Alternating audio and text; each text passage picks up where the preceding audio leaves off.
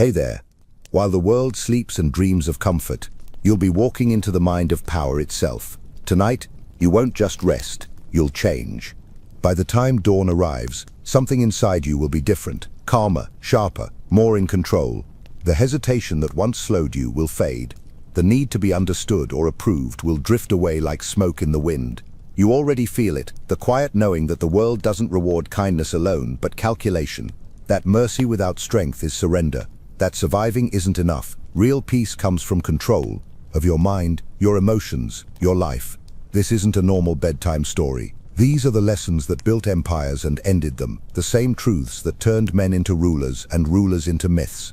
For the next few hours, let these words work through you, slow, steady, cutting away what is weak. Let them remind you that emotions can serve you, that silence can protect you, and that power, true power, belongs to those who stay composed when others break. If this kind of calm strength speaks to you, feel free to like and subscribe, but only if it truly helps you grow. And tell me in the comments where you're listening from and what time it is. It's powerful to know who else is out there, sharpening their mind while the rest of the world sleeps. So dim the lights, breathe deeply. Let the noise of the day fall away, let the voice of reason take over. And now, we begin, where all rulers are born, in the shadows.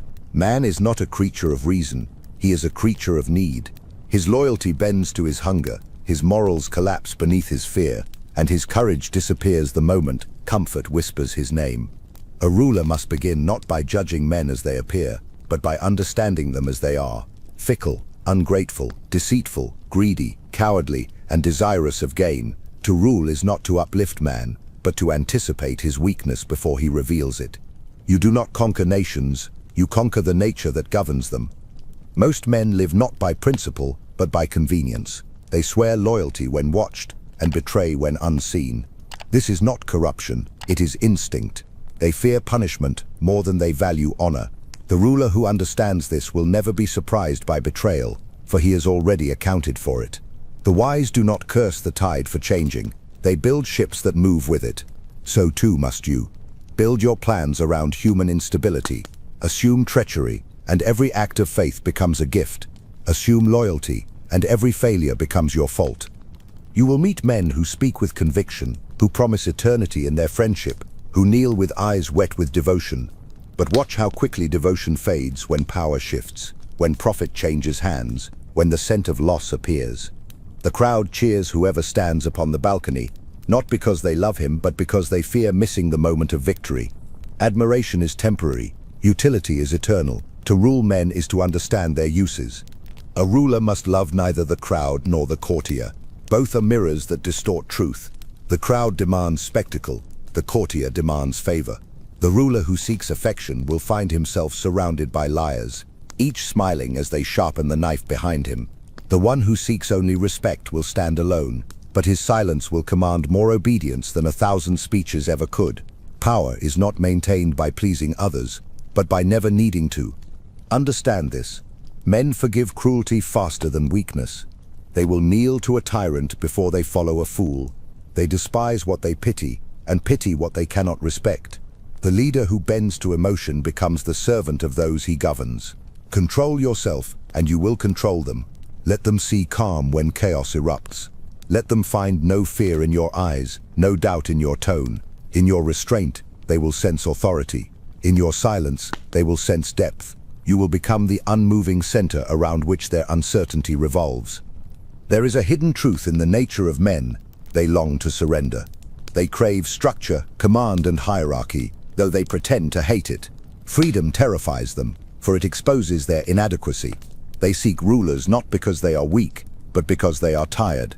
They wish to be told what to do by someone who does not tremble. If you can remain calm when others panic, decisive when others hesitate, and indifferent when others plead, they will give you everything they own just to feel safe beneath your certainty. Rule is granted not to the strongest, but to the most composed. To govern well, you must not expect men to be noble. You must expect them to be predictable. The ruler who builds on virtue builds upon clouds. The ruler who builds on fear builds upon stone. Men may love you today and despise you tomorrow, but they will always fear consequences. Fear never forgets. It lingers in the mind, whispering restraint long after affection fades. This is why punishment, when used wisely, is mercy disguised as cruelty. It teaches men the limits of their chaos. It keeps the order they themselves lack the discipline to preserve. In truth, human goodness is not absent. It is simply weak. It requires protection, boundaries, and guidance. Without command, goodness decays into indulgence. Without law, compassion becomes cowardice. The ruler's duty is not to indulge goodness, but to direct it, to harness the small decency that exists within men toward the stability of the whole. A state built on freedom alone is a garden left untended, beauty overrun by weeds. Discipline is the gardener's hand. Observe history, and you will see that every fall of empires begins with sentiment. A generation forgets the harsh lessons of its fathers. It grows indulgent, mistaking comfort for virtue. The ruler becomes lenient, the people become entitled, and soon what was built through discipline collapses through softness. Men forget that peace is born from fear, and that safety is maintained through vigilance. Thus, the ruler who loves his people must sometimes act against their desires, for their desires often lead them to ruin. The ruler must be as a surgeon, cutting to heal, inflicting pain to prevent decay. Modern men, though they live with light instead of fire and speak through glass instead of air, are no different from those who came before. The same instincts burn beneath their inventions. They worship power in every form: money, fame, approval, and yet they pretend to despise those who possess it. They crave leadership, yet mock authority. They shout of equality, but dream of superiority. It is not the world that has changed, only the disguises men wear to conceal their hunger. The wise ruler sees through these masks and names each vice by its true nature. Your task is not to hate mankind, but to read it. Study men as you would study a battlefield, not to pity the fallen, but to understand the terrain. The one who knows human weakness can predict every movement before it occurs. Learn to listen not to what men say, but to what they avoid saying. Learn to observe the slight tremor before betrayal, the over-eager smile before deceit, the sudden silence before ambition. Every soul leaks its truth through hesitation. Train your perception until nothing surprises you. Not love, not loyalty, not treachery. But remember this: while you are studying them, they are watching you. Your every gesture, every delay, every word will be weighed and judged. The ruler who forgets that he too is seen becomes the subject of another's game. You must remain unpredictable. Let your mercy surprise them. Let your anger confuse them. Let your stillness terrify them. The one who cannot be read becomes invincible, for he removes from others the power to prepare. Now, close your eyes and imagine the world beneath your feet. Millions of minds spinning in chaos, each believing they act freely. You will move among them as one who knows the script of their thoughts, the limits of their courage, the price of their loyalty. You will see their motives before they are spoken, and their fear before it finds words. You will not hate them. You will use them, as nature uses wind and tide. For to understand the nature of men is not to condemn them, it is to master the currents that carry them. And when you finally understand this, that men are not good or evil, but instruments awaiting the hand that dares to play them, tell me, when you take the throne within yourself, will you rule them with restraint or with precision? Fortune is a storm. She does not favor the righteous or the wise, only the prepared. To those who wait for her smile, she brings ruin. To those who seize her hair while she passes, she gives a kingdom. Men call it luck, the wise call it timing, but I tell you this, it is neither. It is readiness meeting inevitability. Fortune cannot be controlled, but she can be mastered by those who refuse to kneel before her. You must learn to bend the world by force of will, not prayer. The weak trust destiny to guide them. They speak of signs, stars, and fate, as if the heavens concern themselves with their comfort. But the world is deaf to your hopes. The universe does not remember your name. What it does respect, however, is discipline, the relentless hand that shapes events before they can shape him. Fortune may scatter opportunities like coins upon the earth, but only those who rise early, eyes sharp and hands steady, will collect them before others awake. The rest will call it unfair, never realizing that fairness is the illusion of those too lazy to act. Virtue, the quality that separates the ruler from the ruled, is not virtue as men know it. It is not moral goodness. It is strength of spirit, mastery of circumstance, and the ability to impose form upon chaos. Virtue is the will that turns disaster into design. It is the refusal to submit to the unpredictability of life. The man of virtue does not wait for fortune to be kind. He corners her. He strikes before she decides. And when the storm rages, he does not pray for calm. He builds sails that catch the wind. You must learn to see opportunity where others see ruin. Most men run from uncertainty, yet uncertainty is the only field where fortune plays. Those who hide behind comfort never meet her eyes. She does not visit the cautious, for she despises stagnation. She belongs to those who risk, to those who act when others hesitate. This is why kingdoms are built by the reckless few and inherited by the timid many. The founders of empires did not wait for permission. They moved before the world could think to stop them. Do not mistake impulsiveness for virtue. The man who moves without foresight is not bold. He is blind. Virtue acts with calculation disguised as courage. Every move is premeditated, though it appears spontaneous. The ruler must make chaos look like art, inevitability like accident. Let others believe you are guided by luck. It disarms their suspicion. Let them think your victories are chance. They will never prepare for your next strike. Those who believe you are favored by fortune will fear you, for they cannot fight what they think the heavens have chosen. The masses adore stories of chance, for they excuse failure.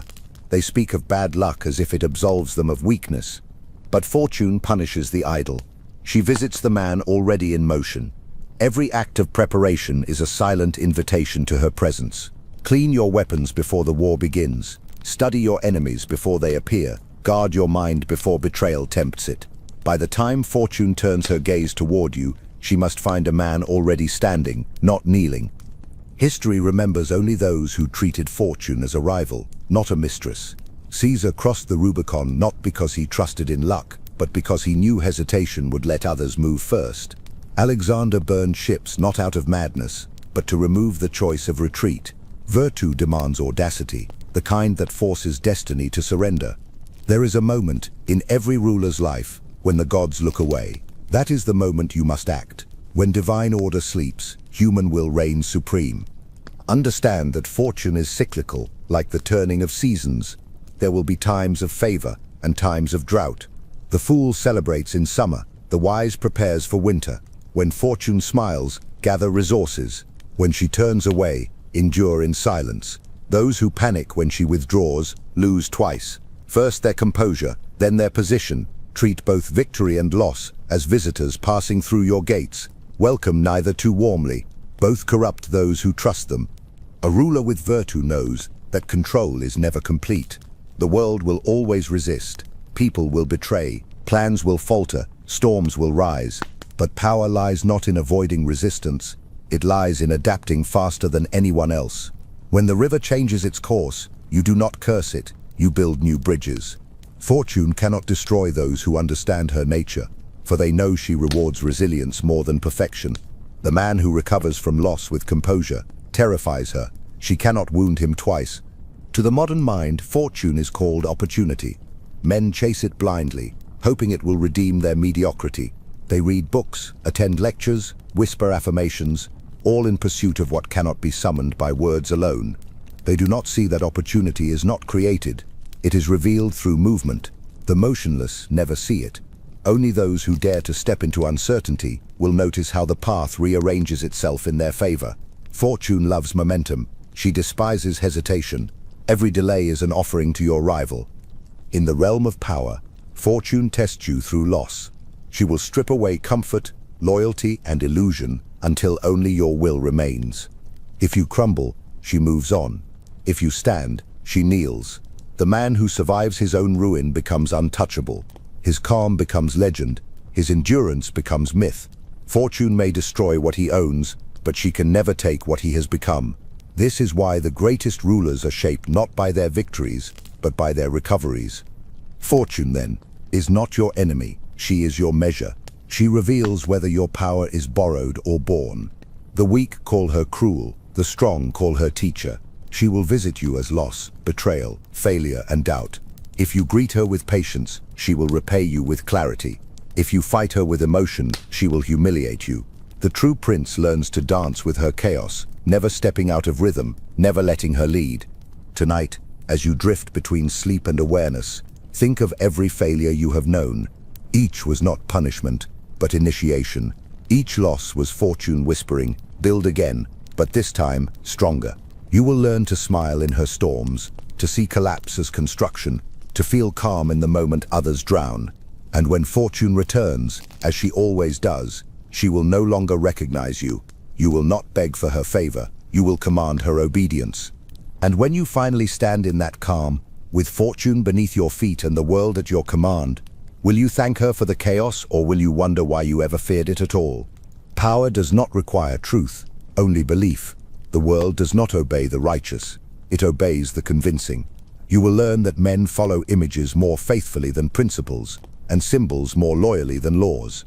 It is not the substance of power that governs them, but the shadow it casts. A ruler who understands this will care less about being virtuous, and more about being seen as virtuous, for the people do not see your heart, they see the theater you build around it. The crowd does not look deeply. They have neither the time nor the will to see beyond the mask. They judge by what they can touch, by what shines, by what sounds certain. To appear honest is better than to be honest. To appear strong is better than to be invincible. Men are not moved by invisible virtues, but by visible gestures. They cannot read your intentions, but they can feel your tone. They cannot see your strategy, but they will remember your posture. Appearances, then, are not deceptions, they are instruments, and those who refuse to use them are not moral, they are blind. Consider this. When a man carries himself with composure, even without proof of power, others sense authority. The stillness of his manner, the precision of his movements, the coldness in his eyes, these make him untouchable. He might be weak beneath it all, yet he will command those stronger than him, for confidence is its own armor. Perception is reality, and reality is what men perceive. If they see control, they will submit to it. If they sense doubt, they will devour it. You are not what you are what they believe you to be. A prince cannot afford sincerity without calculation. Honesty is a luxury of the powerless. The ruler who reveals himself completely becomes predictable, and predictability is the death of fear. You must master the art of partial revelation. Show just enough truth to appear transparent, yet conceal the hand that moves the strings. Let them trust the performance, not the actor. The audience must believe the mask is your face. For once they believe it, even when they know it is a mask, they will obey it just the same. Appearances rule because men hunger for simplicity. They do not want truth. Truth is complex, exhausting, and threatening. They want a story that flatters their hopes and confirms their fears. Give them symbols to worship, enemies to despise, virtues to praise. Feed their need for illusion, and you will never lack followers. Those who chase truth end up alone. Those who craft illusion end up obeyed. The wise ruler knows that illusion is not falsehood, it is mercy. It shields the masses from the chaos of reality while binding them to the illusion's author. It is better to be perceived as consistent than to be consistent. Men hate change in those who lead them, even though they live in contradiction themselves. They want your words to feel eternal, even when they are strategic. Repeat the same gestures, the same tone, the same image. Let familiarity replace truth. When your mask becomes ritual, it ceases to be questioned. The people will not care whether you are genuine, only that you are stable. Predictability in appearance breeds loyalty in chaos. But beware, appearance is not decoration. It is warfare. Every image you project is a weapon or a weakness. A misplaced smile can destroy years of discipline. A single gesture of uncertainty can unravel the illusion of control. The ruler must be an artist of perception, sculpting not only how others see him, but how they see themselves in relation to him. If they see in you what they wish to be, they will serve you out of admiration. If they see in you what they fear becoming, they will obey you out of necessity. Both forms of obedience are useful. Sentimentality toward either is not. To maintain appearances, one must study theater. Every meeting, every pause, every silence is a scene. The ruler is both playwright and performer. Speak slowly, move deliberately, never explain too much. Explanation weakens mystique, and mystique is oxygen to authority. The crowd must sense depth they cannot measure. They must suspect intelligence they cannot define. They must imagine greatness you never confirm. Let them complete the myth themselves, and they will protect it from doubt. In modern times, the stage has only grown larger. The new courts are digital, the new courtiers are audiences, and men now perform for each other more than they live for themselves. The masses reveal their every mood, thought, and wound, believing exposure equals authenticity. Yet the more they reveal, the weaker they become. Their transparency makes them predictable. Their predictability makes them controllable. The ruler, therefore, must remain the last mystery in a world addicted to disclosure. When all others speak, your silence becomes divine. Learn to master both masks, the one that inspires admiration and the one that inspires dread. They must coexist, like sun and shadow. Too much charm invites familiarity. Too much fear breeds rebellion. Alternate between warmth and distance until your followers cannot tell which is your true nature. Their confusion becomes dependence.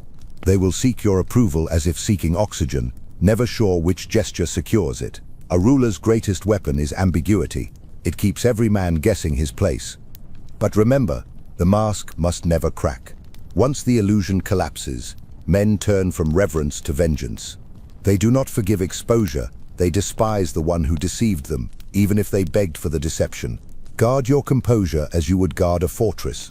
Show no fatigue. Reveal no emotion that cannot serve a purpose.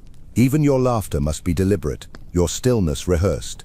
The people may see you as human, but never as ordinary. Familiarity breeds contempt. Mystery breeds worship. Appearances are not lies. They are translations. The world cannot understand your depth. You must give it symbols instead. Virtue must look like virtue. Wisdom must look like calm. Power must look like inevitability. Every ruler becomes his own mythology. Whether you are hero or villain depends not on your actions, but on who tells your story first. Control that story, and you will live forever in the minds of men. Now ask yourself, when the world looks upon you, when they whisper your name in private and imagine your face in silence, do they see who you are, or only what you've allowed them to believe? Every ruler must face this question. Is it better to be loved or feared? Those who do not rule will tell you love is greater, for they have never commanded obedience. They mistake affection for loyalty, forgetting how quickly both fade. Love binds men only as long as it pleases them. Fear binds them even when it does not. Love is a promise, fear is a memory. A promise can be broken, a memory endures. To love someone is to give them freedom. To fear someone is to give them boundaries. Love invites approach. Fear enforces distance. The ruler who seeks to be loved is already begging to be understood, forgiven, accepted, and in doing so, he places himself beneath those he commands. The one who chooses fear accepts solitude, but gains permanence.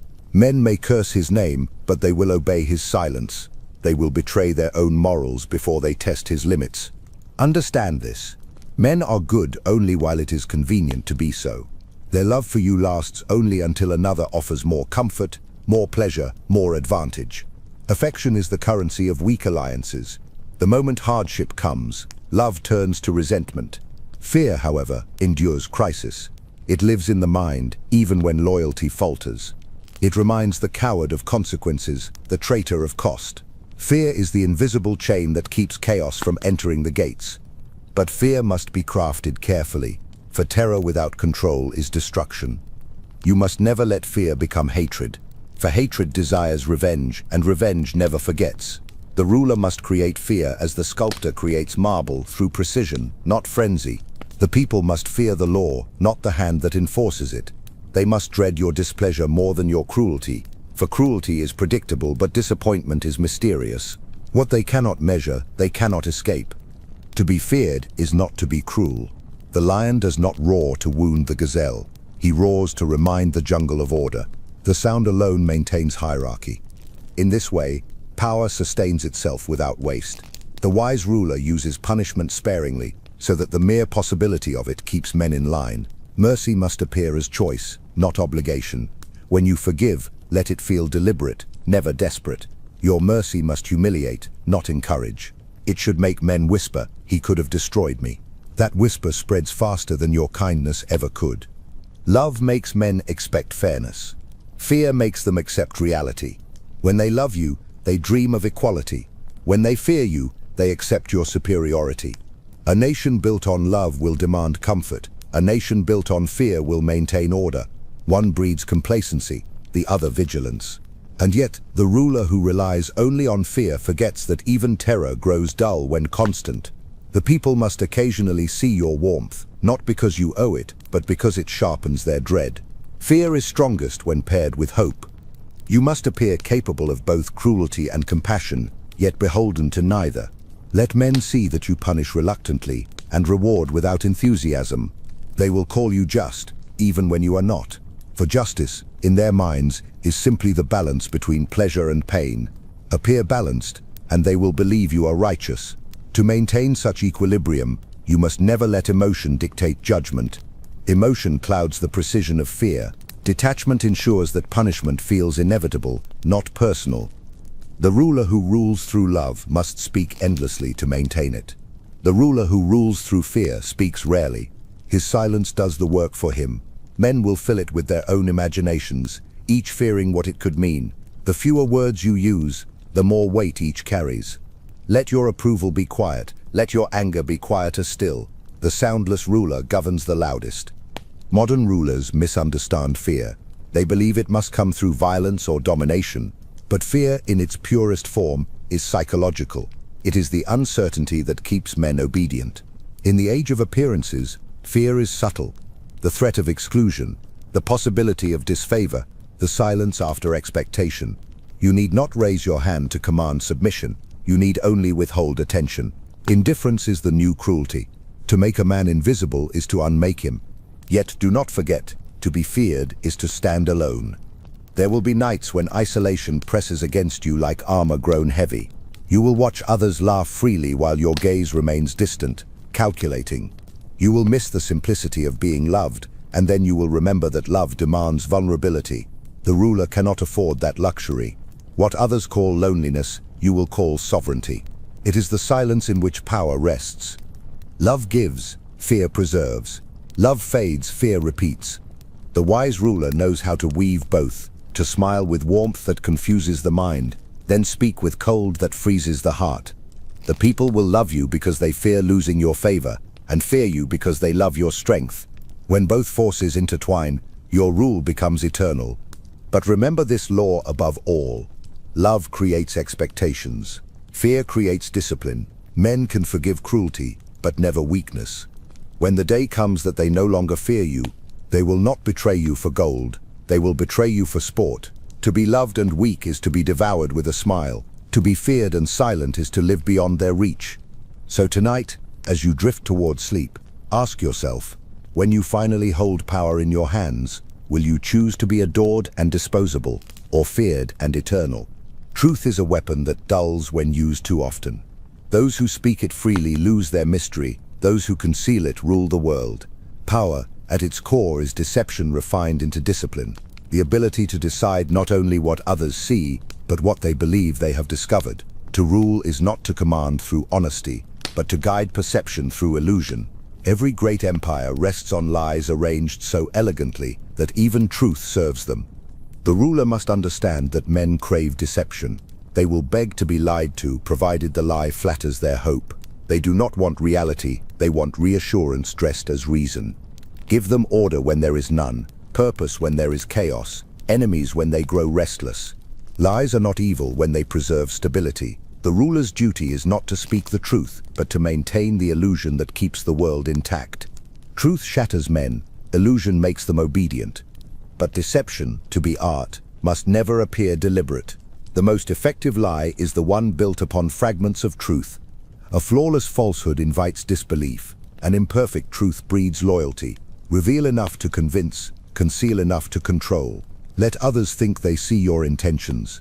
Let them analyze your gestures, misinterpret your silences, debate your motives. The more they study you, the less they understand. Complexity is the cloak of power. When men cannot define you, they cannot predict you. You must learn the elegance of misdirection, not to deny, but to redirect. Never contradict directly. When accused, laugh. When confronted, deflect. When questioned, answer something true but irrelevant. The human mind cannot resist closure. It will fill in what you omit. Give men half the picture and they will paint the rest in your favor. A skilled deceiver never hides, he distracts. He creates motion where there is nothing, sound where there is silence, light where there is fog.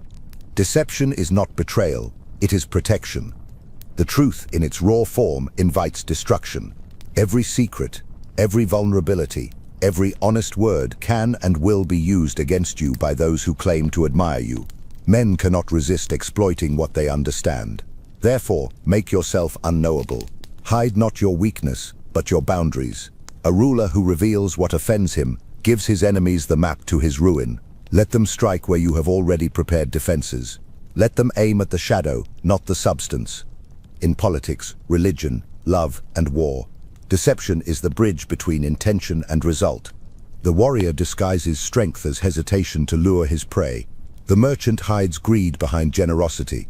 The priest conceals ambition behind devotion. The lover masks manipulation as passion. All power demands theater, and the best performances are those whose actors forget they are pretending. Practice deception until it becomes nature. Speak truth only when it benefits the lie. The art lies in restraint. Those who deceive too often become tangled in their own web. The master deceiver knows when silence serves better than invention. To lie well, one must know when to stop speaking. A pause can mislead more effectively than a sentence. Say less, reveal less, confirm nothing. The mind of the listener will work harder than your tongue ever could. The less you explain, the more powerful your presence becomes. Simplicity conceals depth. To deceive successfully, you must first deceive yourself, not into believing the lie, but into embodying it. Conviction sells illusion. The trembling hand betrays more truth than the stammering tongue. Control your expression, your breathing, your stillness. The audience does not follow words, it follows confidence. Truth is irrelevant when power speaks. People believe not what is real, but what is spoken without doubt. A ruler must therefore master performance until sincerity and deceit become indistinguishable. The masses crave narratives, not accuracy. They do not want to understand. They want to belong. Give them stories that order the chaos of their lives. Feed them symbols, rituals, heroes, and villains. They will choose your fiction over another's truth. Every ideology, every nation, every religion is built upon this principle. The more comforting the illusion, the more willing the sacrifice. Men die not for facts, but for meaning, and meaning is the grandest deception of all. But deception, like power, carries weight. Use it carelessly, and it will crush you beneath its consistency. Every lie must serve a purpose. Deceive not for pleasure, but for stability. Manipulate not to humiliate, but to secure the structure that keeps order intact. The deceiver who lies for vanity will drown in the very fog he created. The ruler who deceives with discipline will command men who never realize they were guided. Understand this. Deception is the only truth men can handle. They cannot bear the cold logic of reality, the absence of purpose, the emptiness of freedom. They need illusions to survive, illusions of love, of destiny, of progress. To take these from them is cruelty. To direct them wisely is mastery. Deception is not merely survival, it is governance. So study silence, timing, and subtlety. Let your truth be hidden beneath layers of contradiction. Let your words mean more than they say and less than they promise. Let your enemies believe they see through you, for there is no greater blindness than the arrogance of understanding. The ruler who deceives with elegance does not lie, he sculpts belief. And as you drift towards sleep tonight, remember this: the most dangerous truth is the one that reveals too much too soon. Power requires illusion, as the body requires breath. Without it, chaos enters. And when the time comes to reveal your true face, if it ever comes, will you still recognize it, or will you discover that the mask has become the man? A ruler learns more from weakness than from strength. Power reveals nothing, fragility reveals all. To understand a man, observe what offends him. What he defends too quickly exposes his fear. What he mocks exposes his envy. Weakness, when mirrored back to him, makes him speak truths he does not know he possesses. The wise ruler does not interrogate with words. He reflects with silence. People expose themselves in the reflection of their own insecurity. Pretend ignorance, and they will rush to display knowledge. Pretend fear, and they will reveal courage or the lack of it. The art of ruling men begins with letting them believe they are wiser than you. Flatter their intelligence, and they will offer their secrets freely. They will show you the architecture of their vanity, stone by stone, mistaking their pride for dominance. Weakness invites confession. The mask of humility is the most powerful disguise. for it convinces others to lower theirs. Men crave superiority. To feed this craving is to disarm them. When they think they are teaching you, they stop guarding their motives. Let them advise, let them boast, let them explain. The moment they believe you depend on them, they begin to depend on your validation. You will become the unseen mirror through which they view their own importance. Then, when the time comes, you will turn that reflection against them, not in cruelty, but in control. Their ego will serve you better than their loyalty ever could. Do not correct a fool when he is speaking. Let him expand his weakness until it surrounds him. Do not expose the liar, let him believe you believe. The liar who feels unseen grows bolder, and in his boldness predictable. There is no advantage in crushing a weakness too soon. To exploit it, you must first understand its rhythm. Every weakness has a pattern, a cycle of pride and guilt, confidence and collapse. Learn this pattern, and you will know exactly when to strike, when to retreat, when to praise, and when to destroy. Weakness is not always visible. Often it hides behind strength, the kind too loudly displayed. A man who boasts of courage fears irrelevance. One who speaks of loyalty dreads abandonment. One who preaches morality hides temptation. The ruler's eye must see the contradiction in every virtue, for every moral declaration conceals an opposite impulse. Every claim to goodness hides a plea for validation. The key is to make them reveal which impulse rules them. To study weakness is to study humanity. No man is free of it. Even you, who listen to these words with growing stillness, are made of the same contradictions. The difference lies in awareness. The ruler acknowledges his weaknesses, then binds them. He does not erase them, he commands them. The common man hides his flaws and calls the act humility. The ruler names his and turns them into weapons. Fear becomes caution, envy becomes strategy, anger becomes momentum. The difference between ruin and power lies not in purity, but in control. The mirror of weakness is not held to mock, but to measure. When you learn to see weakness in others, you begin to recognize its reflection within yourself. Do not despise this. To deny your weakness is to remain ruled by it. To observe it is to separate from it. The moment you can say, "I am not my impulses," you are no longer their prisoner. The man who knows his own corruption becomes incorruptible, for he can no longer be bribed by what once tempted him. To manipulate another, you must know which part of them believes it is strong. People are not governed by their fears, but by their denial of them. They will sell their soul to preserve the illusion of strength. If you threaten that illusion, they will fight. If you protect it, they will serve. Make a man believe he is powerful, and he will hand you his power. The art of domination is to make the other believe it was his choice. The greatest weakness in men is the desire to appear consistent. They will destroy truth to protect an image. They will lie, betray, and suffer just to appear right. This is why contradiction is the ruler's greatest tool. Present them with a choice that undermines their self-image, and they will expose their priorities. If they choose pride over survival, they are ruled by vanity. If they choose survival over pride, they are ruled by fear. Once you know which god they serve, you know which chain to pull. Never forget, your enemy's weaknesses are not flaws to shame, they are instructions. Each insecurity tells you how to handle them, how to bribe, how to threaten, how to break, how to rebuild. The fool sees an opponent's flaw and laughs. The ruler sees it and waits. Waiting is the sharpest blade in power's arsenal. The unrestrained man burns through his advantage in haste. The patient man wins wars without moving. There will come a time when someone mirrors your weakness back to you. They will flatter what you secretly despise about yourself. They will challenge you in the one place you have not yet mastered. When that happens, do not react. Reaction exposes the wound. Stillness conceals it. If they cannot see where to cut, they cannot draw blood. Calmness is the silence between recognition and exposure, the mark of those who rule themselves. To master others, you must first become the perfect mirror, reflecting everything, revealing nothing.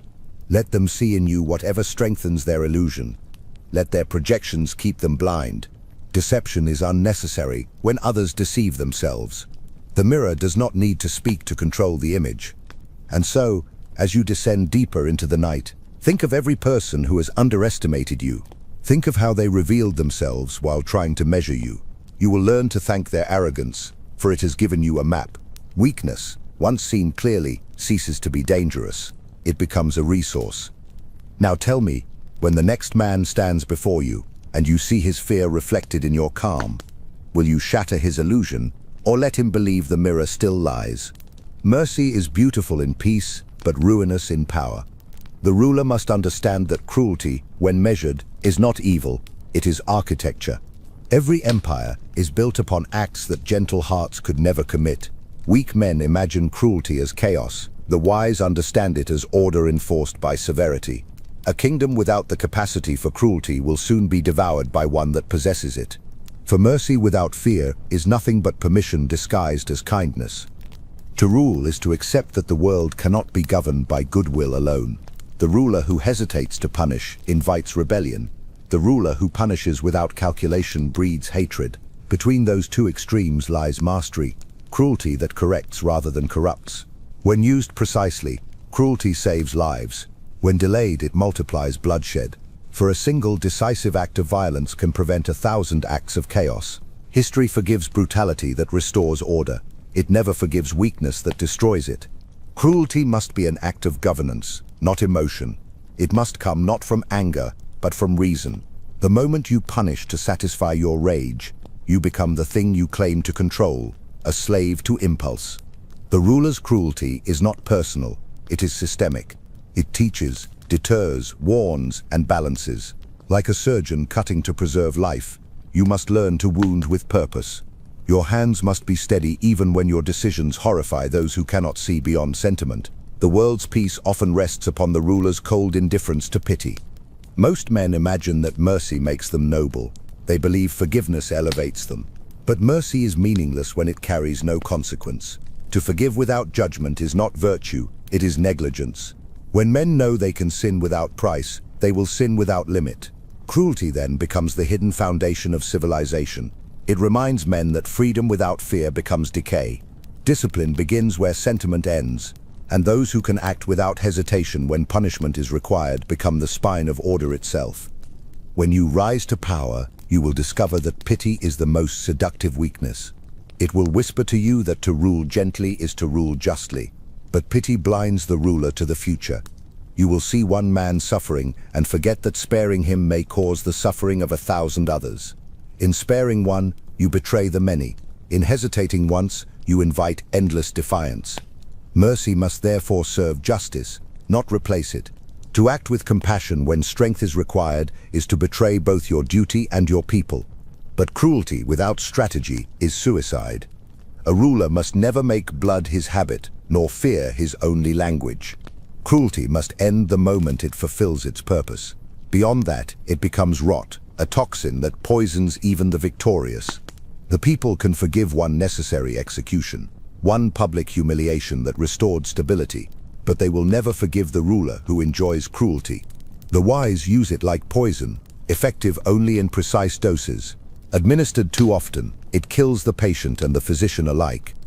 You must learn to separate appearance from intention. Let your cruelty appear reluctant, even when it is deliberate. Let your punishments seem driven by necessity, not choice. The people must believe you are compelled by duty, not by desire. They will accept any cruelty that feels inevitable.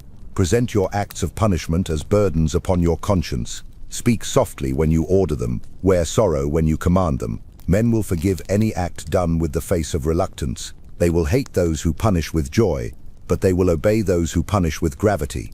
There is also cruelty of omission, a colder and subtler form. To deny, to ignore, to withdraw protection is cruelty of the highest efficiency. It leaves no blood, no body, only silence, and silence frightens more than screams. The ruler who kills through neglect rules longer than the one who kills with his hand, for fear of the invisible is eternal. Let them never know whether your inaction is strategy or disdain. The doubt alone will paralyze rebellion.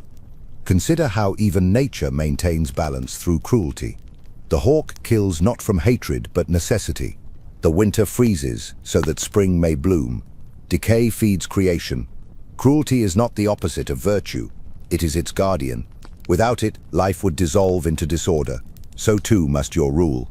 The people may never understand this, but their safety will depend upon your capacity to act when others tremble. The leader who cannot be cruel at need is not merciful, he is weak. And weakness, in power, is the truest form of cruelty. In the modern world, cruelty has been given new names: efficiency, pragmatism, discipline. The hand has not changed, only the glove has.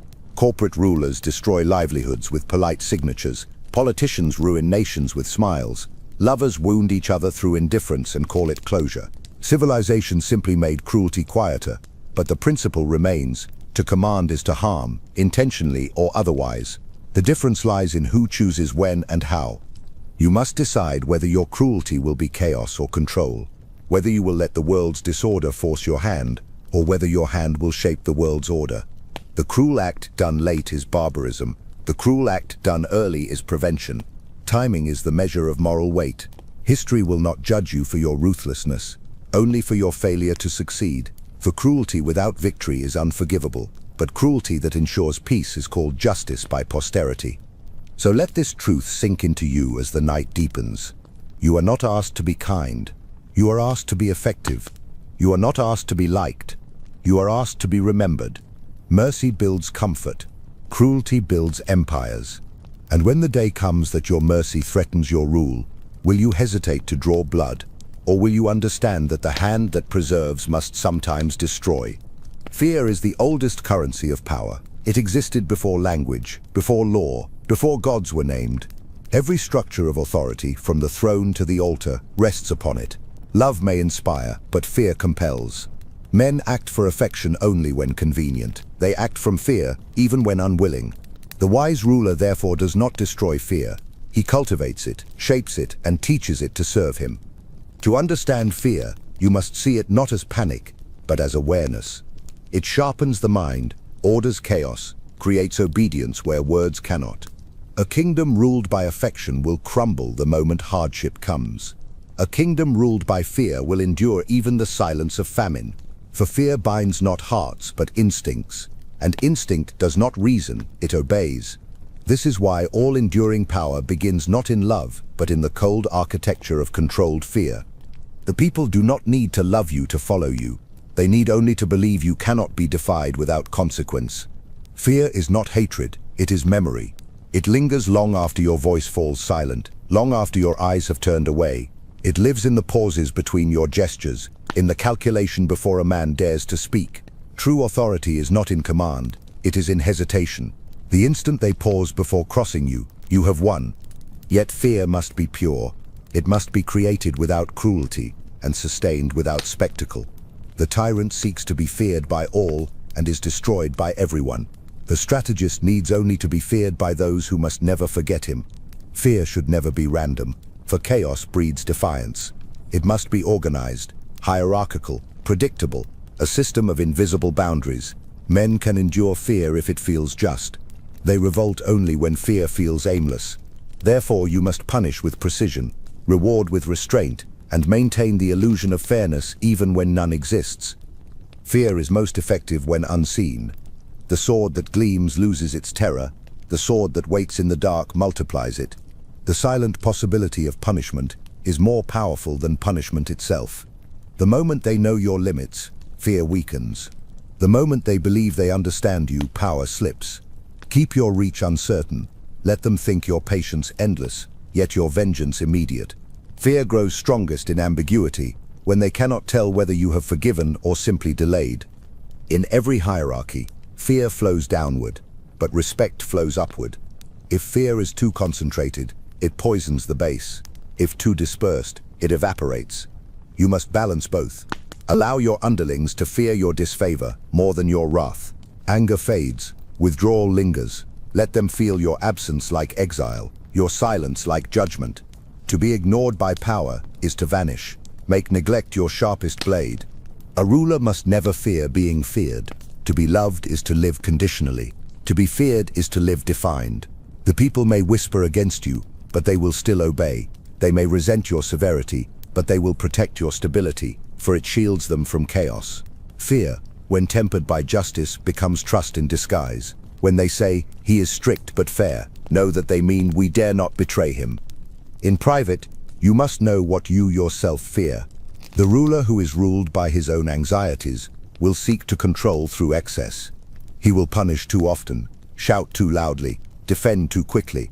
His fear will become visible, and thus contagious. You must fear nothing but disorder, for disorder dissolves all empires. Let every other fear starve within you. The man who cannot be frightened cannot be manipulated, and the man who cannot be manipulated is the only one fit to rule. Modern men think fear primitive, something civilization has transcended, but they misunderstand. They have only replaced it with subtler forms. Today, fear hides beneath reputation, relevance, cancellation, rejection. People live not in terror of death, but of invisibility. They fear being forgotten, replaced, ignored. You can rule them not through violence, but through silence. Withdraw attention and watch how they beg for it. Deprive them of acknowledgement, and you will see panic greater than that caused by pain. In the digital age, absence is execution. The foundation of fear is respect for limits. Men must believe there are lines they cannot cross. Invisible, unspoken, yet absolute. When a ruler eliminates boundaries, he invites his own erosion. Familiarity destroys fear. Accessibility destroys reverence. Let them approach you but never touch your mind. Let them speak to you but never know your thoughts. The distance you maintain becomes the air they breathe. Fear, however, must not harden your spirit. The ruler who delights in it becomes predictable, and predictability is death to authority. The highest form of fear is calm. Rage terrifies for a moment. Composure terrifies forever. When they scream and you do not move, when they confess and you do not react, when they insult and you only smile, they will begin to fear not what you will do, but what you could do. That is the kind of fear that survives generations. Do not mistake serenity for mercy. The ocean looks peaceful before it consumes ships. The ruler's calm must carry that same warning. Let your demeanor suggest depths that no one dares test. Power without anger, cruelty without noise. This is the perfection of fear. It governs without touch. It preserves without violence. It is the fear of the divine, distant, unprovable, yet omnipresent. As you drift into sleep tonight, imagine yourself surrounded by silence, no armies, no advisors, only the weight of your unseen authority. Men wait outside your chamber, uncertain whether your stillness means approval or doom. They whisper, "He does not need to threaten." And they are right. For when fear becomes structure, you no longer enforce power, you embody it. Now answer, quietly to yourself. When they finally fear you not for what you might do, but for what you might think, will you still remember what it felt like to be human? The favor of the people is both armor and poison. It can protect the ruler from conspiracies, but it can also make him their prisoner. The crowd gives power in waves, sudden, noisy, and fleeting. One day they call you savior, the next, tyrant. Their love is a tide that obeys no law but appetite. To depend on it is to build a fortress on the sea, yet to despise it entirely is to invite revolt. The ruler must learn to stand between indulgence and contempt, to use the people without ever belonging to them. Men praise what benefits them. Their loyalty is not to your name, but to their own survival. They will love you as long as you serve their illusion of prosperity. They will call you just while your rule brings comfort. But when famine strikes, when the harvest fails, when misfortune falls upon them, their devotion will evaporate. They will not blame fortune, they will blame you. And so the ruler must never seek to be loved, only to be necessary. For the people will forgive cruelty, but never irrelevance. The favor of the people is maintained not through truth, but through theater. Give them symbols to worship, gestures to interpret, enemies to despise. Let them feel part of something greater, though they never see the strings that hold it together. The illusion of inclusion is stronger than any law. Speak to them as though they matter, but decide as though they don't. Promise them stability, then give them fear. They will mistake it for safety. Promise them unity, then divide them. They will call it justice. The crowd does not want freedom, it wants direction. You must learn to feed the people's emotions the way a falconer feeds his bird. Just enough to keep it hungry, never enough to make it wild. Give them hope sparingly. Hope, when rationed, becomes sacred. When abundant, it becomes noise. A ruler who gives too much comfort weakens his people, for comfort breeds expectation, and expectation breeds rebellion. The most loyal subjects are those who live close enough to fear to remember who gives them peace. The crowd believes it chooses whom to love, but in truth its affections are engineered. The ruler decides which virtues to display, which scandals to permit, which myths to feed. The people are not won through honesty, but through rhythm, through the steady repetition of strength and compassion, dominance and humility. The same mind that tires of tyranny will worship it again when repackaged as protection. Human memory is short, collective memory is shorter. Therefore, do not fear the outrage of the present. It will decay by tomorrow. Popularity is useful only as a shield. The ruler who treats it as a crown will drown in it. The crowd loves too loudly and listens too little. When they cheer, they stop thinking. When they stop thinking, they grow dangerous. A wise ruler allows the people their passions but never their power. Give them parades, songs, rituals, distractions to drain the energy that might otherwise turn against you. Let them feel victory through your image, purpose through your wars, pride through your order. The people will endure hardship if you convince them it has meaning. They will riot if they believe it does not. Be cautious of giving the people too much voice. They will demand what destroys them, and then mourn their own freedom. They will choose flattery over truth, comfort over discipline, and blame over reflection. The ruler must save them from their desires and take their hatred as the price. Men would rather curse a tyrant than confront their own incompetence. Therefore, you must rule in such a way that even their resentment serves you. Let them hate your discipline more than they hate their weakness. Let their opposition confirm your necessity. When rebellion stirs, remember this: revolts are rarely born from starvation, but from envy. The poor do not revolt because they are hungry. They revolt because they see another man eating better. Envy, not suffering, ignites revolution. Therefore, equality must always appear possible, but never be achieved. Let men climb, but never reach. Let them chase reward, but never own it. The illusion of progress will pacify where force would fail. Those who believe they are improving do not rebel, they compete. There will come a time when your rule depends on appeasing the people's fury. When that moment arrives, offer them sacrifice. Give them an enemy, a traitor, a scapegoat, someone upon whom they can project their failure. The crowd does not seek justice, it seeks relief. Let their rage burn through another's name while your authority remains intact. A ruler who understands this can survive even the collapse of faith. The people must always have someone to blame other than themselves. That too is leadership. But the ruler must never love the people. To love them is to forget that they would devour you if given the chance. Affection toward the masses clouds the mind, softens the hand, and makes a ruler mistake noise for devotion. They will embrace you when strong, curse you when weak, and cheer for your successor before your body grows cold. Their gratitude is wind, felt only in motion, forgotten in stillness. Therefore rule them with distance, protect them without intimacy, and use their adoration as camouflage, not comfort. The people's favor is a fire, bright, useful, dangerous. Warm your hands by it, but do not step too close. It will turn on you the moment you believe it loves you. Keep it burning by feeding it small offerings, spectacle, discipline, and mystery. Let them adore your image while fearing your indifference. Their affection must never feel returned, for nothing intoxicates the masses more than chasing the approval they will never truly receive. So when you walk among them and they shout your name, remember, they are not cheering for you, they are cheering for the idea of you, the reflection you've given them, the illusion they need to survive. Smile, wave, nod, and when you turn away, let your mind whisper what they must never hear, that the love of the crowd is not a gift but a leash.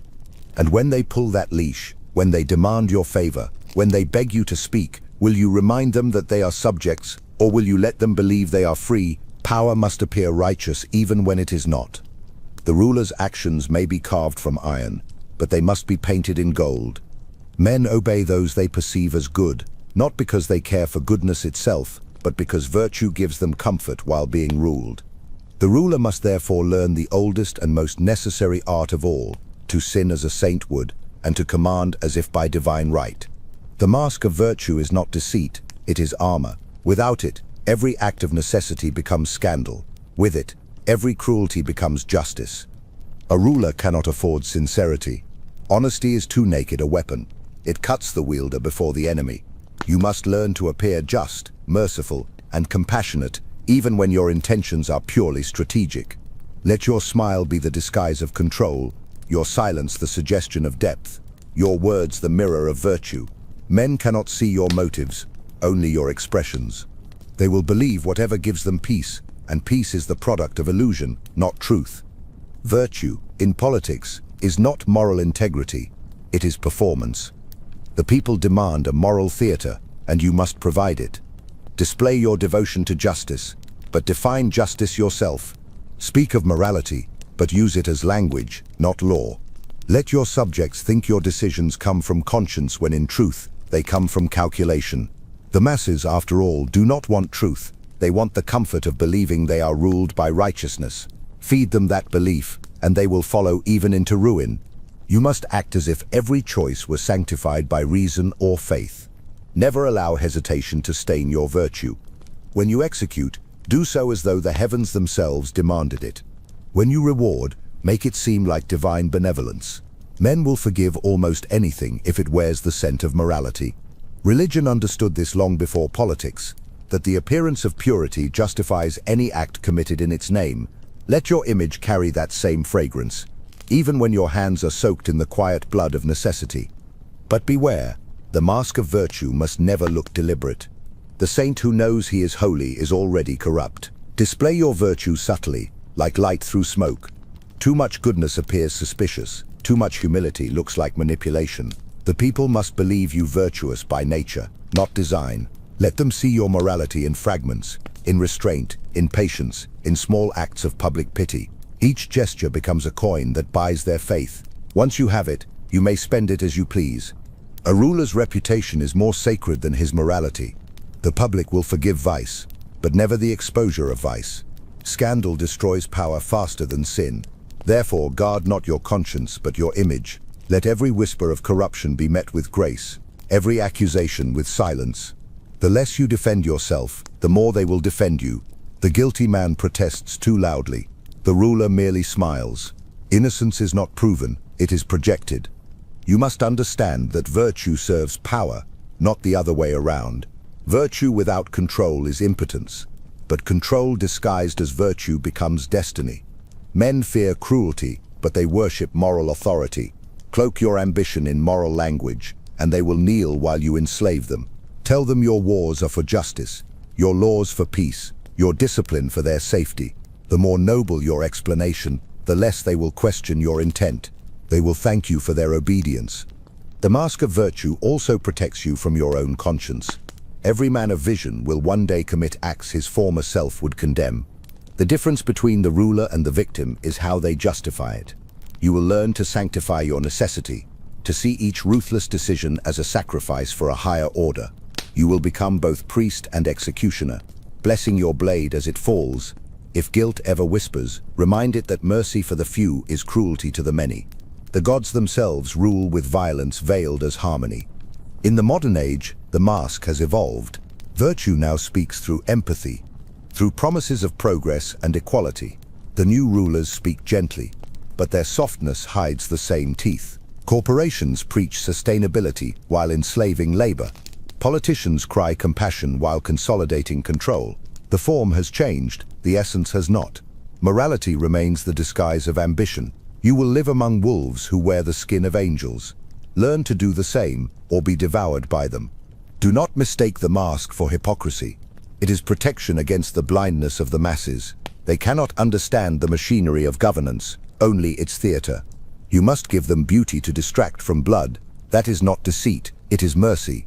They cannot bear to see what sustains them, the manipulation, the surveillance, the quiet punishments that preserve their peace. Let them believe you pure, for their sanity depends on it. There will come a day when your virtue is tested, when doing what is right will threaten your rule, and doing what is necessary will condemn your soul. That is the day you must choose between being good and being effective. History remembers neither innocence nor guilt, only results. The mask of virtue ensures that when the world judges you, it judges the image, not the truth. You will stand untarnished in memory while your enemies rot in honesty. So as you close your eyes tonight, imagine yourself wearing that mask, flawless, serene, untouchable. The world believes it sees a savior, beneath a strategist breathes.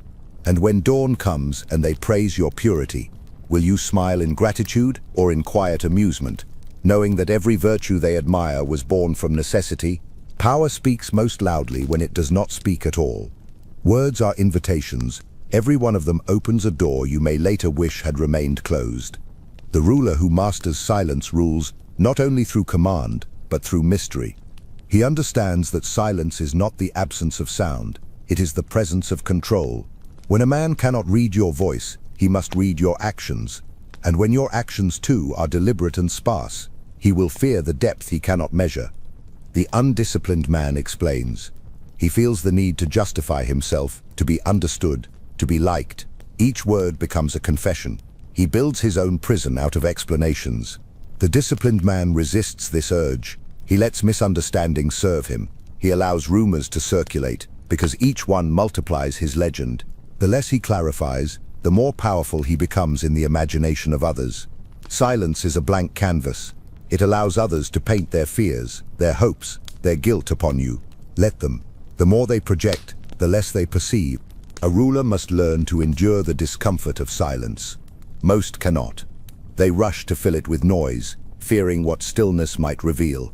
But silence is a weapon sharpened by patience. In negotiation, it unravels the impatient. In interrogation, it exposes the guilty. In leadership, it breeds reverence. When you withhold speech, you create space for others to betray themselves. They will talk until they say too much. They will interpret your quiet as judgment, wisdom, or anger, whichever their conscience fears most. Silence must be paired with observation. Every gesture, every blink, every pause in the air tells a story.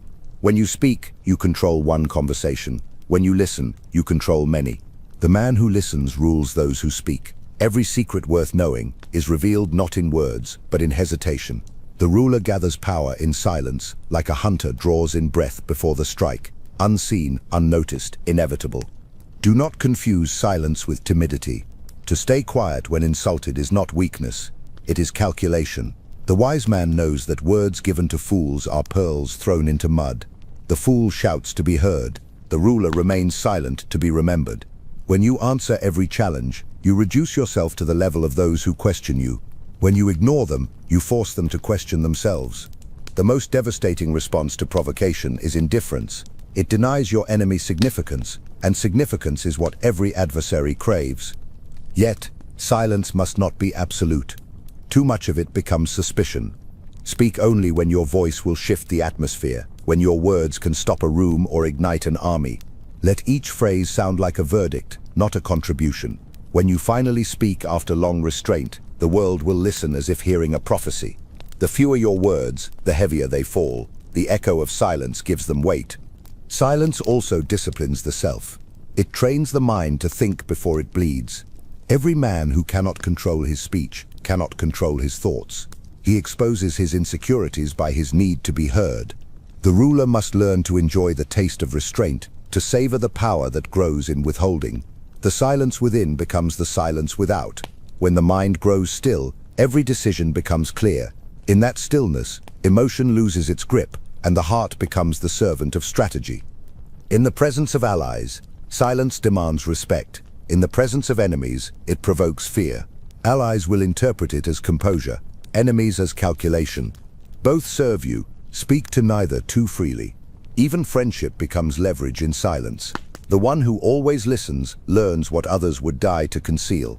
And when he finally speaks, his words can shape alliances like steel-shaped swords through heat and patience. In the modern world, silence has nearly vanished. Men broadcast every thought, every hunger, every fear. They confuse attention with power, exposure with significance. They reveal their weaknesses publicly and call it authenticity.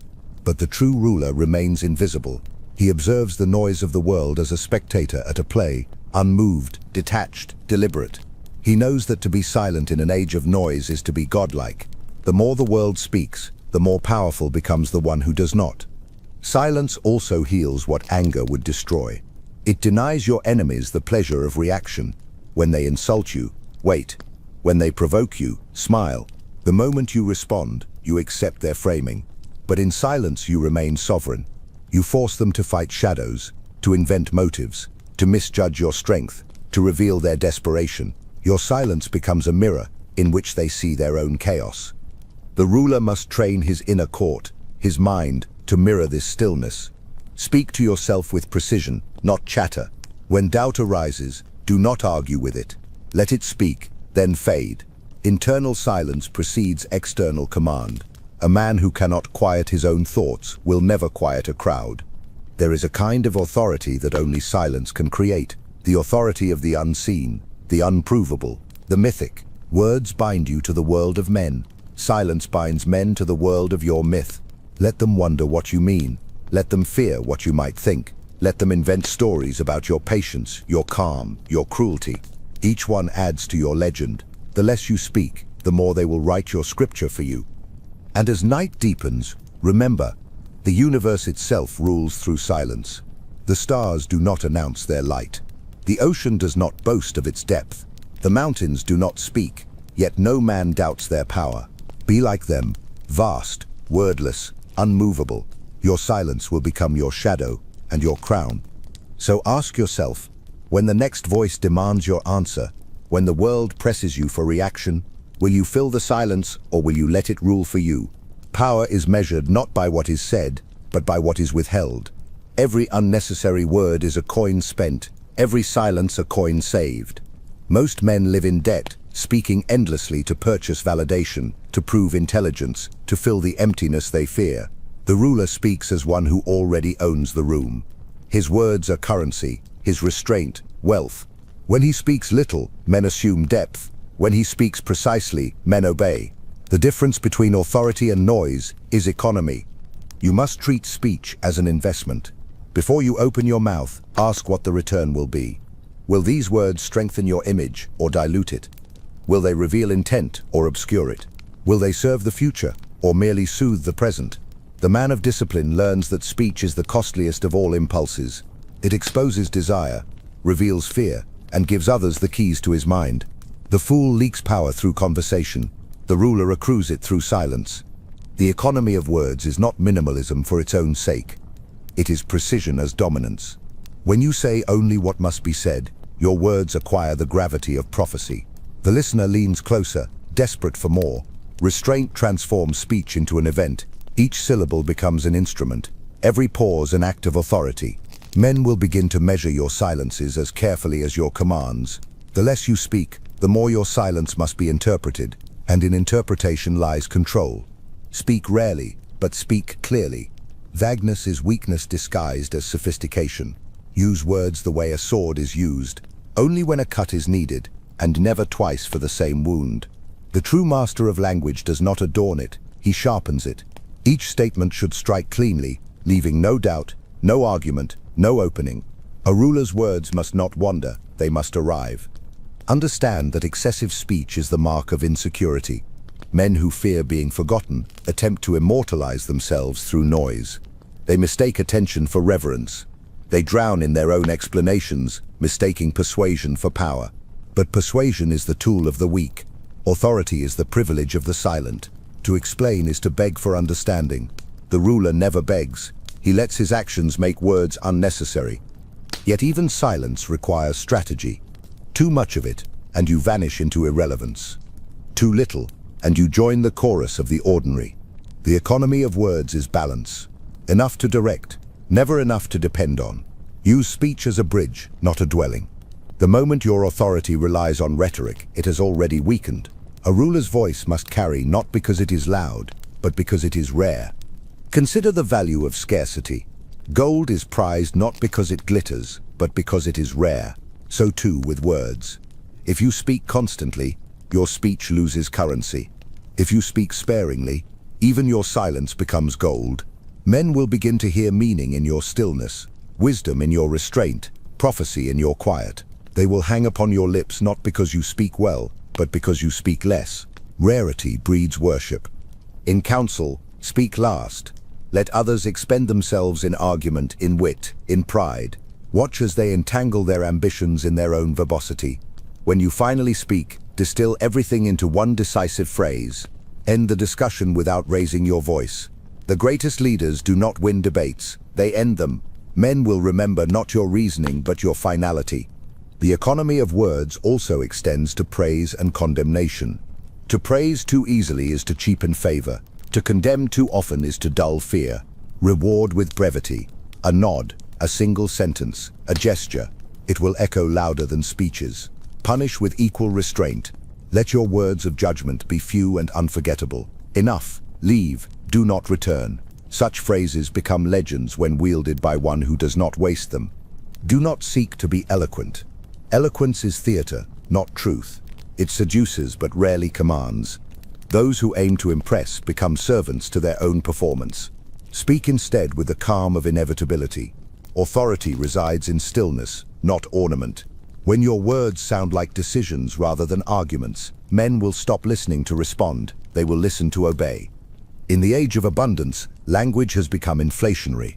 Words are printed endlessly until they lose value. Men trade opinions like counterfeit coins, none worth the breath that minted them. The true ruler operates like a banker of meaning, issuing speech in limited supply, backed by intent. When he speaks, his words purchase silence in others. Your private speech must follow the same rule. Even in solitude, do not chatter in your mind. Every internal argument weakens decision. When your thoughts become economical, your actions become absolute. The inner economy of silence funds the outer economy of command. When faced with provocation, remember this. Silence is not empty, it is a verdict. When you choose not to answer, the world fills the gap with reverence or fear.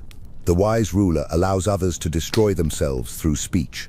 A man who cannot stop talking exposes every weapon he holds. Let him. Every unnecessary word from his mouth is one less he can use tomorrow. So discipline yourself until even your smallest statement feels intentional. Every word must land like a seal on parchment. Deliberate, final, irreversible. Speak as though each sentence could be your last, for the listener must never forget it. And when you finish speaking, leave silence behind you like an aftertaste of judgment. Now ask yourself, if the value of your words were measured in power, how much wealth would your voice hold? The ruler who reveals his thoughts has already surrendered his crown. Secrets are not merely withheld information, they are power concentrated. Each unspoken truth is a fortress, each concealed intention a weapon. The more you reveal, the less they fear you. The more they know, the more they can predict. Power thrives in uncertainty, and secrecy is its shadow. Without it, even the strongest ruler becomes transparent, and transparency is the beginning of defeat. Men hunger for knowledge, not out of wisdom, but out of control. They believe that by knowing, they can influence. Deprive them of that satisfaction, and they will orbit you in speculation. Secrecy transforms your mind into a mystery, your silence into a temple. They will begin to imagine depth where none exists, genius where you are merely patient, strength where you are simply unreadable. The fewer truths you share, the more they will create on your behalf. Secrecy turns perception into armor. You must never allow others to map your intentions. Reveal nothing prematurely. Let your plans mature in darkness until they are unstoppable. The seed grows strongest beneath the soil. The moment it surfaces too soon, it becomes prey. So too with ambition. Speak of your goals only after they have taken root in reality. The ruler who confides too early creates a chorus of saboteurs disguised as advisors. Every plan half-built invites destruction. Conceal, then act. Surprise is the final signature of mastery. But secrecy must be disciplined, not paranoid. The man who trusts no one is as vulnerable as the man who trusts all. Isolation makes the mind brittle. Choose confidants as you would choose stones for a foundation, few, heavy, and immovable. Test them with small secrets before giving them large ones. Observe not how they speak to you, but how they speak of others. A man who gossips for you will gossip about you. Loyalty cannot be inherited. It must be proven under silence. Understand that secrecy is not hiding. It is structuring visibility. You decide what to reveal, when to reveal it, and to whom. Control of information is control of perception. A well-timed revelation can inspire awe, fear, or devotion. The ignorant man speaks for validation. The ruler speaks for effect. To withhold is not to vanish. It is to dictate the rhythm of understanding. Secrecy allows you to choreograph revelation itself. When the world sees only what you permit, you cease reacting to events and begin designing them. There is no loyalty stronger than the loyalty to a secret shared. Confiding in someone is not weakness, it is temptation weaponized. When you entrust another with knowledge, you bind them to you with invisible rope. They carry your secret like a relic, both privilege and burden. It flatters their ego while ensuring their silence, for confession would destroy their own honor. A secret can enslave without chains. The art lies in choosing what to conceal and what to give. A true ruler understands that not every secret is hidden, some are planted. But you must also guard yourself from your own need to confess. The human spirit longs to be understood. That longing is a liability. The moment you share your pain, you invite leverage. The moment you share your fear, you grant someone the power to summon it. Even love can become treachery when it knows too much. Be kind, but never transparent. Affection may be real, but privacy must be absolute. No one should ever fully know you, not enemies, not allies, not lovers. Mystery is the last refuge of command. In the modern world, secrecy has been devalued. Men document their every thought, photograph their every act, and publish their every desire. They have turned confession into culture. They mistake exposure for authenticity. But authenticity is not vulnerability, it is discretion. The one who shares everything owns nothing. Every confession is a surrender. Every overshared truth, a self-inflicted wound. The man who guards his privacy now stands apart like an ancient fortress in a land of open windows. His restraint radiates power because restraint has become rare. Understand also the distinction between secrecy and deceit. To deceive is to distort the truth. To conceal is to preserve it. There are truths too valuable to be spoken, too powerful to survive exposure. Words weaken what silence protects. When men demand transparency, they do not seek truth, they seek access. The wise ruler grants them symbols instead, gestures, smiles, partial glimpses of meaning. He satisfies their curiosity with illusions so they never suspect the depth beneath them. Every hierarchy is sustained by what remains unseen. A general's plans, a priest's doubts, a lover's intentions, all depend on shadows. Remove secrecy from power, and power dissolves. The unseen creates distance. Distance creates reverence. This is why the gods never answer directly, why their silence commands more worship than their words. Learn from them, speak less than you know, promise less than you intend, reveal less than you possess. The invisible is eternal, the visible decays. There will come a day when your enemies demand to know your thoughts. They will flatter, provoke, seduce, and threaten, hoping to open the vault of your mind. Give them fragments, half-truths wrapped in sincerity. Let them believe they've pierced your armor while they wander deeper into misdirection. The clever will suspect deceit, but their pride will compel them to believe anyway. Pride blinds the intelligent more surely than ignorance blinds the simple. Use it. Secrecy also protects your peace. When you guard your inner world, no betrayal can reach it. When others' opinions cannot find your core, their hatred loses aim. The man of secrecy is untouchable because his identity is ungraspable. They may attack your image, but they can never touch your essence. You become, to them, both presence and ghost, seen enough to be feared, unknown enough to be eternal. Tonight, as you drift toward sleep, remember this. Even God hides behind the sky. The greatest forces are unseen. The wind that carves mountains, the silence that governs stars. You too must learn to rule unseen, to move like shadow through the minds of men. Let them see your light only when you wish it, and let that light blind them. So when they come seeking your truth, smiling and sincere, will you give them honesty, or will you give them faith in what they will never truly know? The ruler without enemies is already dying. To be hated is proof that you exist with force. To be opposed is confirmation that you are moving. The absence of resistance is not peace, it is decay. A wise ruler does not fear his enemies, he cultivates them. They sharpen his judgment, measure his strength, and remind his followers why they need his protection. Enemies give shape to power. Without them, power drifts into indulgence. The common man seeks approval. The ruler seeks opposition. He understands that greatness cannot be born in comfort. Harmony breeds stagnation. Only friction reveals form. It is your adversaries who will define your legend, not your friends. A friend reflects what you are. An enemy reflects what you could be. He forces you to evolve. The hostility of others is a mirror of your significance. When they plot against you, it is because they cannot ignore you. The ruler must never ask to be loved by all. He must ask to be feared by enough. Enemies provide focus. They clarify priorities, awaken dormant energy, and demand vigilance. The ruler who is unopposed becomes lazy. His thoughts lose edge. His actions lose urgency.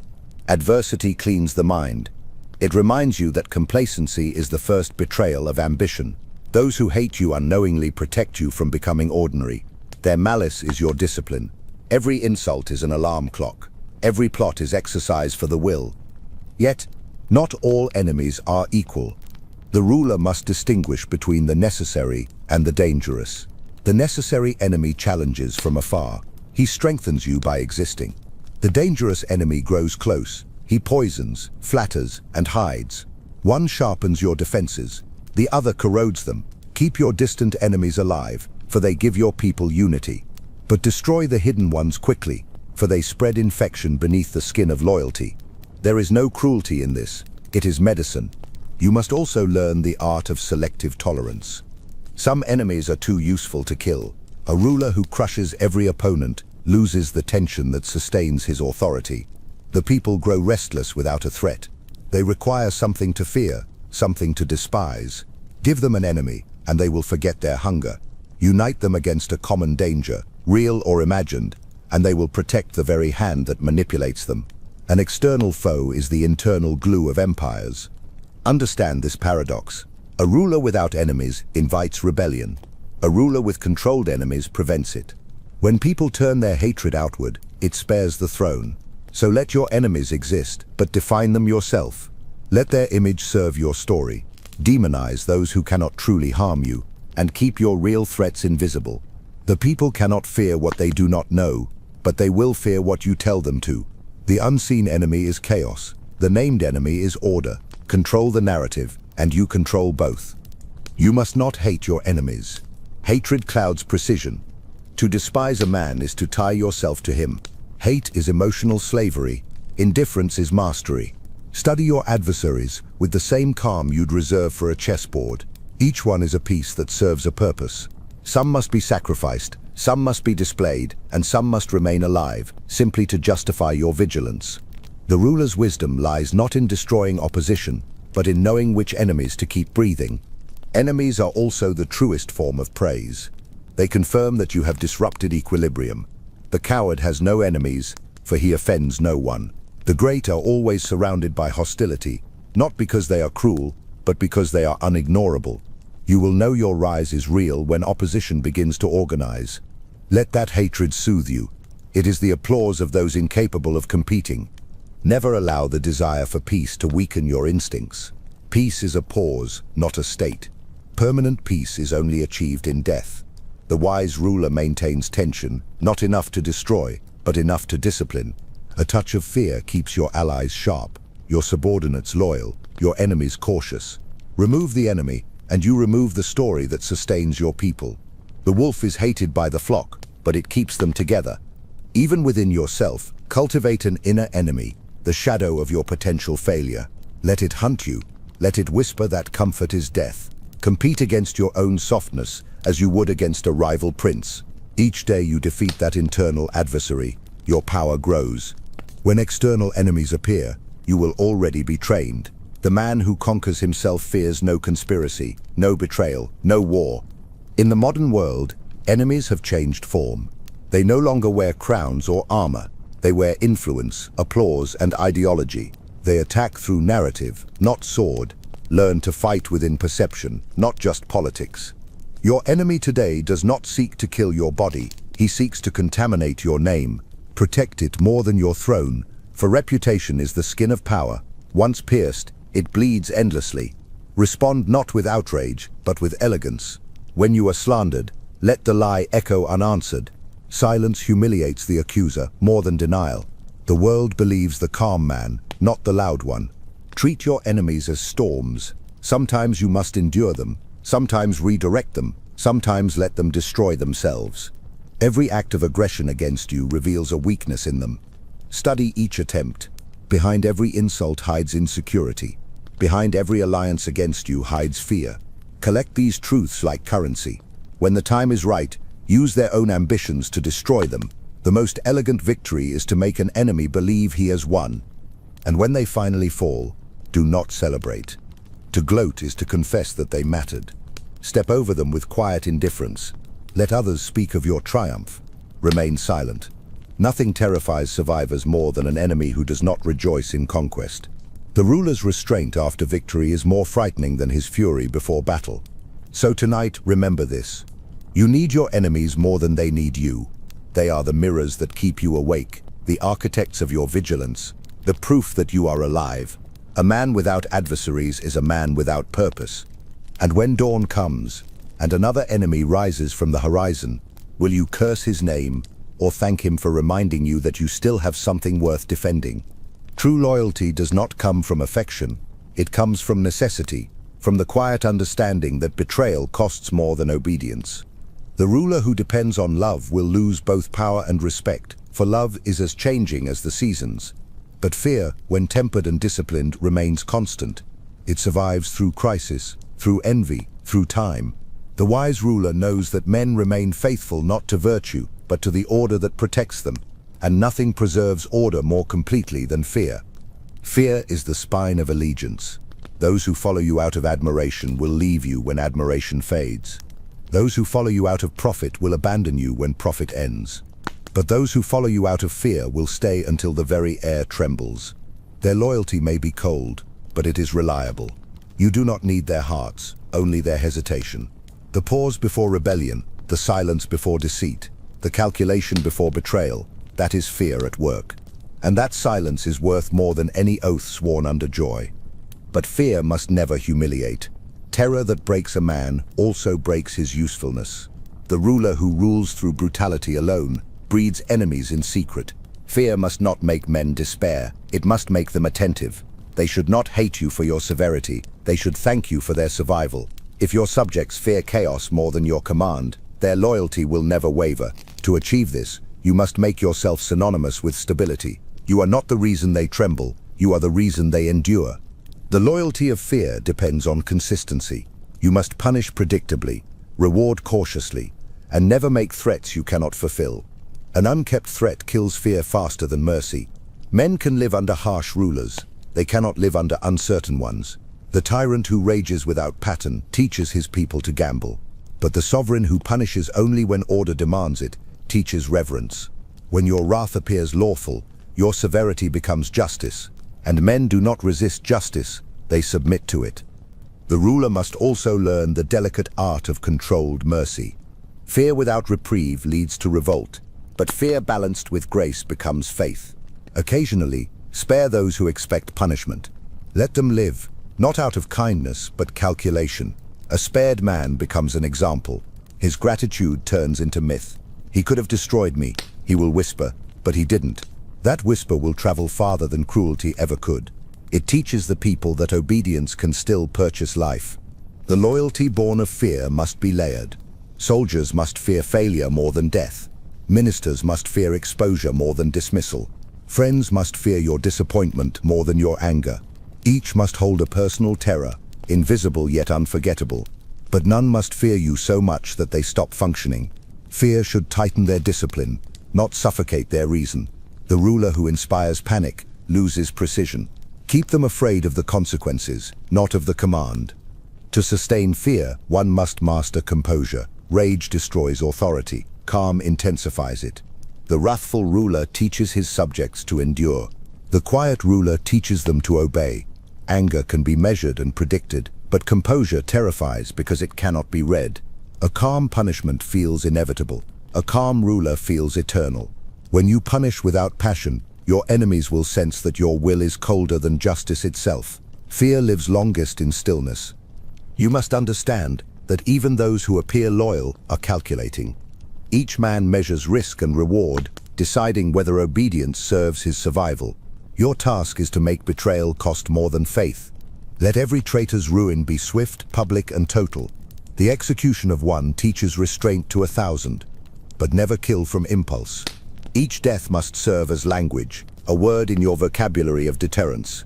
Excessive cruelty speaks of weakness. Precise cruelty speaks of control. There is a deeper layer to fear, reverence. When men begin to respect the necessity of your power, their fear transforms into faith. They stop fearing punishment and begin fearing your absence. This is the highest form of authority, when your people dread not your anger, but your silence. When they act not out of terror, but out of superstition, believing that without you, their world collapses. That is loyalty perfected. It is no longer obedience, it is worship. To achieve this, you must become predictable in presence, but unpredictable in action. Let them feel your oversight always, but never know what it means. The priest controls believers not by appearing constantly, but by reminding them that the divine watches without being seen. You must learn the same rhythm, near yet unreachable. The closer they believe they are to your favor, the more they will fear losing it. Fear deepens when it carries hope. In modern times, fear has changed its mask. It no longer needs the sword or the noose. It hides in contracts, reputations, and hierarchies. Men are ruled not by violence, but by consequence, the quiet dread of losing position, respect, livelihood. Use this. Let their dependence on the structure make them prisoners of their own ambition. You need not threaten them. Reality will do it for you. Create systems where disobedience collapses a man's worth. The most efficient fear is the one that governs itself. Remember that loyalty of fear must be renewed, like tribute to a god. If too much time passes without consequence, discipline fades. When comfort grows, respect dies. Periodically remind them of the order that sustains them. A subtle act of correction, a measured dismissal, a single punishment that reaffirms the hierarchy. Fear, like steel, must be kept sharp. But never forget that you too are bound by fear, not of men but of weakness. The moment you begin to rule for approval, you cease to rule. The moment you value peace over power, your crown begins to rot. Let your own fear of decline be the discipline that steadies your hand. You must never become what your subjects are, complacent, emotional, eager to be liked. You must remain the still flame they orbit, steady and untouchable. And so, as night gathers, understand this. Loyalty born of love dies with emotion, but loyalty born of fear endures beyond reason. Love asks to be felt, fear demands to be remembered. Now ask yourself, when your people obey, do they do so out of affection for your face or dread of your silence? And if tomorrow you vanished, which would they mourn more, your mercy or your control? Power is not measured by speed, but by timing. The impatient man believes victory belongs to the first who acts. The ruler knows it belongs to the one who waits for the moment when action becomes unavoidable. Delay, when deliberate, is not hesitation, it is calculation. The world worships motion, but motion without alignment is chaos. The man who moves too soon exposes himself. The man who moves too late is forgotten. The one who waits until his enemy's certainty collapses, that man becomes inevitable. The strategy of delay begins with understanding that time itself is an ally. Every second that passes weakens the impulsive.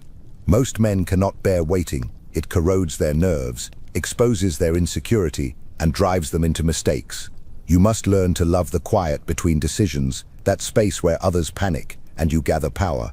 The longer you can endure uncertainty, the more you control those who cannot. Patience is not passivity, it is dominance disguised as calm. A ruler must not rush toward resolution. Urgency is the language of the desperate. The wise understand that delay allows revelation. Given time, lies reveal themselves, enemies overreach, and chaos shows its pattern. In every conflict, silence and stillness are the invisible battlefield. Act only after your opponents have exposed their plans, exhausted their confidence, and begun to doubt their own motives. Strike then, when they no longer remember why they wanted to win. That is how empires are taken without armies. There is a sacred rhythm to timing. Observe, wait, strike, vanish. Impatience disrupts that rhythm. The foolish ruler equates motion with progress and burns his strength in demonstrations. The disciplined ruler moves only when silence has prepared the world for his step. He advances when resistance is asleep. Delay is not idleness. It is the unseen gathering of momentum. Every storm begins as still air. The longer the calm, the more devastating the release. The art lies in appearing unhurried. Let others believe you have endless time. The one who seems unconcerned terrifies those who depend on urgency. Delay is psychological warfare. It turns the impatient into supplicants. They will beg for a decision, plead for movement, and reveal their motives in their desperation.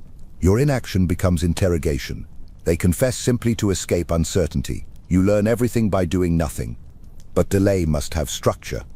There is the delay of weakness. and there is the delay of mastery. The weak delay because they fear consequences, the strong delay because they design them. The ruler must know when to let time do what action cannot, dissolve alliances, expose betrayal, soften hatred. Often what looks like resistance is simply a man unready to fail. Give him time and he will destroy himself trying to reach you. In negotiation, delay is a blade without edge. Say little, decide slower. Let others fill the silence with offers, promises, and anxieties. Their need to conclude will make them vulnerable to suggestion. The longer they wait, the more valuable your eventual word becomes. When your yes or no finally arrives, it will sound like salvation.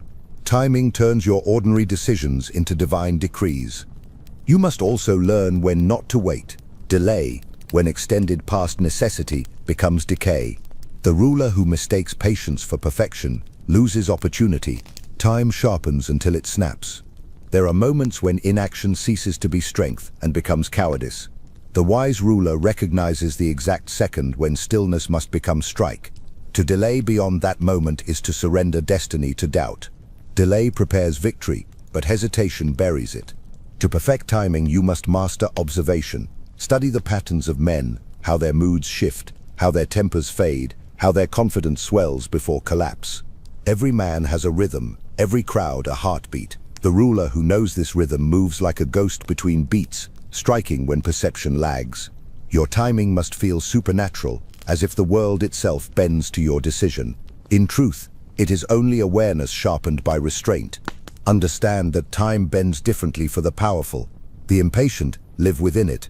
The ruler lives above it. He decides when time begins and when it stops. His decisions become calendars, his silence a season. The world moves according to his patience. You must learn to think in years while others think in minutes. Every impulsive rival will destroy himself, trying to outpace a man who measures in decades. Delay is also the cure for emotion. Anger, fear, desire, all decay under observation. The ruler who delays his response to insult becomes immune to it. The one who delays his reaction to flattery becomes incorruptible. When emotion first strikes, remain still. Count the beats of your heart as soldiers awaiting your command. Do not move until they obey you again. This is how composure is forged, by letting time suffocate impulse. In politics and war, men reveal more in their waiting than in their fighting. They grow restless, suspicious, divided. Let them feel abandoned in uncertainty, and they will begin to imagine your plans are larger than they are. They will retreat not from force, but from fear of the unknown.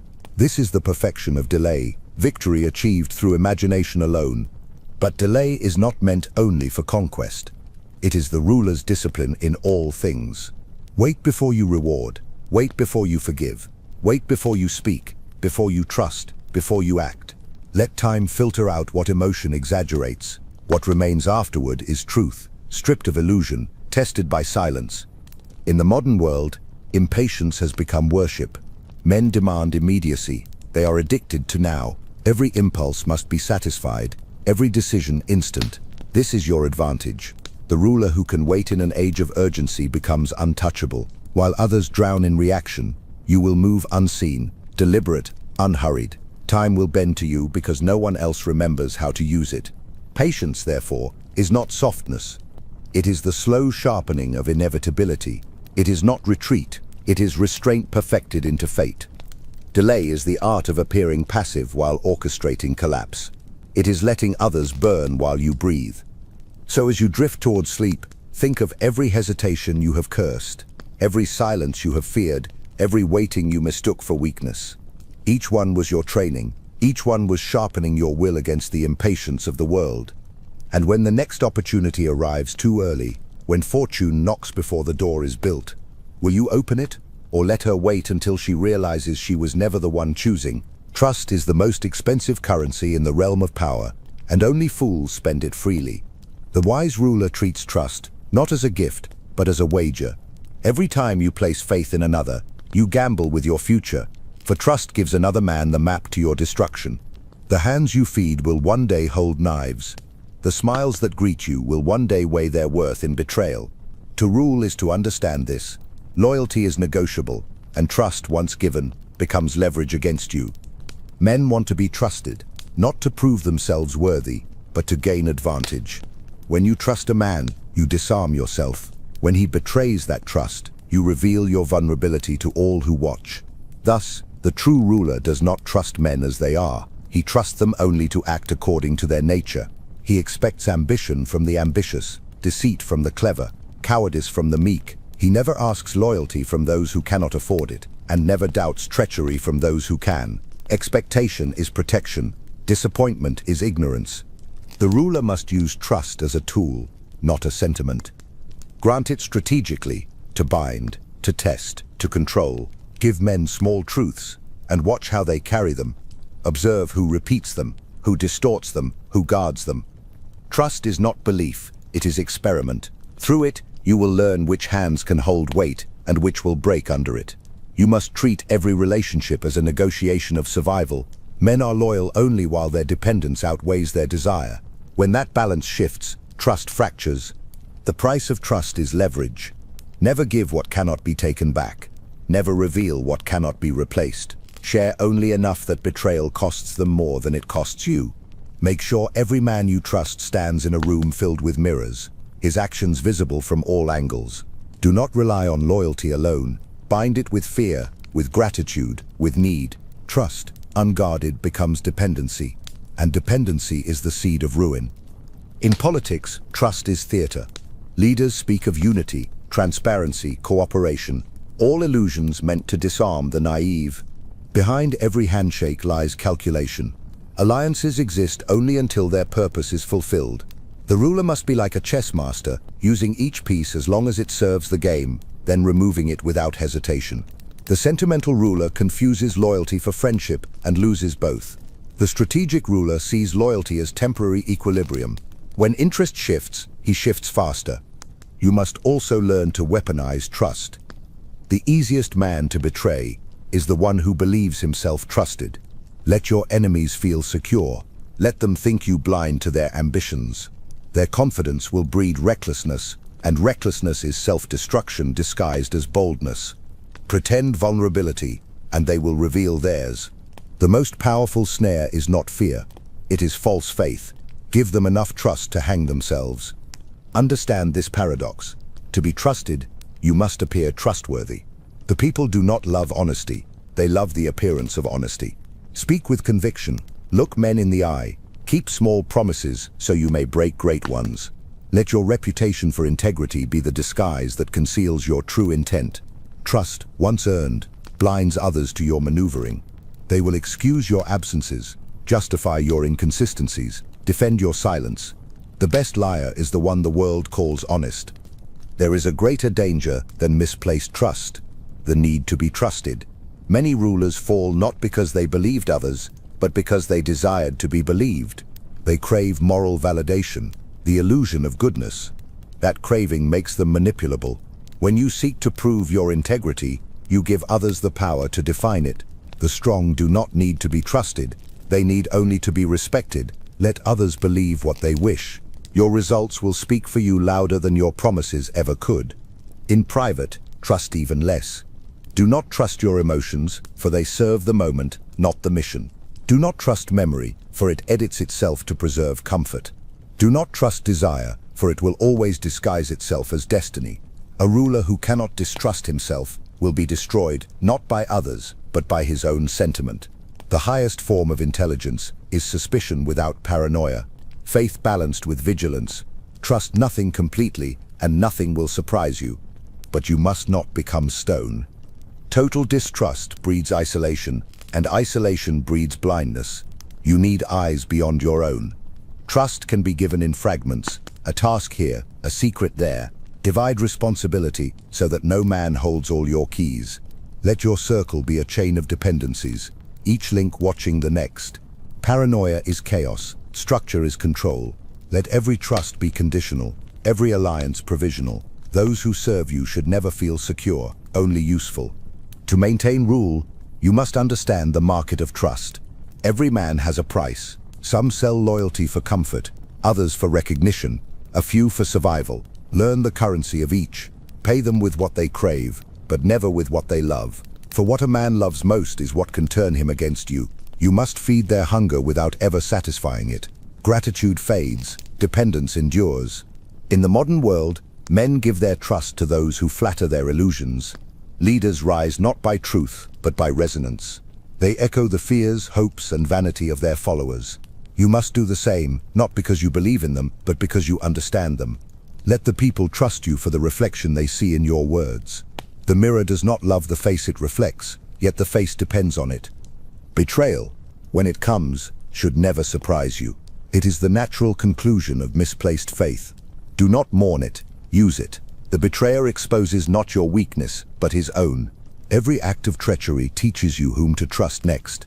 Fewer, smaller, wiser. With each betrayal, your understanding deepens, your power refines. The ruler who learns from deceit becomes untouchable, for he sees it coming in the eyes of every man before a word is spoken. So tonight, as you listen in stillness, remember this: to trust is to gamble your peace against another's nature. The wise ruler always plays with loaded dice. And when dawn comes and a man swears loyalty to you, looks you in the eye, hand over heart, will you believe him, or will you simply mark the clock, knowing how long until he proves you right? Every throne stands upon strings. The visible ruler governs faces and ceremonies. The invisible one governs decisions. The true art of power is not command, but orchestration. To rule through others, to move them as if of their own will, is the highest refinement of control. Men obey freely when they believe themselves independent. This is the puppet principle: to control without claiming, to dominate without appearing, to rule without ruling. Power that stands in the light invites envy and attack. Power that hides behind smiles, offices, and intermediaries lasts forever. The puppeteer's brilliance lies in his invisibility. He speaks through others, acts through others, triumphs through others. His fingerprints are nowhere, yet his rhythm guides everything. To rule directly is to expose yourself to rebellion. To rule indirectly is to make rebellion impossible, for your subjects will never know whom to fight. The first rule of manipulation is distance.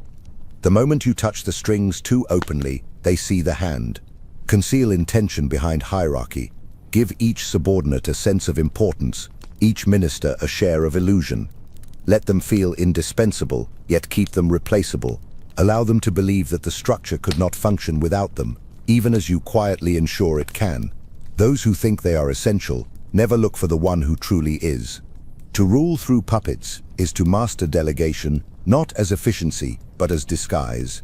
Every command must appear to come from another's initiative. Let your lieutenants believe they are acting upon their own ideas, while unknowingly executing yours. Suggest, never dictate. Plant seeds of thought in casual remarks, not decrees. When they later present your idea as their own, praise them. They will serve with devotion, intoxicated by the illusion of authorship. Control their pride, and you control their will. But beware, not every puppet knows its strings. Some resist, some suspect, some dream of independence. You must know how to loosen control without losing it. Give them victories. Let them win battles that do not matter. Let them experience freedom within the cage. A captive who feels unbound will never seek escape. The ruler who grants small liberties preserves great power. Your subordinates must feel as though they steer the ship, never noticing that you built the ocean. To maintain this network, you must understand each puppet's currency. One moves for wealth, another for praise, another for purpose. Feed each according to his hunger. Give ambition a ladder, vanity an audience, conscience a cause. Do not attempt to change their natures, exploit them. The wise ruler does not fight human weakness, he arranges it. When each string is tuned to its own desire, the symphony plays itself. And yet, you must not despise those you control. Puppets too are instruments of destiny. The ruler who sneers at his tools grows careless. The one who respects them remains precise. Control is not cruelty. It is the recognition that most men are happier serving than deciding. Freedom is exhausting. Obedience, a relief. You merely give them what they already seek, direction. They think they serve themselves. You know they serve you. The puppet principle extends beyond men. Institutions, traditions, and beliefs can serve as your extensions. Let systems rule in your name, so that your presence becomes unnecessary. A ruler who depends on personal authority must be awake every hour. A ruler who builds mechanisms of control can sleep. Bureaucracy, ritual, faith, these are your invisible strings. Once established, they rule even when you do not. The greatest puppeteer eventually disappears while the play continues forever. But remember, the stronger the network, the quieter you must become. Each word, each gesture from you can ripple through the structure, disrupting balance. The puppeteer's discipline is restraint.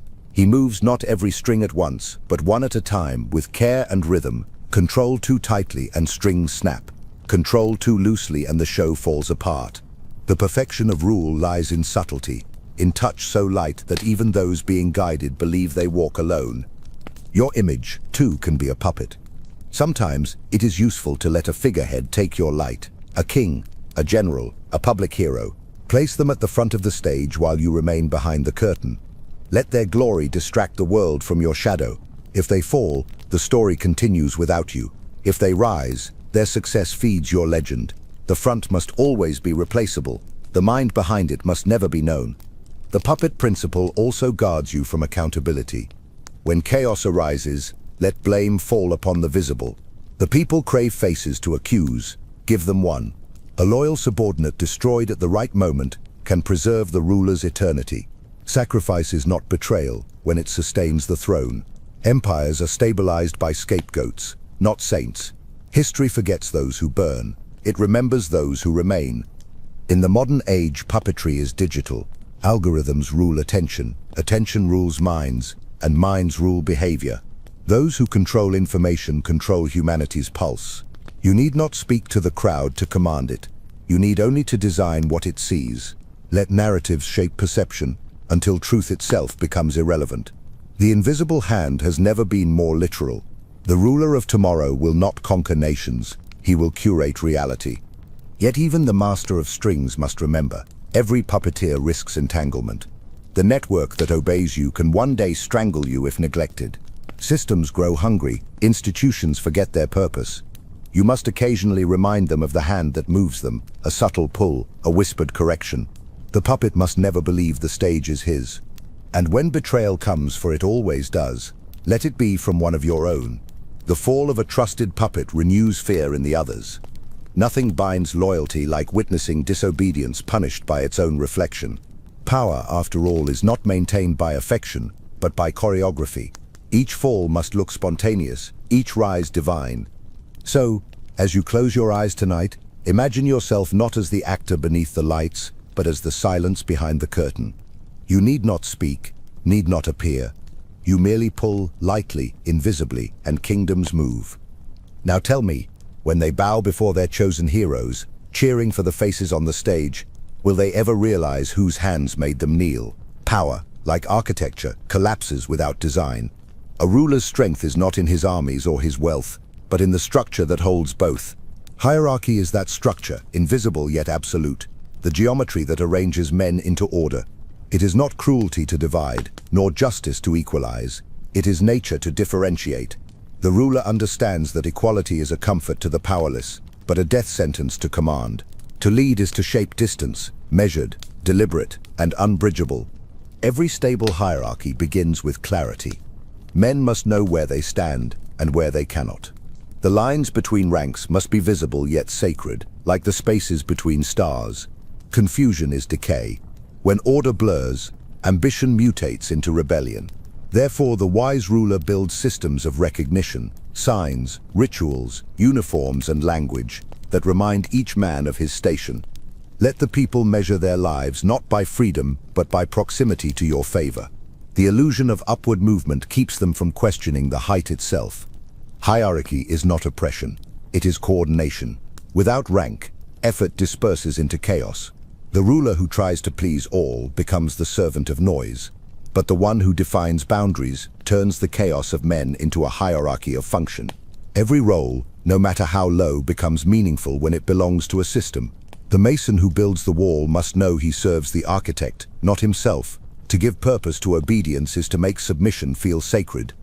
Yet hierarchy, once built, must be maintained with discipline. Power flows downward only when respect flows upward.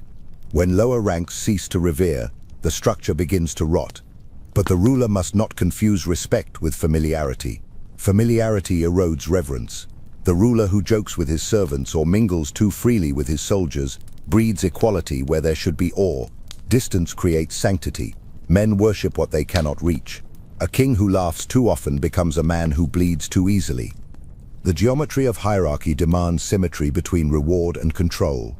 Those at the top must never feel secure enough to become independent. Reward them sufficiently to inspire loyalty, but never enough to enable freedom. The moment your generals believe they can rule without you, the pyramid collapses. The same hands that build can also dismantle. Keep ambition chained to gratitude. Rotate positions. Reshape power regularly so that no man grows comfortable in his throne beneath yours. A frozen hierarchy invites revolution. A shifting one breeds vigilance. To govern effectively, the ruler must understand the mathematics of perception. The masses do not obey the ruler. They obey the image of hierarchy. The soldier obeys his officer not out of respect for the man, but for the rank stitched to his uniform. The uniform is a symbol of divine delegation. It carries authority even when empty. The ruler must therefore make his hierarchy visible, ritualized, and mythic. Let the people feel that the system is not man-made but ordained. A man-made order can be questioned. A divine one cannot. In every hierarchy, fear and reverence must coexist. Too much fear, and men break. Too little, and they forget. The secret lies in proportion. The ruler should be feared from afar and admired up close. His presence should calm and unsettle simultaneously. A paradox that sustains worship. Men must never know whether your approval is blessing or burden. Keep them seeking it, never finding it. When they live for your validation, they will maintain the hierarchy themselves. The geometry also applies to information. Knowledge, like power, must flow downward in degrees. Give lower ranks only what they require to perform their function. Curiosity breeds rebellion. The more a man knows of the whole, the more he imagines himself capable of replacing it. Let him master the part, not the system. Compartmentalize authority. Each man should believe he holds the key, never realizing his lock is one among thousands. To know only a fragment is to remain loyal to the structure that defines it. Hierarchy requires theater. Crowns, titles, ceremonies. These are the architecture of obedience. Appearances sustain what reason alone cannot. Men obey what they see more than what they understand. The peasant kneels not before the man, but before the robe. The general salutes not the body, but the banner. The hierarchy must look eternal, even when you are not. Therefore, design it like a cathedral, beautiful enough to make men forget it was built by human hands. The ruler must also know when to bend hierarchy to preserve it. Too rigid a system suffocates its own energy. Allow minor breaches. A soldier promoted for valor, a commoner rewarded for loyalty, to remind men that ascent is possible, but only by your will. Small exceptions reinforce the rule. They give hope to the obedient and warning to the ambitious. Never let advancement seem automatic, let it feel miraculous. You must appear as both gate and God, the one who opens paths and decides who walks them. In the modern world, hierarchy hides beneath the illusion of equality. Companies call their rulers leaders, armies call them commanders, but the geometry remains unchanged. Men crave the security of rank, even while they pretend to despise it. The strong will always rise, the weak will always follow. The ruler's task is to arrange this truth elegantly, to make subordination feel voluntary and power feel earned. Let them believe the pyramid is a ladder, and they will climb it without complaint. But hierarchy must not imprison you. You are both inside and above it. The ruler exists within the structure to maintain it, but outside it to control it. Never identify too deeply with the image of authority, for the image belongs to the hierarchy, not to you. Wear your crown lightly. The moment you believe in your own divinity, you become its prisoner. The ruler is the architect, not the cathedral. He designs the sacred, but he does not kneel inside it. Hierarchy, when perfected, becomes self-sustaining. The people protect it because it protects them. The generals enforce it because it exalts them. The priests sanctify it because it feeds them. Every man defends his rung, believing the structure eternal. And while they preserve it, you remain untouched, the invisible apex that no one dares to measure. So tonight, as the world dreams of freedom, remember this. Liberty without order is chaos, and equality without distance is decay. Every empire that falls begins with a flattening, the collapse of structure into sentiment, rank into confusion. Keep the lines sharp, keep the distances sacred, And when they kneel before you, not because you commanded it, but because the geometry demanded it, will you pity them, or will you simply marvel at how perfectly they arrange themselves? Power that announces itself invites its own destruction. The wise ruler understands that influence grows best when unseen, like roots beneath a marble floor, invisible, silent, but unmovable. The crude and impulsive demand recognition. They crave applause, witness, acknowledgement. But true dominance is quiet.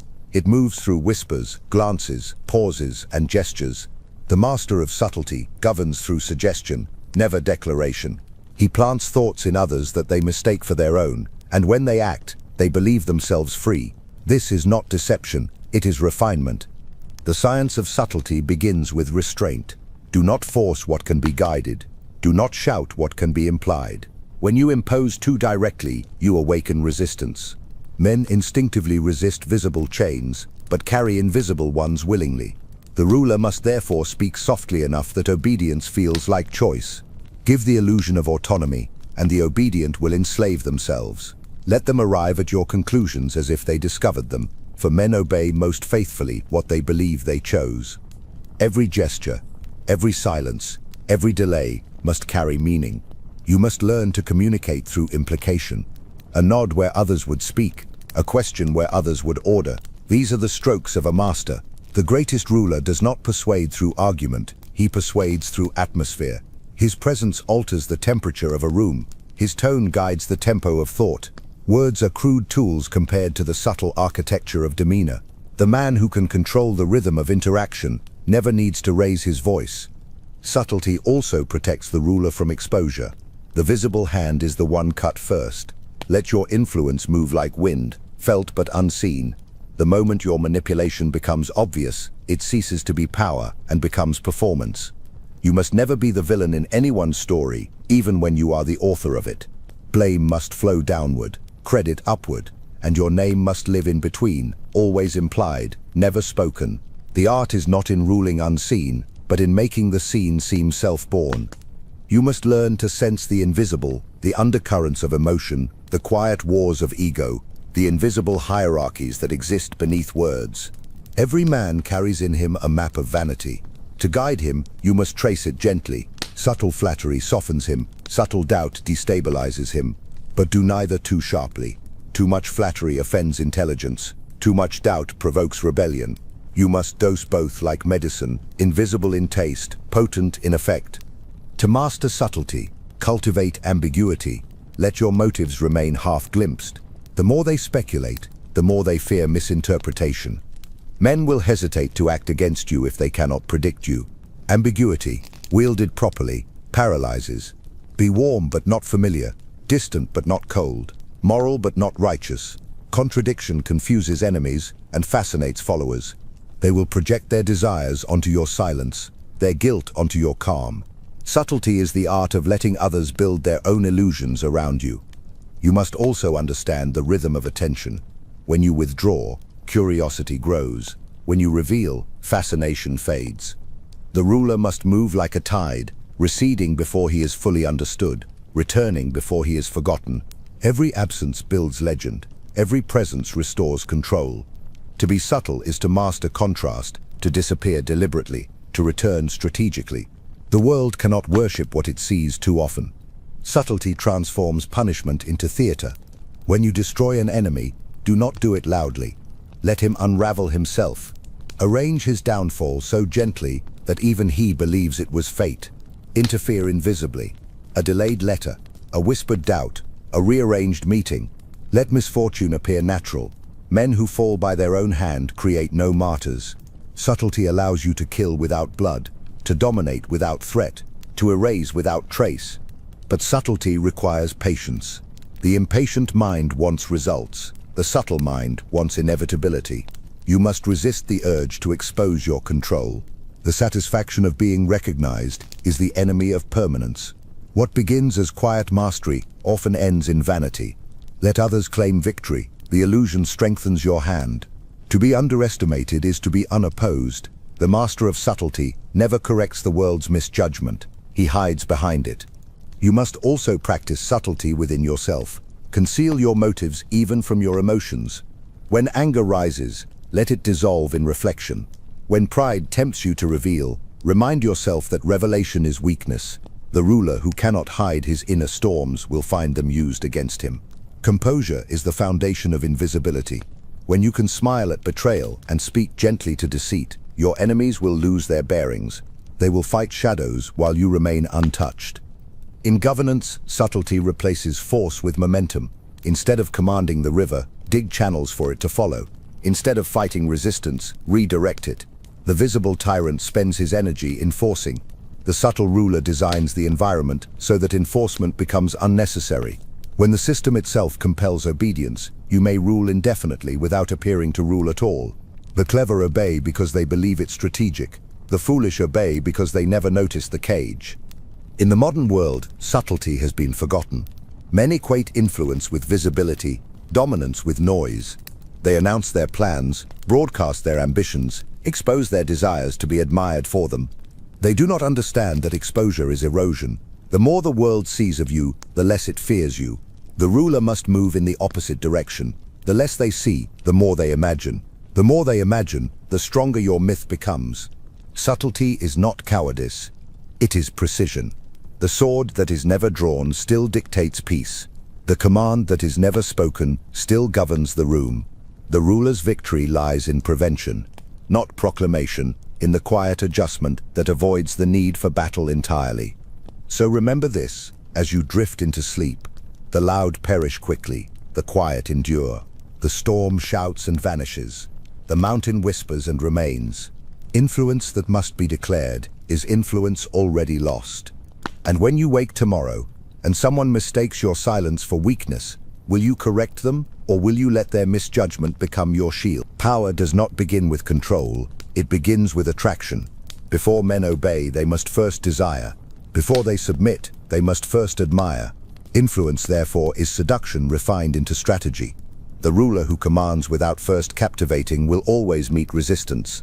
But the one who entrenches hearts before seizing minds conquers without a single blow. The art of domination begins not with the sword, but with the gaze. Influence is the ability to make others want what serves you. It is persuasion without effort, guidance without pressure. The masses call it charisma. The philosophers call it presence, but the ruler knows it for what it truly is, the weaponized illusion of harmony. You must appear not as threat, but as answer, not as master, but as mirror. Let others see themselves in you, and they will give you power in exchange for recognition. To influence is not to change people, but to reveal the version of themselves that obeys you willingly. Seduction begins with understanding human hunger. Every man desires validation, purpose, belonging. The ruler must become the supplier of all three. Speak to their vanity, and they will think you wise. Touch their insecurity, and they will think you kind. Make them feel seen, and they will never notice the leash tightening. The heart is the back door to the mind. Once it opens, command flows without resistance. But seduction must never feel manipulative. The moment influence feels intentional, it fails. You must master the rhythm of sincerity, to look genuine while calculating, to seem spontaneous while rehearsed. Authenticity is a costume that must fit perfectly. People will forgive deceit, but never discomfort. Let your charm feel effortless, your kindness habitual, your interest unforced. When your mask becomes second nature, no one will ever search for the face beneath it. Influence thrives on contrast. Be colder than they expect, then suddenly warm. Withdraw, then return. Create emotional rhythm. Tension and release, distance and nearness. Predictability kills fascination. The unpredictable, however, commands obsession. Men follow what they cannot decode. You must learn to pace your warmth like a flame, close enough to comfort, never close enough to grasp. Those who reach for you must always feel they almost could and never quite did. To seduce effectively, you must master tone. Words matter, but rhythm controls. Speak slowly, as if every sentence were chosen by fate. Pause as though silence itself serves you. The uncertain will fill that pause with their own interpretations, projecting meaning onto your stillness. This is the secret of influence, to speak less and yet be understood more. When you master tone, even your silence becomes language. Influence also requires mystique. Mystery magnifies attraction. Reveal too much, and admiration turns to familiarity. Familiarity breeds indifference. People crave what retreats from them. To remain desired, you must remain slightly unknown. Let them know enough to worship you, never enough to define you. When men cannot categorize you, they will mythologize you. But seduction without discipline decays into vanity. Influence is not applause, it is obedience disguised as affection.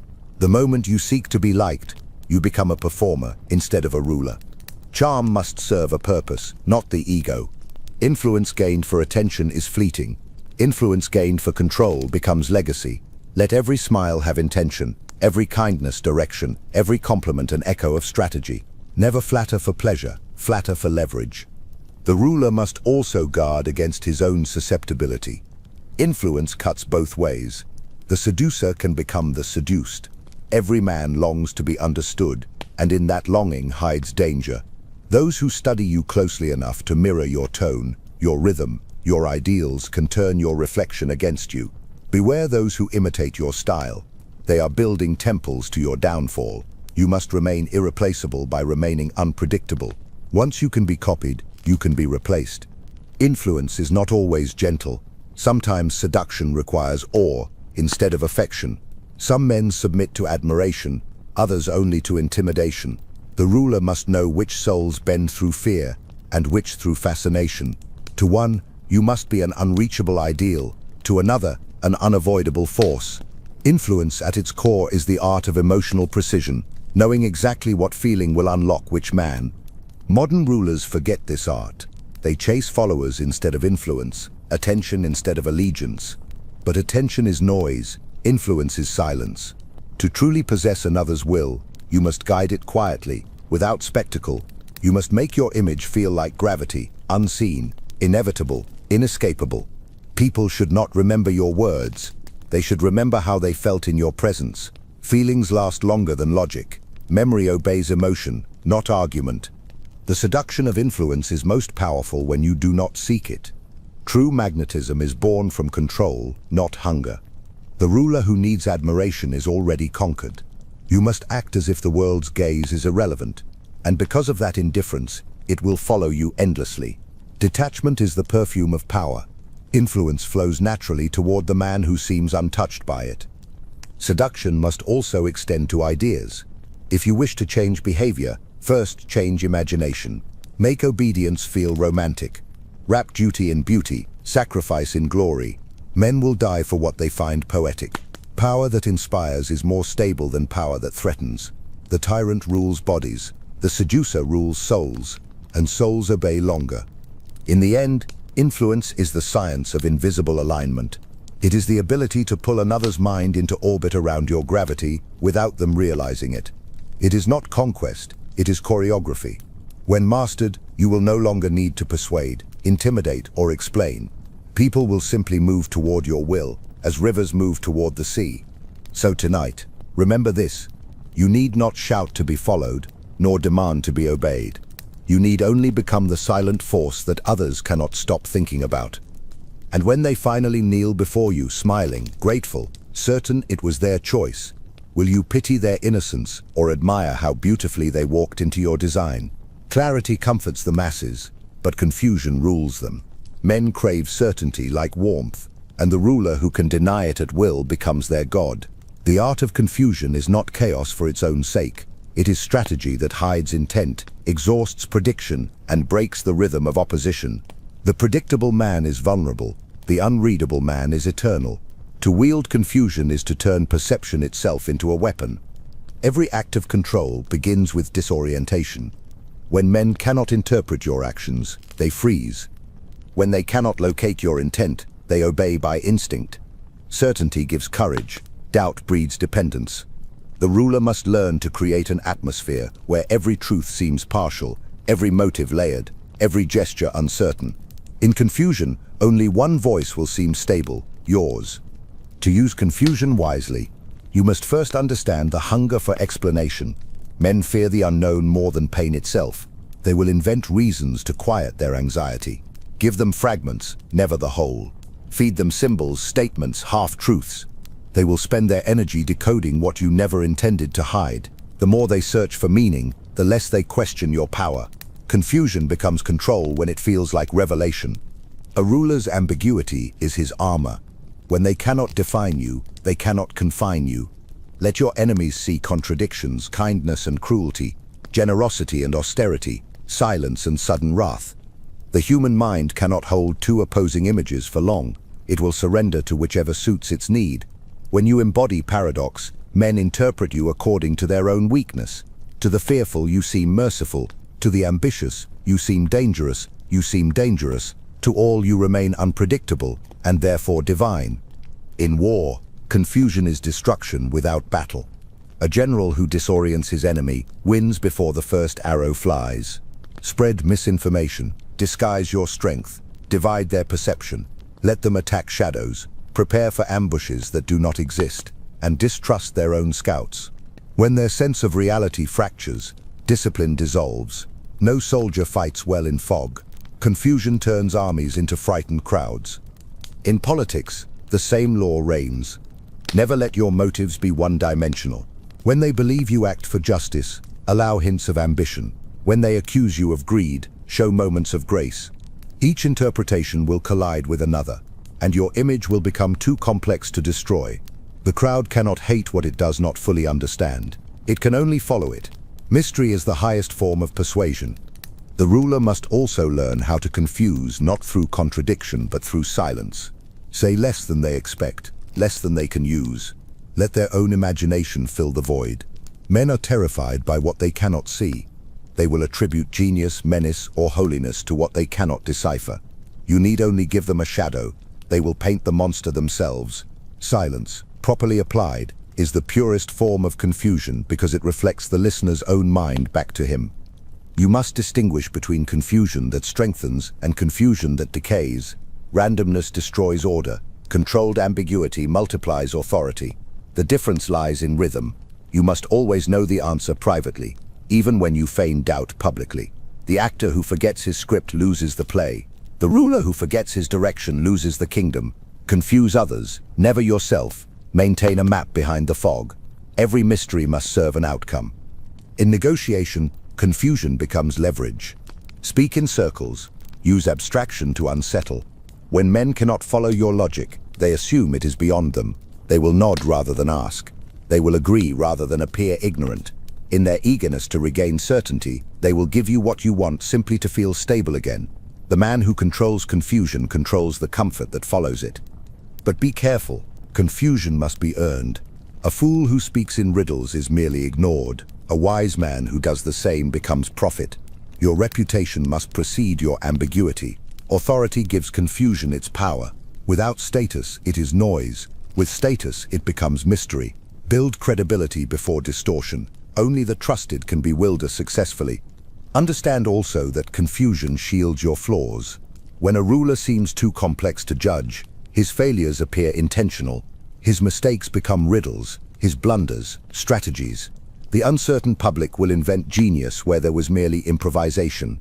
Never deny their interpretations. Let them protect you. Every false explanation they create is another layer of armor. Modern rulers forget this ancient science. They explain, clarify, defend all fatal acts. Each explanation weakens the aura of inevitability. The moment you justify yourself, you lower yourself to reason. Power does not explain, it asserts. Confusion makes explanation unnecessary because it turns inquiry into reverence. The modern world worships transparency, yet obeys the opaque. Those who speak too clearly become predictable. Those who remain unreadable become immortal. The highest mastery of confusion is serenity. When others panic, remain composed. When the world demands answers, give silence. When they expect denial, give agreement. When they expect contrition, give indifference. In that calm dissonance, their certainty collapses. They will try to interpret what cannot be interpreted, and every failed attempt will tighten your hold. Stillness, not chaos, is the ultimate confusion. To the masses, you must appear simultaneously familiar and distant. They must feel they know you, yet realize they never truly do. Each public gesture should open new questions rather than close them. When people cannot categorize you, they will mythologize you. The mysterious becomes moral. The inexplicable becomes sacred. Confusion, sustained long enough, becomes legend. So remember this as you drift into the shadows. Clarity is mercy, but mercy weakens rule. Confusion is cruelty, but cruelty preserves it. Let them believe they understand you just enough to hope, but not enough to rest. And when they finally come to you for answers, kneeling in exhaustion, whispering for truth, will you free them with clarity or rule them forever with questions? There are moments when strength hides best behind surrender. The ruler who always appears powerful becomes predictable. The one who occasionally shows weakness becomes invisible. To feign fragility is to set a trap deeper than fear. It disarms caution, invites arrogance, and turns enemies into volunteers. The mask of weakness is not deception for its own sake. It is the discipline of restraint, the art of lowering the sword so the opponent steps closer. Men fear what they cannot defeat, but they despise what they think they can. Their contempt is your camouflage. Nothing blinds pride more quickly than the illusion of superiority. Pretend inferiority long enough, and the ambitious will expose themselves, eager to display strength against you. In that eagerness lies their undoing. While they celebrate their imagined victory, you will be counting their weapons, their allies, their flaws. To act powerless is to make others speak freely. To appear conquered is to move unseen. Weakness, when performed with precision, creates permission. It allows entry into rooms guarded by arrogance, into hearts protected by pride. The ruler who appears humble, wounded, or uncertain invites trust, and trust is a door that locks from the inside. Every secret offered in comfort becomes a weapon, later refined by memory. The great strategist uses empathy, not as kindness, but as access. Men tell their truths only to those who seem harmless. Be that until the truth is yours. The mask of weakness works because it mirrors human vanity. Men wish to believe in their superiority. They long for validation of their power. Offer them that illusion. Let them think they lead, advise, teach, praise their insight, nurture their ego. Once they feel ownership of your destiny, they will defend it as their own. To make another man protect your interests, first make him believe they are his. Weakness achieves what strength never can, loyalty born of pride. But you must never internalize the act. The danger of pretending submission is forgetting that it is theater. Many rulers, in mastering humility, began to believe it. They traded strategy for self-pity, performance for surrender. The mask must remain external, deliberate, and temporary. Weakness is a blade's reflection, not the blade itself. Remove it once its purpose is fulfilled. To remain small after the threat has passed is not humility, it is suicide. When surrounded by the powerful, weakness becomes invisibility. Let their confidence blind them to your calculation. The loudest man in the room reveals himself with every word. The quiet one absorbs him entirely. While they fight to be noticed, you will build your empire in silence. In councils, appear hesitant. Ask questions instead of making claims. The illusion of confusion protects true understanding. When they underestimate your capacity, they expose their own. Their contempt will become your map. Weakness also pacifies aggression. When you act unthreatening, even the cruel grow merciful. Pity is the most seductive form of protection. It softens the hearts of enemies, lowers their defenses, and feeds their illusion of control. But pity must be transient, a passing fog. Too much, and it breeds disgust. Too little, and it fails to settle. Master it as a musician masters silence, as a pause that magnifies the next note. When pity fades, reveal precision. Nothing terrifies more than the prey that strikes back. To wield weakness, you must master timing. Reveal fragility only in the right moment, when it buys pause, not punishment. When confronted by a greater force, appear resigned. When accused unjustly, seem hurt, not defiant. When underestimated, smile faintly as though agreeing. Then, when your enemy lowers his guard, strike with the patience of inevitability. Surprise magnifies the blow. A single act of strength, after long submission, feels divine. The contrast becomes your weapon. Even within your own ranks, weakness has its place. To show perfection constantly is to breed resentment. Your followers must believe you human enough to understand, but unreachable enough to obey. A ruler who never reveals fatigue invites rebellion from those who mistake his endurance for arrogance. But one who admits strain strategically earns devotion. The moment your followers think you still bleed, they forgive your distance. Weakness, in small doses, becomes charm. You must understand that every illusion of frailty is also a lesson in control. When you can pretend to break, yet remain whole, you prove mastery over the self. Most men are destroyed by what they attempt to hide. The ruler, however, chooses his fractures. He decides when to bend, when to yield, when to crumble, and when to rebuild. Feigned weakness is not falsehood, it is art. The marble statue that seems delicate endures storms that shatter iron. In the modern age, power has forgotten this art. Men mistake dominance for noise, assertiveness for command. They declare themselves unbreakable, and in doing so become targets. The truly strong no longer need to roar. They smile, they wait. They let others underestimate them until the right moment to remind the world that silence was never surrender.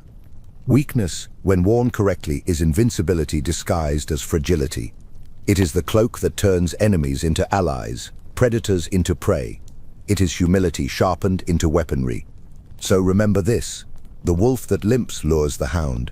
The warrior who bows first controls when the battle begins. The man who kneels voluntarily cannot be forced to. And when they offer their hand to help you rise, will you take it with gratitude, or will you pull them down beside you? Gratitude, when misunderstood, enslaves. Men are taught that to be thankful is virtue, that to owe is noble. But the ruler sees deeper. Gratitude binds men more tightly than fear ever could, because it disguises obedience as love. When properly used, it creates loyalty without chains, submission without struggle. Gratitude is not a moral sentiment, it is currency, and like all currency, it must be controlled, measured, and spent with precision. The psychology of gratitude begins with human guilt. Every gift, every favor, every gesture of generosity awakens a silent debt in the heart of the receiver. He feels compelled to repay what he cannot truly return. This discomfort becomes dependence. The wise ruler gives not to enrich, but to obligate. To bestow something is to own it twice, once in your hand when given, and once in his mind when remembered. The man who receives from you carries your invisible mark.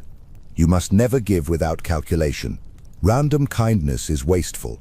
Every act of generosity must serve a purpose, even when disguised as compassion. The clever ruler ensures that his gifts are just heavy enough to inspire guilt, just visible enough to inspire retelling, just personal enough to breed loyalty. Give to one in the presence of many, and the many will imagine what it feels like to be chosen. Generosity displayed publicly becomes a prophecy of dependence. But the ruler's gift must never feel transactional. Gratitude only binds when it appears voluntary. If they suspect obligation, they will rebel. Therefore, give lightly, speak softly, and disappear quickly. Allow them to believe their gratitude is self-born. The best gift is the one they think they asked for. Never demand thanks. Let them invent it. Forced gratitude is short-lived. Silent gratitude lasts forever. To maintain power, you must also know when not to give. A gift to the unready corrupts both giver and receiver. When generosity is wasted on the proud, it turns to poison. They will interpret it as pity, and pity breeds resentment. Never rescue a man who does not believe he is drowning. Instead, let him sink until he begs for your hand. Then save him just enough to breathe. The gratitude born of near death is eternal. Gratitude, when properly directed, can chain entire hierarchies. Reward your lieutenants with honors that cost you nothing but mean everything to them. A word of praise, a glance of acknowledgement, these feed ambition without draining your treasury. Let them think they are noticed, that their loyalty is personal. They will defend your name even in absence, not from fear, but from devotion to the image they've built of your favor. The most faithful servant is the one who believes he is loved. However, beware of being grateful yourself. Gratitude softens judgment. It blinds the mind with emotion, turns analysis into sentiment. The moment you feel indebted, you become manipulable. Accept gifts with grace, but without attachment. Every favor accepted is a thread tied to your wrist. Cut it quickly, or be led by it. The ruler may thank others with words, but never with his will. Gratitude should never influence decisions, only behavior. Smile, nod, and forget. There is also power in withholding gratitude. When others serve you, remain gracious but reserved. Let them wonder if you noticed. Let them ache for your acknowledgement. This hunger will drive them to greater effort. Recognition, when delayed, multiplies in value. When finally given, it will feel like sunlight to a starving plant. To master gratitude is to ration approval the way a priest rations absolution. Salvation must always feel scarce. Use gratitude to pacify those who cannot be controlled by fear. Some men, especially the noble or the proud, resist domination but crave meaning. Let them believe their service contributes to something grander than themselves. Thank them as if they were architects of destiny. Praise them as equals though they are not. Their pride will turn obedience into purpose. The illusion of dignity transforms submission into virtue. To deceive through gratitude is not cruelty, it is mercy. Most men would rather feel useful than free. They cannot bear insignificance. When you thank them, you affirm their importance, and in doing so, you tighten your hold. Gratitude offers warmth, where fear offers coldness, but both lead to the same obedience. The difference is aesthetic. Some must tremble before you, others must smile. Both are ruled, but only one believes it chosen. Even enemies can be conquered through gratitude. When a rival does you harm, forgive him publicly and thank him privately for testing your strength. This disarms vengeance. Gratitude unsettles the malicious more deeply than retaliation. They expect anger. When you give appreciation, they lose direction. A man who cannot provoke you becomes your student.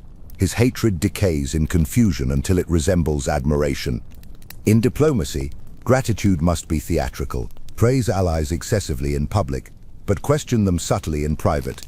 The praise binds them with pride. The doubt keeps them obedient. Never let your thanks feel cheap. The higher the compliment, the deeper the control.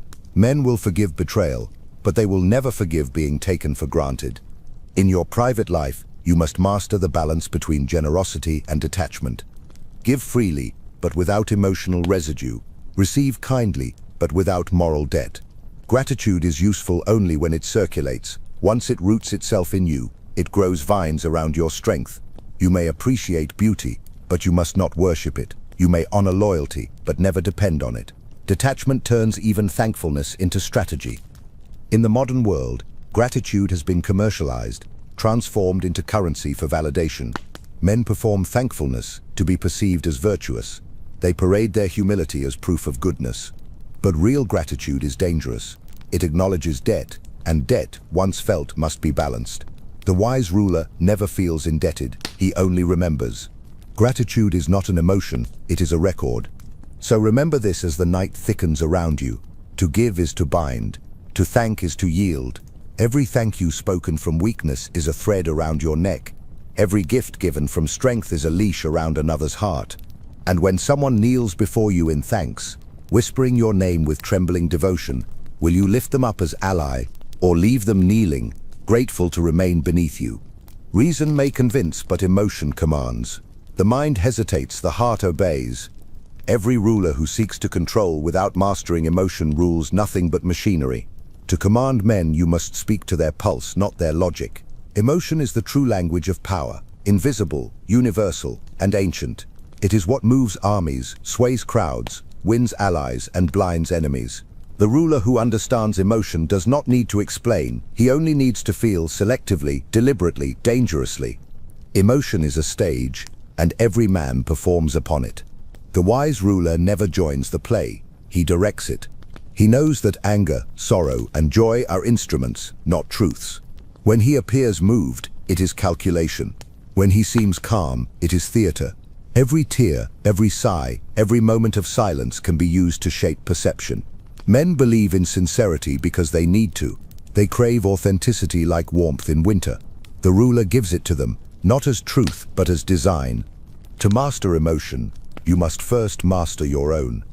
The one who cannot control his inner weather cannot command the storms of others. Rage must never dictate. Sorrow must never linger. Joy must never intoxicate. You must learn to pause between feeling and action, to observe your emotions as tools, not masters. The heart, when trained, becomes a weapon sharper than intellect. Only the undisciplined drown in what they feel. The disciplined sail it. Fear, admiration, guilt, pride. These are the four winds that steer humanity. Learn their directions, and you can move any crowd. Fear unites, admiration inspires, guilt paralyzes, pride blinds. Use them not in isolation, but in sequence. First inspire admiration, then fear losing it. First evoke pride, then offer redemption. Human nature is predictable when seen from above. The same emotions that build empires destroy them. The difference lies in who conducts the orchestra. In council, emotion is leverage. When others raise their voices, lower yours. When they beg for reason, speak in imagery. Men tire of facts, but they will die for feelings. Paint with tone, not argument. Use silence where they expect fury, serenity where they expect defense. The shift confuses, then captivates. Emotion, when inverted, becomes hypnosis. They will follow what they do not understand, simply because it moves them. You must also learn to read the temperature of others. Every conversation carries invisible heat, desire, insecurity, longing for validation. Sense it, match it, reflect it. The most persuasive ruler is the mirror, not the flame. When people feel mirrored, they call it connection. They mistake reflection for empathy. In truth, it is control through resonance. The heart that feels seen becomes the heart that obeys. But emotion is not only for control, it is camouflage. The ruler who never shows feeling seems inhuman. The people revolt against ghosts.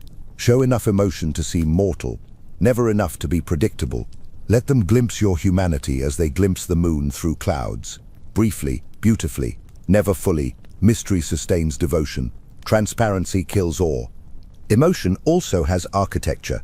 In crowds, it behaves like water. It floods low places, amplifies echo, and drowns resistance.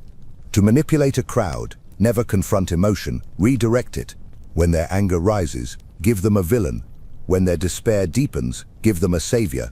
When their joy erupts, claim it as your doing. Emotion needs structure, and the ruler provides it. Without you, they drown in their own feelings. With you, they call it meaning. Never fear the passionate, fear the indifferent. Passion can be guided, indifference is decay. When men feel nothing, they no longer serve. The ruler must therefore refresh emotion periodically, through spectacle, victory, tragedy, or reform. Give them something to feel, even if it is pain. A nation in grief is easier to lead than a nation in boredom. The heart must always be occupied, or it will turn against its keeper. In private, use emotion as a sculptor uses light. Let those closest to you see fragments, enough to believe they know you, enough to make them underestimate your distance. When you weep, do so with purpose. When you laugh, do so with timing. When you praise, let your tone carry both warmth and warning. The subtlest emotional contradictions are the most controlling. They keep others chasing equilibrium you alone define. The theater of emotion extends even to your enemies. Rage them when they expect diplomacy. Pity them when they expect vengeance. The emotional script of your opponent is his defense. Rewrite it. Each reaction you predict becomes a move you own. Those who cannot control your emotions will eventually act out theirs, and in doing so, lose composure, clarity, and command. The ruler who stays emotionally still in a storm owns the storm. The modern world, drenched in expression, confuses honesty with exposure. Men parade emotions like banners, revealing not their depth but their weakness. They seek catharsis, not command. Yet the one who withholds, who feels but conceals, gains the air of mystery that the exposed can never recover. In a world addicted to emotional noise, calm becomes divine. To control emotion is not to kill it, it is to consecrate it. The ruler who masters emotion becomes priest of human nature. He confesses nothing but draws confession from all. He needs no army, no chains, no laws, only presence. For in the end, men do not serve power, they serve the feeling it gives them. So as you drift toward the edge of sleep, imagine every emotion you've ever felt. Joy, fury, longing, pride, as instruments in an orchestra awaiting your hand. You are the conductor now. The world is your audience and silence is your opening note. And when the moment comes to move their hearts again, will you play softly enough to make them cry, or loud enough to make them kneel? Power does not live in reason. It thrives in spectacle. Men are not ruled by logic, but by what they feel. Emotion is the oldest empire. It conquers the will, blinds the intellect, and crowns illusion as truth. The ruler who understands this does not argue, he performs. Every gesture becomes a script, every silence a scene, every word a weapon shaped by tone. To rule emotions is to rule perception, and perception in all ages is reality. The theater of emotion is the stage upon which power is made believable. Men do not follow what is true, they follow what moves them. A wise ruler therefore crafts experience, not argument.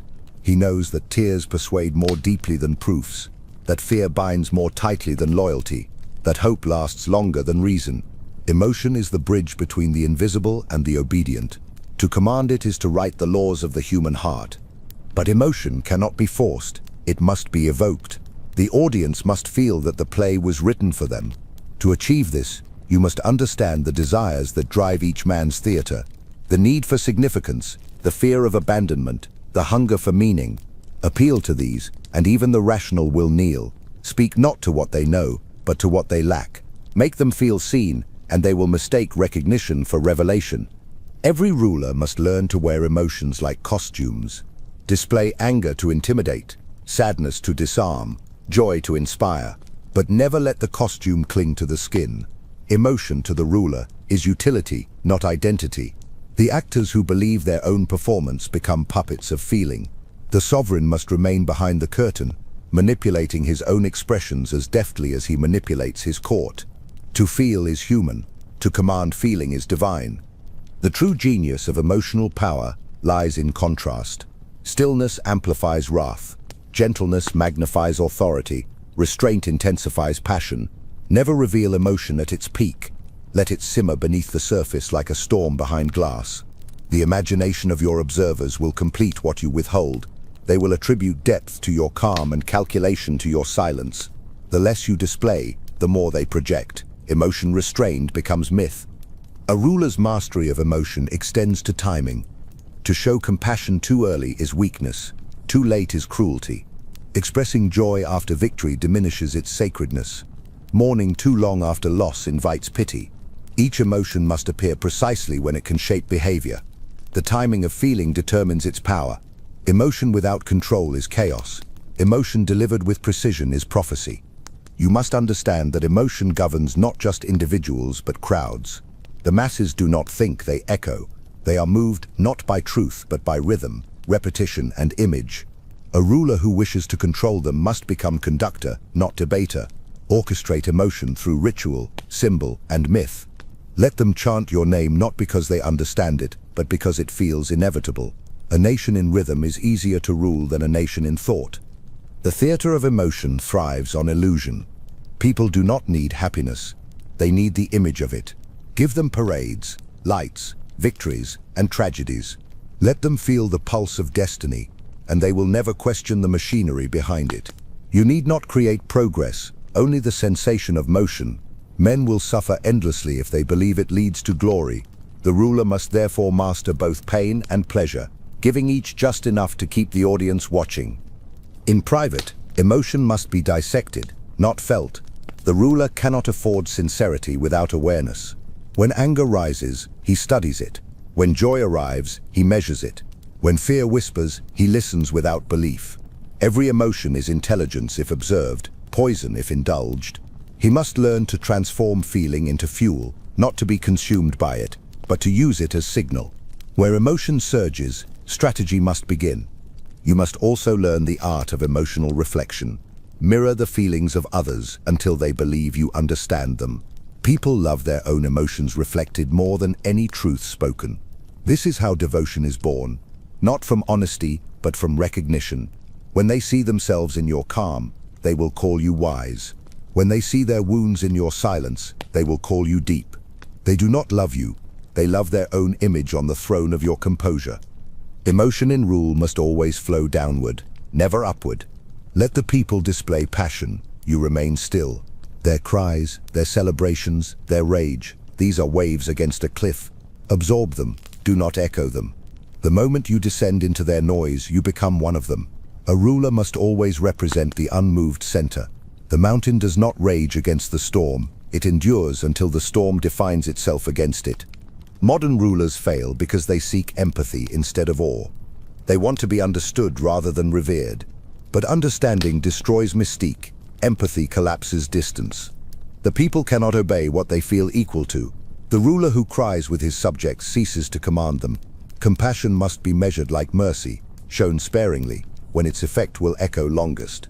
In the theater of emotion, perception must never end with you. Let every emotional performance build the myth that governs beyond your presence. When you die, your tone, your pauses, your fury must live on in memory, copied, repeated, institutionalized.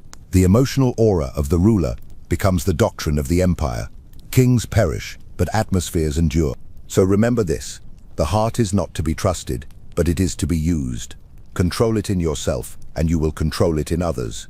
The greatest tyrants never raised their voice. The greatest liberators never shed a tear that wasn't rehearsed. Emotion is not the color of power, it is its disguise. And when the crowd rises for you, tears in their eyes, chanting your name as if it were a prayer, will you weep with them, or will you let them drown in the dream you created? Equality is the most beautiful lie ever spoken to mankind.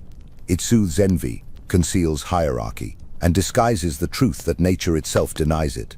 The ruler understands that men are born unequal, in strength, in courage, in clarity, in will. No system, no doctrine, no revolution can alter this divine asymmetry. Power, like gravity, always descends toward the capable. Equality may comfort the masses, but it is hierarchy that sustains civilization. The wise ruler never destroys this illusion, he refines it. Men do not desire equality, they desire superiority disguised as fairness. Every man wishes to be equal to those above him and superior to those below. This is the engine of society, ambition wearing the mask of justice. The ruler must feed this hunger carefully, promise equality loudly, deliver hierarchy quietly. Let the crowd believe they are all the same, even as you divide them by privilege, access, and proximity to your favor. They will defend the illusion because it flatters them. Equality is poison when believed, but medicine when administered. Give the people small doses, enough to prevent rebellion, never enough to cure discontent. Let them vote, but count. Let them speak, but not decide. Let them rise, but not reach. Men who believe they can ascend will not burn the ladder, they will polish it. Equality, when used wisely, becomes the leash that feels like freedom. The myth of equality also protects the ruler from hatred. The masses will tolerate any hierarchy so long as it appears invisible. The rich man's mansion must be hidden behind trees. The ruler's privilege must be cloaked in humility. When superiority parades itself, envy sharpens into revolt. When it disguises itself as modesty, it becomes virtue.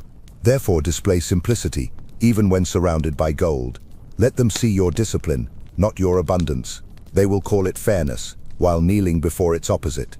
You must understand that equality is an emotion, not a reality. Men are equal only in their dependence on illusion. They demand fairness, not because it exists, but because it excuses their failure. The belief that we are all the same absolves them of ambition. It transforms mediocrity into virtue. Let them cling to it.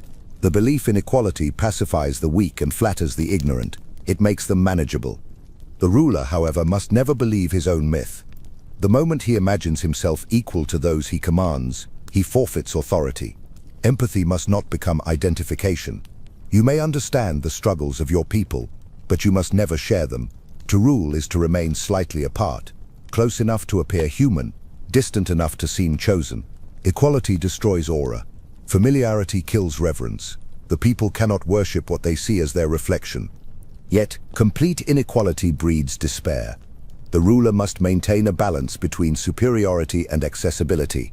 Give the people enough vision of ascent to inspire effort, but never enough success to inspire pride. A single man lifted from poverty into privilege is worth 1,000 speeches. He becomes proof that equality exists, even when it does not. Symbols of fairness matter more than fairness itself. In governance, equality must exist in language, not in law. Speak to the people as if they are your partners, but decide as if they are your subjects. The illusion of consultation soothes ego while preserving control. Ask for opinions you have already dismissed. Request feedback on decisions already made. Let them feel heard. It will keep them from noticing that they were never meant to speak. The myth must also extend to opportunity. Create systems that seem open but are structured to protect the hierarchy beneath. Reward effort, but define its value yourself. The peasant who works harder must gain slightly more, never enough to reach the master. Meritocracy is simply monarchy, with better manners. The wise ruler understands that equality of opportunity is the most elegant form of inequality. It allows failure to blame itself. Equality weakens rulers who fear moral judgment. Those who try to abolish hierarchy end up replacing it with a new one, always crueler, always hungrier. The crowd, once given the illusion of power, demands blood to sustain it. They will destroy their kings, only to crown new tyrants in their likeness. The ruler who understands this never fights equality. He manages it as myth, as ritual, as anesthetic. In the modern world, equality has become the religion of the mediocre. It flatters weakness by condemning excellence. The masses no longer seek to rise, they seek to drag the strong downward. The ruler must resist this contagion. True equality exists only in obedience. The command is given, the order is fulfilled. In that instant, all are one. Beyond that, inequality is the law of existence. To preserve rule in an age obsessed with equality, speak of fairness while practicing discipline, praise diversity while enforcing hierarchy. The modern mind worships symbols. Let them have symbols. Kneel with them in rhetoric, but stand above them in decision. They will thank you for your humility, never realizing it was performance. The modern ruler must become bilingual, fluent in equality to pacify, fluent in hierarchy to rule. You must also remember that equality within your court is more dangerous than equality among your subjects. When those near you begin to believe they stand beside you, rebellion begins. Friendship among rulers is treason disguised as intimacy. Keep your lieutenants respected, never equal. Reward them lavishly, but separate their privileges like fences.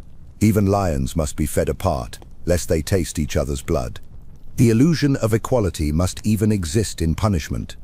When you correct the high and the low alike, the masses believe you just, yet ensure that punishment falls softer on the useful. Justice to the ruler is always weighted toward necessity. The law must appear blind but serve vision. So remember this as you drift into sleep. Equality is not truth, but tool, a language to pacify, a mask to rule. The world demands fairness, but it secretly loves hierarchy. It prays for equality while dreaming of kings.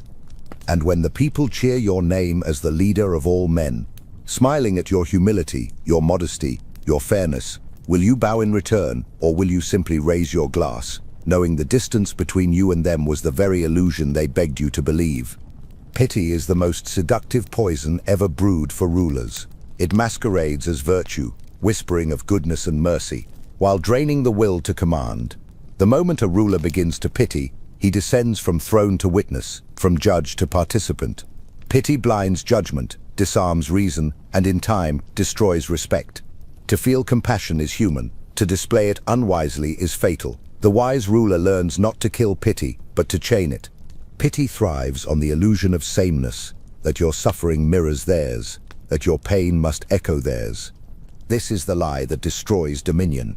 The ruler must never see himself reflected in the suffering of others. For the moment he does, authority dissolves into sentiment. The heart that bleeds too freely becomes prey. Pity is not mercy, it is contamination. It spreads through empathy, infecting strength with softness.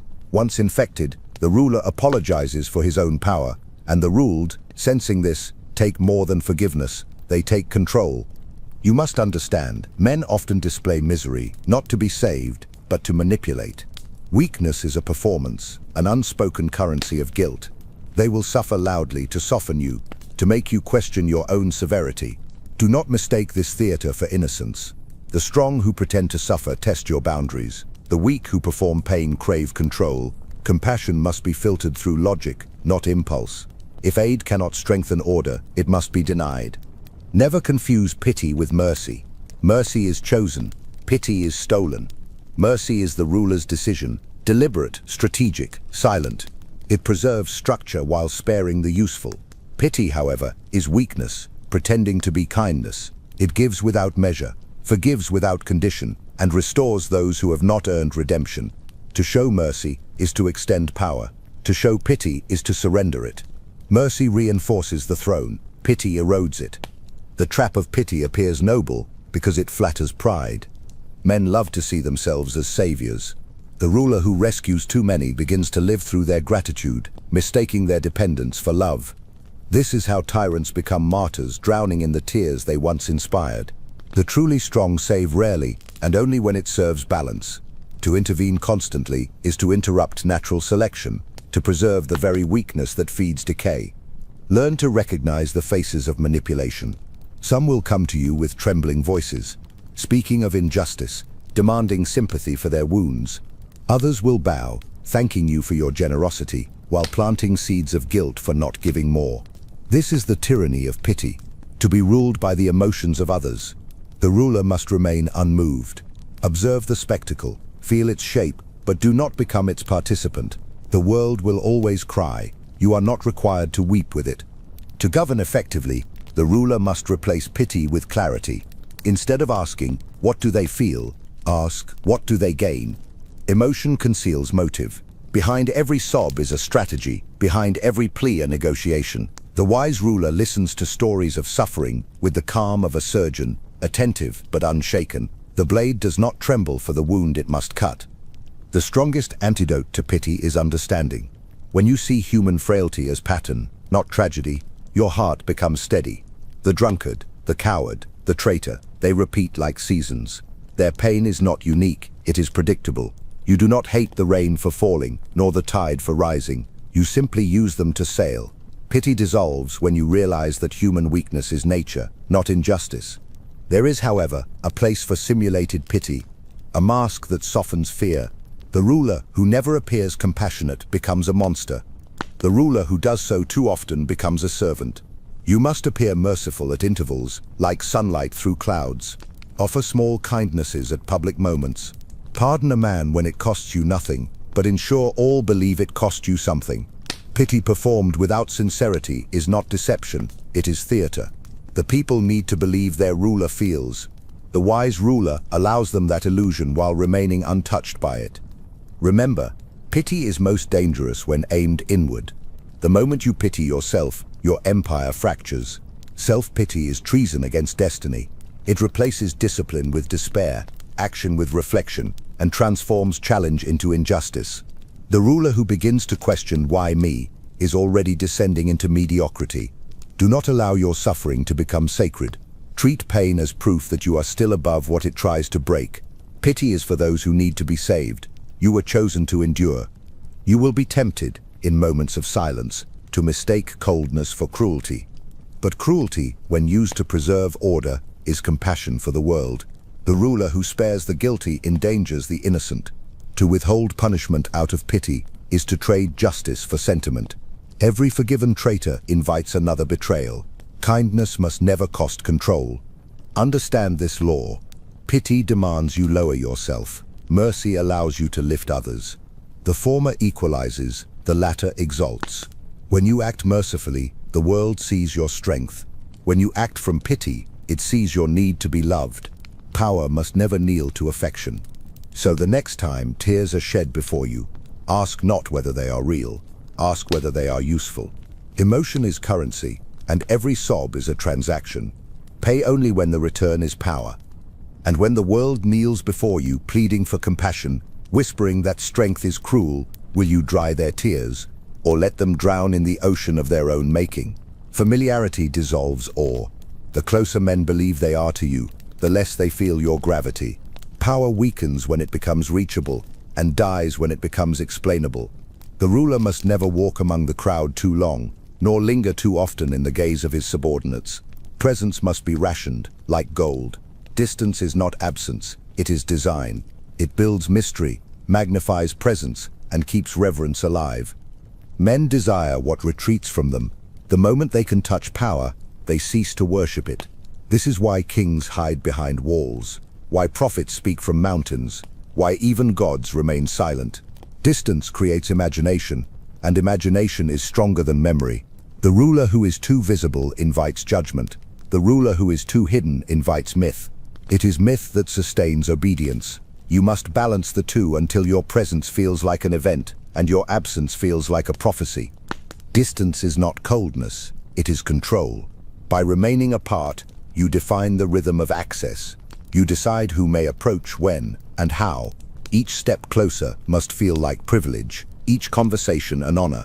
When your company becomes common, your words lose weight. The wise ruler allows his image to travel farther than his voice.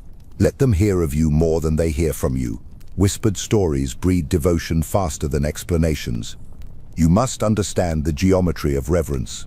Authority radiates outward. The farther it travels, the more it depends on perception. If the center is too available, the circle collapses. Keep your court guessing, your allies wondering, your enemies imagining. Confusion creates caution, and caution sustains respect. They must never feel they know you fully. They must always fear they never will. The unknowable cannot be defied. It can only be obeyed. Distance also sharpens desire. The servant who is often seen becomes forgettable. The ruler who vanishes becomes unforgettable. When men rarely see your face, they begin to idealize it. When they rarely hear your voice, they begin to quote it. The absence of the ruler becomes the canvas upon which loyalty paints devotion. This is why rulers must retreat, not to escape, but to expand. Withdrawal multiplies presence. Consider how lovers chase what withdraws, not what clings. The same principle governs nations, armies, and courts. When you give yourself too freely, they lose the hunger to serve. When you retreat, they crave your return. Power is not maintained by constant display, but by rhythmic concealment. Appear, and they will kneel. Disappear, and they will pray. Even within intimacy, distance is essential. The ruler may have confidants, but never equals. You may share your thoughts, but never your fears. To be fully known is to be fully disarmed. Every vulnerability revealed becomes potential leverage. Trust no man with your entire truth. Speak always with a veil, a layer of silence between what you feel and what you say. Those who love you will accept mystery as nobility. Those who hate you will find nothing to use. To master distance, you must also master patience. Resist the temptation to correct every misconception. Let rumors shape themselves into myths. The crowd must never be certain whether you are merciful or ruthless, visionary or cruel. Their uncertainty becomes your armor. Explanation is the death of enigma. The less they know, the more they believe. Distance is a mirror that magnifies everything. Your smallest gestures become monumental when viewed from afar. A nod becomes law, a smile becomes salvation, a pause becomes prophecy. You must therefore be deliberate with every action, for its reflection will grow in proportion to your absence. When you speak, your words must carry the silence of a man who rarely needs to speak. When you move, your steps must echo as though they've been awaited. Understand also that distance protects peace. The closer people are to power, the more they wish to test it. Familiarity breeds not loyalty, but competition. The servant who dines too close to the throne begins to imagine himself worthy of it. Keep your inner circle small, your boundaries sharp, your presence rare. It is not cruelty to remain apart. It is survival. The ruler must always see without being seen too clearly. In public, your distance must feel like reverence, not arrogance. Appear gracious but ungraspable. Listen more than you speak. And when you depart, leave silence behind, not conversation. The people must leave your presence feeling as if they touched something sacred, not social. Let your image dwell in their minds as a vision glimpsed, not a man met. Even in leadership, distance creates authority. When you issue commands through intermediaries, your orders carry the weight of mystery. The unknown hand of the ruler terrifies more than the visible face. Men obey faster when they fear disappointing an unseen power. This is how empires last, when the image of command is greater than the commander himself. But beware of excessive retreat. Too much distance breeds rebellion through imagination. When absence becomes abandonment, men begin to fill the void with their own gods. Distance must be alive. It must breathe through symbols, decrees, and presence felt though unseen. The sun need not touch the earth to warm it. The ruler must remain like that sun, visible enough to inspire, distant enough to remain untouchable. Modern rulers fail because they confuse attention with influence. They crave visibility, validation, applause. In their hunger to be seen, they exhaust their mystery. The crowd that once adored them now demands more, then more, until nothing sacred remains. Power collapses when it becomes entertainment. The ruler must never compete for attention. He must create silence in which his absence is felt as command. Distance refines the soul. When you withdraw, you begin to hear what noise once concealed, the pulse of purpose, the rhythm of destiny. In solitude, You cease to perform and return to essence. The ruler who cannot stand distance from others cannot stand himself. Those who need constant recognition are already slaves. So remember this: proximity is warmth, but warmth melts iron. Keep your fire guarded, your aura intact, your presence rare enough to feel eternal. The closer they come, the less they understand. The less they understand, the more they obey. And when they finally stand before you, trembling, silent, desperate to speak your name aloud, will you step forward and grant them closeness, or will you let them kneel in wonder at the distance that made you divine? Loyalty is never given. It is traded. It is not a virtue but a currency, one that inflates and collapses according to necessity. Every man who swears allegiance to you does so for profit, protection, or pride. Love rarely survives power. Gratitude never survives opportunity. To rule wisely, you must learn the price of loyalty, the interest it accrues, and the cost of its decay. The fool believes loyalty is earned by goodness. The ruler knows it is maintained by leverage. Loyalty is built on exchange, not emotion. Men follow as long as their gain exceeds their risk. Remove advantage, and affection turns to analysis. Remove fear, and reverence turns to rebellion. Therefore, your power must always feel useful. Your presence must mean something tangible to those beneath it. Loyalty must never rely on sentiment. It must rely on economy. To keep men bound to you, you must make them fear loss more than they desire freedom. The greatest mistake of rulers is assuming loyalty is permanent. It is not blood, nor oath, nor time that binds men. It is relevance. When you no longer serve their ambition, they will serve another's. The wise ruler does not demand eternal devotion. He rents it, renews it, and collects payment in silence. Treat every pledge as temporary. Gratitude fades. Dependency endures. Make them need you, not love you. To control loyalty, you must distribute it unequally. Never allow all men to feel equally favored. Favor must rotate, so that each man believes his moment may come again. Jealousy fuels obedience when managed well. Let them compete for your approval, and their rivalry will protect you better than their friendship. When loyalty becomes a contest, no one will risk losing your favor. Divide their ambitions, and you will unify their service. Reward loyalty publicly, but purchase it privately. Public rewards inspire imitation. Private ones breed intimacy. A public ceremony creates the illusion of fairness. A secret favor creates a bond of guilt. The man who owes you in silence will serve you longer than the one who thanks you aloud. Gratitude expires in daylight. Debt survives in the dark. The ruler must therefore give both, the gift seen by the crowd and the one whispered in secrecy. But loyalty is not sustained only by gifts. Fear must anchor what affection begins. A man must know that betrayal costs more than obedience. Yet this fear must remain invisible, implied, never declared. To threaten openly invites resistance. To hint invites imagination. The fear of what you might do is more powerful than the memory of what you have done. When men believe you can destroy them at will, you need not ever raise your hand. Trust no loyalty that is untested. A man's allegiance is only as strong as his fear of losing it. To know his heart, create the illusion of abandonment. Withdraw favor, deny privilege, delay recognition. Watch his reaction. The loyal will endure in silence. The opportunist will flee to your rival. This is how you separate servants from survivors. Those who remain faithful in obscurity have proven that your shadow is their sun. You must also understand that loyalty cannot exist without hierarchy. Equality dissolves devotion. Men cannot remain loyal to what they see as their reflection. They must believe you stand slightly above them, not by cruelty, but by inevitability. If they feel too close, they will question. If they feel too distant, they will despair. Rule them as the mountain rules the valley, unreachable but necessary. In court, loyalty must be orchestrated like music. Each man should serve his own melody, never realizing he plays your song. Rotate confidants, limit power, and let them distrust one another enough to depend only on you. Divide responsibility so that failure requires your judgment to assign blame. When all lines lead upward, loyalty flows in one direction toward you. Do not be fooled by those who speak of loyalty as if it were love. Love demands equality. Loyalty demands authority. Love forgives. Loyalty obeys. Love fades when tested. Loyalty hardens or shatters.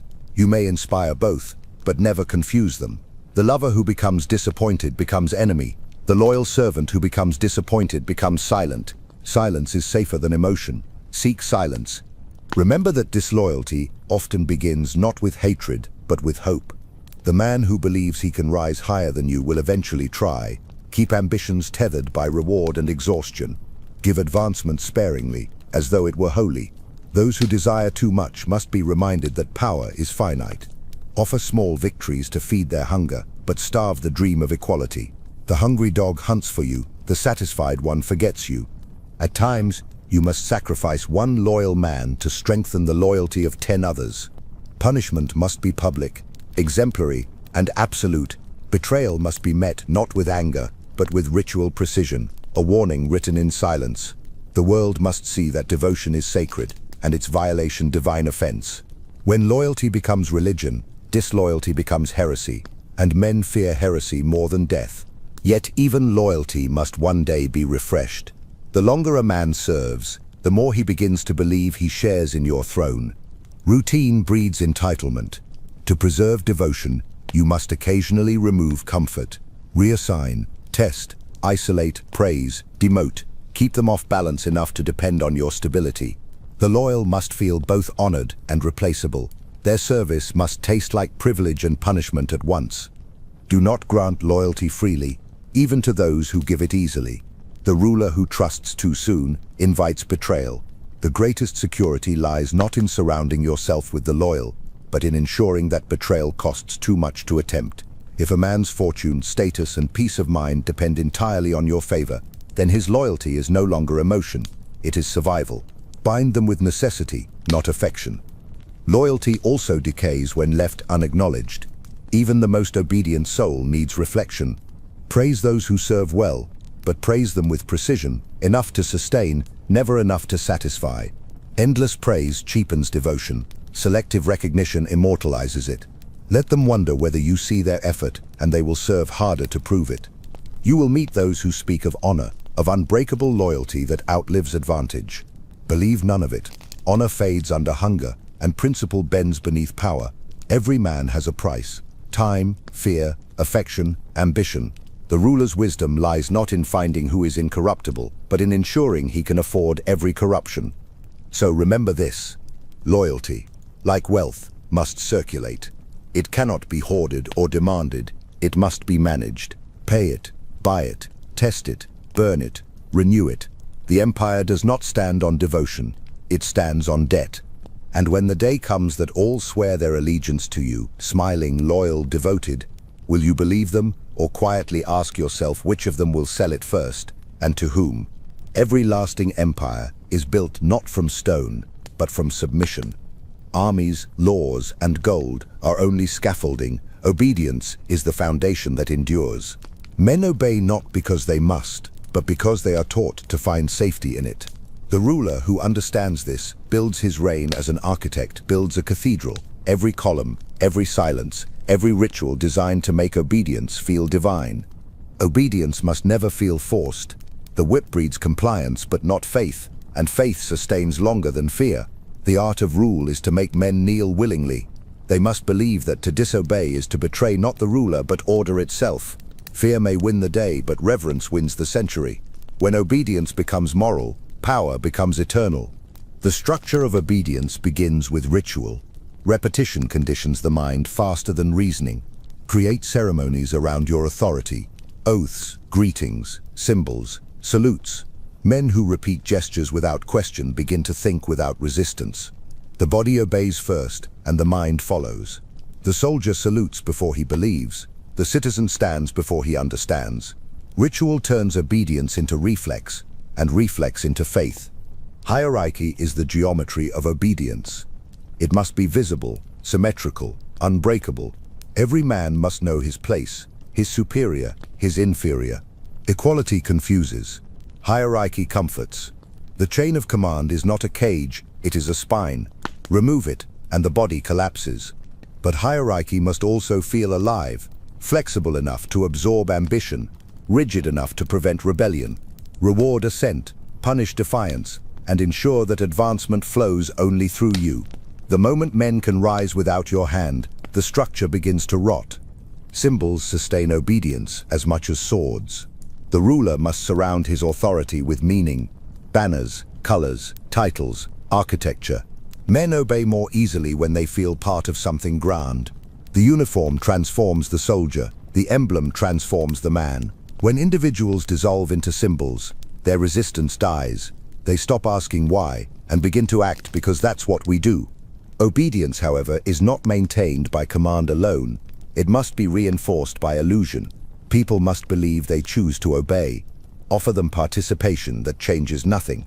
Councils, debates, ceremonies of approval. They will mistake permission for power. The illusion of voice pacifies the will.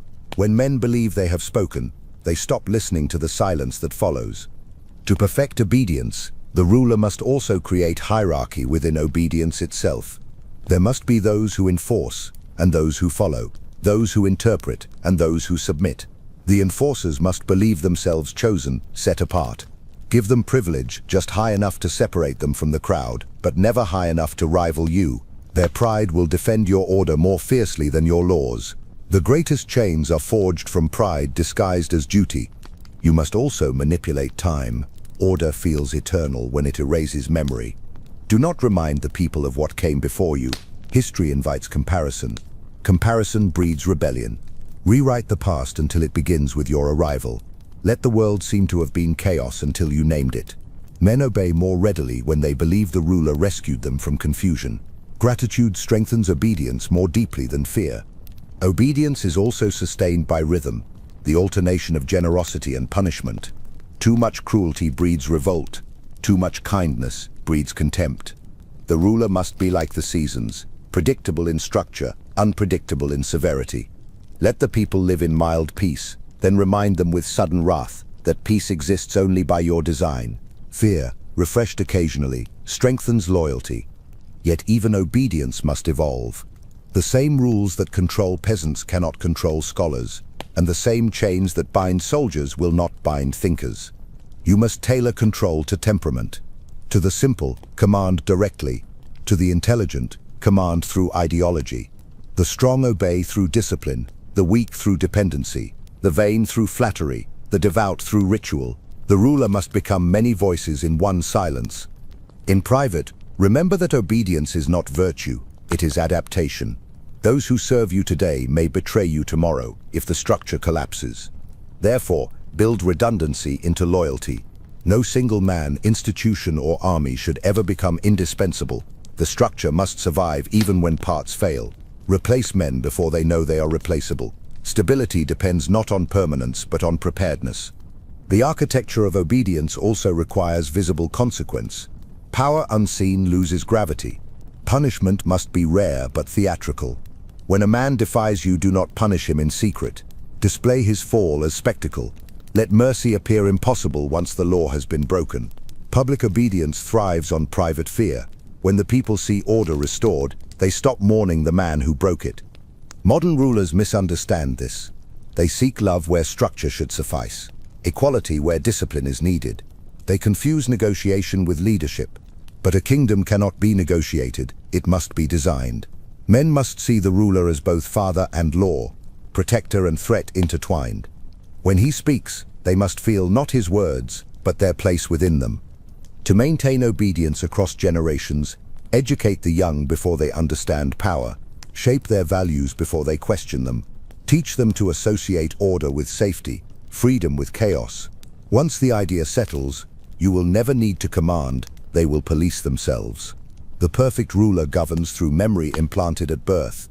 The architecture of obedience is thus built not from commands, but from conditioning. It is less about control than containment, a silent alignment of wills. When designed correctly, obedience becomes invisible. Men will move as one body, believing it natural, and the ruler, like the architect, will walk among them unseen, knowing every stone lies where it should. So remember this, the wise do not demand obedience, they design it. They do not shout, they build silence that speaks for them. Order is not imposed, it is engineered. And when your people bow before you, believing it is their choice, whispering prayers of gratitude for the peace you gave them, will you tell them it was peace they built or truth you designed? No structure stands without fear. Mercy binds men for a moment, but punishment binds them for generations. The ruler must understand that justice is not the pursuit of fairness, it is the theater of consequence. Law exists not to protect, but to remind. Every punishment must serve as a mirror, showing the people what happens when the order they rely on is defied. Without ritual, punishment is cruelty. Without punishment, mercy is meaningless. Fear alone is crude, spectacle refines it. Punishment must not only destroy the guilty, it must instruct the living. The execution, the exile, the disgrace, these are not acts of anger, but lessons carved into the memory of a nation. Pain fades, but the image of power endures. Men learn less from virtue than from terror. The ruler's duty is not to inflict pain, but to design remembrance. The ritual of punishment must always appear sacred. It is not vengeance, it is purification. Every display of authority must seem inevitable, just, even divine. The people must believe that when the ruler punishes, he is not acting in rage, but restoring harmony. This illusion separates fear from hatred. If they fear your wrath, they will hide. If they fear your justice, they will obey. Never let them see punishment as cruelty. Let them see it as order reclaiming its throne. The strength of punishment lies not in frequency, but in precision. Too often, and fear dulls. Too rarely, and rebellion breathes. The ruler must strike as lightning does, suddenly, selectively, and without hesitation. The sky must remain calm before the flash, for calmness makes thunder divine. Men must believe the punishment arrived by fate, not choice. Predictability weakens terror, surprise sanctifies it. Punishment, like power, must scale with position. The greater the man, the more theatrical his fall. When the powerful are disciplined, the weak rejoice. When the weak are punished, the powerful remember. You must never humiliate the lowly unnecessarily, for it breeds pity, not respect. Instead, reserve spectacle for those who stand closest to you. Their collapse will echo farther, proving that no one, not even the favored, is safe from the balance of law. The ruler must also master the rhythm of punishment. Do not punish immediately. Delay breeds anxiety, and anxiety multiplies obedience. Let the condemned wait beneath silence, uncertain whether you have forgotten or are preparing. The waiting breaks the spirit faster than the sentence. Then, when the blow finally comes, it will feel like prophecy fulfilled, not revenge delivered. Timing transforms punishment from act to legend. Public punishment maintains order. Private punishment maintains fear. One cleanses the state, the other secures the throne. A man punished in secret leaves behind mystery, and mystery feeds dread. Rumors will do what soldiers cannot. Spread your authority to places your voice cannot reach. The unseen punishment terrifies more deeply than the visible one, because imagination always paints cruelty blacker than truth. You must never delegate punishment fully. To kill through others is necessary, but to appear detached is fatal. The ruler must not dirty his hands, but he must not seem absent. Be visible at the edges of justice, watching, nodding, silent. Let your presence haunt the act without partaking in it. Men must believe that mercy was possible until the very end, and that you alone decided otherwise. Understand that punishment is communication. It tells the people who you are and what you value. A ruler who punishes betrayal reveals his fear of deceit. One who punishes laziness reveals his need for discipline. The wise ruler punishes symbolically, making each act of retribution a sermon. Kill one for disobedience, and you teach loyalty. Exile one for corruption, and you sanctify virtue. Burn one traitor, and 100 loyalties bloom. Each death becomes doctrine. Yet you must never let cruelty define your reign. Terror, without rhythm, collapses into revolt. Fear must remain purposeful, not random. When men believe you punish without reason, they unite in self-preservation.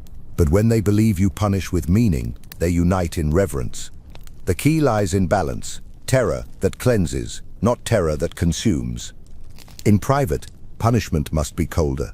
There is no anger in authority, only calibration. The man who rules by fury, rules by accident. Anger blinds timing, clouds clarity, and poisons respect. The ruler must punish with the precision of a surgeon, detached, deliberate, silent. Emotion is indulgence, control is power. Each punishment must feel not like reaction but necessity. When your judgment becomes mechanical, your empire becomes immortal. Punishment, when executed perfectly, renews faith in the ruler's divinity. It reminds the people that their safety is conditional, that order exists only because you choose not to destroy. It makes peace feel like a privilege, not a right. The people must learn to whisper gratitude for your restraint. The ruler who masters punishment no longer needs to threaten. His calm becomes the warning. His silence becomes the law. In modern times, rulers mistake leniency for progress. They abolish punishment in the name of compassion, and in doing so, abolish fear. They forget that mercy without consequence breeds entitlement, and entitlement breeds decay. The people who no longer fear judgment will eventually judge their ruler. The moment the crowd ceases to tremble, the throne begins to shake. The ritual of punishment is not about pain, but preservation. It is the moment when order reasserts itself, when the invisible laws of power are made visible again. To punish is to remind the world that chaos still kneels. Each sentence, each exile, each execution is an act of purification, not for the guilty, but for the living. So remember this: to spare too often is to invite decay. To punish too wildly is to invite hate. Between these two lies the sacred art of rule. And when the world watches you pass judgment, breath held, eyes lowered, awaiting your word, will you choose mercy for the sake of peace or punishment for the sake of permanence? Every ruler who endures must betray and be betrayed. It is not a failure of morality. It is the rhythm of power itself. Loyalty and betrayal are the inhale and exhale of dominion, inseparable, inevitable, divine. To rule is to choose who must fall so the structure may stand. The fool mourns betrayal, the ruler studies it. He sees that treachery is not corruption, but currency, the price paid for survival in a world where permanence is illusion. Betrayal begins where ambition meets proximity. The farther a man stands from you, the safer he is. The closer he draws, the more he sees, the more he desires, the more he dreams of replacing what he serves. Every confidant carries the seed of treason. Every ally imagines himself indispensable. It is not their fault, it is human nature to envy what commands. Therefore, a ruler must not seek to eliminate betrayal, but to manage it. Let it happen by your hand, not theirs. The wise ruler betrays first. He studies those around him as one studies fire, useful, radiant, and always dangerous. When an ally grows too confident, praise him publicly and undermine him privately. When a servant grows too beloved by the crowd, elevate him higher until the fall becomes his own. Betrayal, when timed, ceases to be crime and becomes purification. The death of one ambition preserves the balance of all others. To betray well is to betray without emotion. Sentiment ruins timing. The ruler must learn to watch loyalty decay with the same calm as autumn watches leaves fall. When trust expires, remove it quietly. Cut ties as one cuts thread. No anger, no farewell. Never punish betrayal in rage. It confesses insecurity. Punish it in silence. It communicates control. Betrayal avenged loudly creates martyrs. Betrayal resolved quietly creates ghosts. Ghosts do not inspire revolutions. They haunt them. Understand that betrayal is the test of rule. Only the powerful are worth betraying. To be deceived proves that you are feared. To survive it proves that you are divine. The ruler must therefore not fear treachery, but cultivate it in small doses. It keeps the court alive, the servants alert, and the ruler awake. Too much loyalty breeds laziness. Too little loyalty breeds chaos. The perfect ruler balances both, allowing enough corruption to reveal who believes themselves untouchable. There is also a higher betrayal, the one required for progress. To advance, one must sometimes destroy the very order that raised him. A ruler who clings too tightly to his allies, traditions or promises will perish beneath the weight of consistency. There are moments when survival demands sacrilege. The promise kept to weakness becomes a betrayal of strength. The oath kept to the past becomes a betrayal of the future. You must choose whom to betray, others or yourself. Only the coward betrays neither and dies forgotten. When betrayal becomes necessary, it must also be beautiful. The act must appear not as treachery, but as transformation. Replace accusation with ritual. Make necessity feel ordained. Say you sacrificed one man for the stability of many, one friend for the future of all. The people will forgive cruelty when it comes dressed in ceremony. They hate betrayal only when it looks selfish. When it looks sacred, they call it destiny. Do not mistake betrayal for destruction. To remove one piece from the board is not to end the game, it is to preserve it. The ruler who betrays must do so as surgeon, not butcher. You cut not because you wish to harm, but because infection threatens the body of power itself. To hesitate is to die slowly. To act decisively is to survive eternally. And yet, you must never betray without memory. Forgetting your victims makes you careless. Remember them not with guilt, but with gratitude. Every betrayal teaches the ruler his own anatomy, which nerves ache, which veins harden, which illusions must never return. The betrayed become your teachers in disguise, for only they show you how deeply your mercy once cost you. There will be those who betray you, not from malice, but from fear. They cannot comprehend your magnitude. They flee what they cannot control. Do not waste anger on them. Pity them, briefly, then replace them. The betrayed and the betrayer both serve the same God, survival. To hate them is to deny nature. Instead, use them as examples. The man who betrays once will never be trusted again. Let him live long enough for others to see what exile feels like. Let memory do the work of vengeance. Even love, when it exists in rule, must be prepared to betray. The ruler who refuses to sacrifice affection for principle loses both. A heart unguarded is an open gate. The strongest love is one that survives betrayal. The rarest loyalty is one that expects it. Do not demand purity from men. Demand predictability. It is safer to rule the corrupt you understand than the loyal you cannot read. Betrayal is also a mirror. It reflects the ruler's misjudgments, his excess of trust, his neglect of fear. Every knife that enters your back marks a boundary you failed to defend. Do not lament the wound, study its angle. Each act of treachery reveals a truth about your system. The wise ruler learns to read betrayal as language. He translates it into policy. In time, you will learn the final truth. Every betrayal strengthens the throne that survives it. It prunes weakness, clarifies hierarchy, renews vigilance. Without betrayal, a kingdom stagnates. Without deceit, power decays in softness. The ruler who cannot be betrayed is the ruler no one fears, and the ruler no one fears is already overthrown. So remember this. Loyalty is borrowed, trust is conditional, and betrayal is proof that life still moves.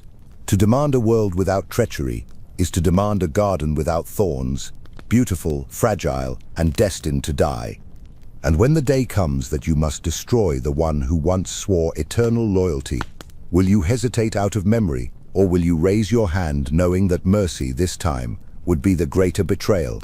Power cannot share its throne. Two suns cannot rule one sky, and two wills cannot rule one empire. The existence of a rival, no matter how loyal he appears, is the beginning of decay. Rivalry breeds comparison, and comparison breeds doubt. The ruler must therefore treat every equal as an infection, silent at first, tolerable for a while, fatal if ignored. To preserve order, one must prune relentlessly. The elimination of rivals is not cruelty, it is hygiene. The greatest mistake of rulers is mercy toward ambition. They convince themselves that a rival can be managed, tamed, or turned into an ally. But ambition, once fed, becomes hunger without end. The rival may bow, but his mind remains upright. He studies you even in reverence, measures your gestures, and dreams of your death disguised as destiny. You must destroy him before his silence matures into strategy. Strike before his loyalty hardens into entitlement. Elimination does not always mean death. Death is only one form of erasure, and often the most wasteful. There are subtler ways to annihilate: exile, demotion, ridicule, absorption. The rival's destruction must not disturb the peace you rule over. It must preserve it. Let his ruin unfold slowly, as if he orchestrated it himself. A man who dies a traitor strengthens your legend. A man who destroys himself strengthens your intelligence. If a rival must die, do not let it seem deliberate. Let accident, illness, or divine judgment bear the burden of guilt. When power kills openly, it invites fear. When fate kills silently, it invites worship. The people must see not your wrath, but inevitability. Let your rivals vanish as if the world itself rejected them.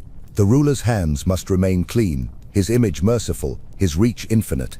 But before you eliminate, you must understand. Not all rivals are enemies. Some are instruments. A strong rival reflects your strength, sharpens your wit, disciplines your vigilance. The ruler who lacks opposition grows soft. Allow small rivals to exist. like controlled fires in a forest, clearing weakness without threatening the roots. Destroy only those whose shadow begins to touch your crown. The rest are teachers in disguise. Rivals reveal your own reflection. Their ambition exposes the parts of yourself you have neglected. Study their methods, their allies, their patience. Every rival teaches you what your followers are too afraid to say. The wise ruler learns from his enemies what his friends conceal. Before you destroy him, extract everything of use. Knowledge gathered before execution doubles the value of the act.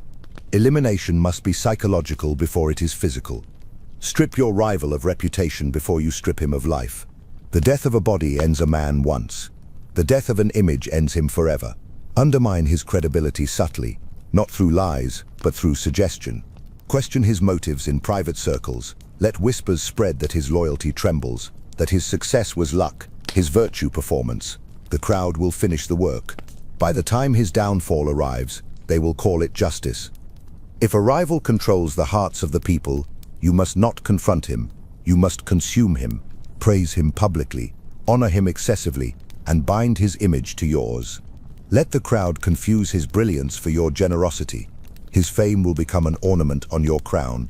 In time, when he inevitably falters, his fall will darken only his name, while your light will seem untouched. To absorb a rival is to devour him elegantly. In war, elimination is arithmetic. In peace, it is poetry. On the battlefield, you strike swiftly. In court, you strike invisibly. A sword kills one man. A rumor kills generations. Learn to kill reputations with silence. Deny acknowledgement, and a rival starves. Attention is oxygen to ambition. Deprivation suffocates it. When you ignore a man long enough, the world forgets he existed. The absence of recognition is the gentlest execution. Yet you must never confuse elimination with paranoia. The ruler who sees enemies in every shadow becomes a prisoner of his own suspicion. Fear must be a lens, not a mirror. Do not destroy for comfort. Destroy for necessity. Each elimination must serve the architecture of control. The ruler who kills without measure builds a throne upon ashes, and ashes cannot hold weight. Timing is everything. The rival must fall when his destruction benefits you most. Too early, and you appear cruel. Too late, and you appear weak. Wait until his ambition isolates him, until his allies grow uneasy and his aura of destiny flickers. Then strike, publicly or silently, but always decisively. The people must see not vengeance, but the restoration of balance. Every execution must resemble a sunrise, not a storm. The elimination of rivals must also be ritualized. Make it rare, deliberate, and final. If the people grow accustomed to blood, they will lose fear of it. Each fall must feel like prophecy, the removal of one who defied cosmic law. Let priests, poets, or laws sanctify your cruelty. When power wears the robes of morality, it becomes immortal. Even in private reflection, you must learn to mourn correctly. Do not regret betrayal, regret delay. Do not pity the fallen, pity the moment you doubted the necessity. The ruler who hesitates to prune his garden invites the weeds to define the soil. Regret is the indulgence of those who believe they have time. Modern rulers fail because they confuse friendship with safety. They surround themselves with peers instead of servants, equals instead of extensions. They seek to be liked by those who wish to replace them. But equality and command cannot coexist. You cannot rule men you fear to lose. You cannot trust men who wish to be seen beside you. Proximity breeds envy. Distance breeds respect. So remember this: to rule is to edit reality, to remove what weakens it, to silence what competes with it, to erase what reflects you too clearly. The king who keeps rivals alive writes his own epitaph. The king who destroys them writes his own eternity. And when the time comes to end, the one who once helped you rise, his eyes filled with disbelief, his voice whispering your name, will you falter, or will you whisper back that nothing personal ever survives the throne? Stability is not the absence of chaos, it is the mastery of it. A ruler who fears disorder will always be ruled by those who cause it.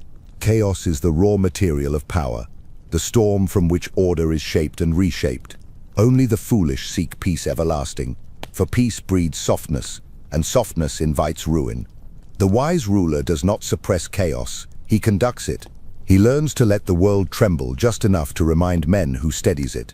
The foundation of all control lies in the rhythm of disorder. When men grow too comfortable, they forget why they obey. When comfort thickens into entitlement, obedience dissolves. You must therefore create tension, subtle, perpetual, rhythmic. Let there always be something uncertain, an approaching war, a rumored betrayal, a shifting policy, a distant threat. Chaos keeps the mind alert, the hand obedient, the tongue restrained. The ruler who controls the weather of fear controls the harvest of loyalty. Chaos must never appear random. Disorder, to be useful, must feel destined. Allow calamities to occur, but ensure they point toward your necessity. When the world shakes, the people cry not for freedom, but for structure. When the heavens seem divided, they beg for unity. You must become the answer to the chaos you design. The crowd must see the tempest and whisper, only he can calm it. Thus, even destruction becomes devotion. Learn to create small fires to prevent great ones. A ruler who releases minor crises keeps his people from dreaming of revolution. Let them argue over policies you've already decided, struggle with problems you've already solved, and fear enemies you've already crushed. This illusion of danger channels aggression inward, not upward. Men occupied with fighting shadows have no time to challenge their king.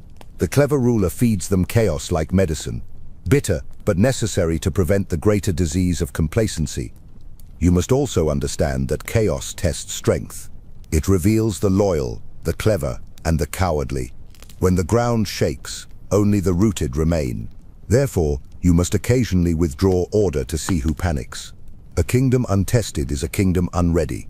Stability that has never faced turbulence is as fragile as glass, shining, beautiful, but doomed at the first tremor. By summoning storms, you discover who can sail beside you. Chaos, when observed from above, becomes a map.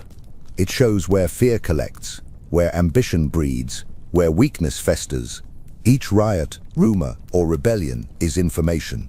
The ruler must learn to watch without rushing to control. To intervene too soon is to reveal insecurity. Let chaos speak before you silence it. It often tells you what flattery hides.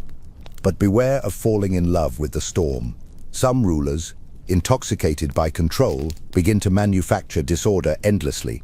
They believe themselves gods of fate, and in doing so, exhaust the world beneath them. Chaos, once released without rhythm, consumes its creator. You must let tension breathe, but never let it feed. The art is not to destroy peace, but to keep it fragile, to make every calm moment feel like your gift. There are two kinds of chaos, the kind that strengthens rule and the kind that dismantles it. The first is theatrical, staged uncertainty, ritualized tension, orchestrated threat. The second is spontaneous, the chaos of desperation, hunger, ideology. The first you command, the second you prevent by feeding the illusion of control. Always ensure the people believe the danger they face comes from beyond, never from within. External chaos unites, internal chaos divides. You must also weaponize chaos against your enemies, confuse their alliances, scatter their loyalties, seed doubt among their ranks. Let your rivals waste their strength managing uncertainty you quietly design. When they are distracted by the tremors, move unseen beneath them. Confusion is the most efficient assassin. It kills not the body, but direction. A ruler who commands confusion wins before the first order is given. Control of chaos requires mastery of emotion. Panic is contagious, so is composure. The ruler must remain calm when the world shakes, slow when others rush, silent when others shout. Stillness amid noise becomes divinity. The people will follow you not because you stop the storm, but because you do not flinch in it. Leadership is not the absence of chaos, it is the performance of serenity within it. In governance, chaos must be institutionalized. Systems must depend on you but appear independent. Courts must argue, ministers must compete, factions must collide, all under your watch. Let the machine of state rattle but never collapse. The noise convinces the people of its life, the chaos distracts them from its design. You must be the quiet axis around which all discord turns. They will call you peacemaker, unaware that you are the architect of their quarrels. When chaos strikes uninvited, plague, war, famine, revolt, treat it as inheritance, not curse. The weak ruler complains of disaster, the strong ruler converts it into destiny. Every crisis is an opportunity to centralize command.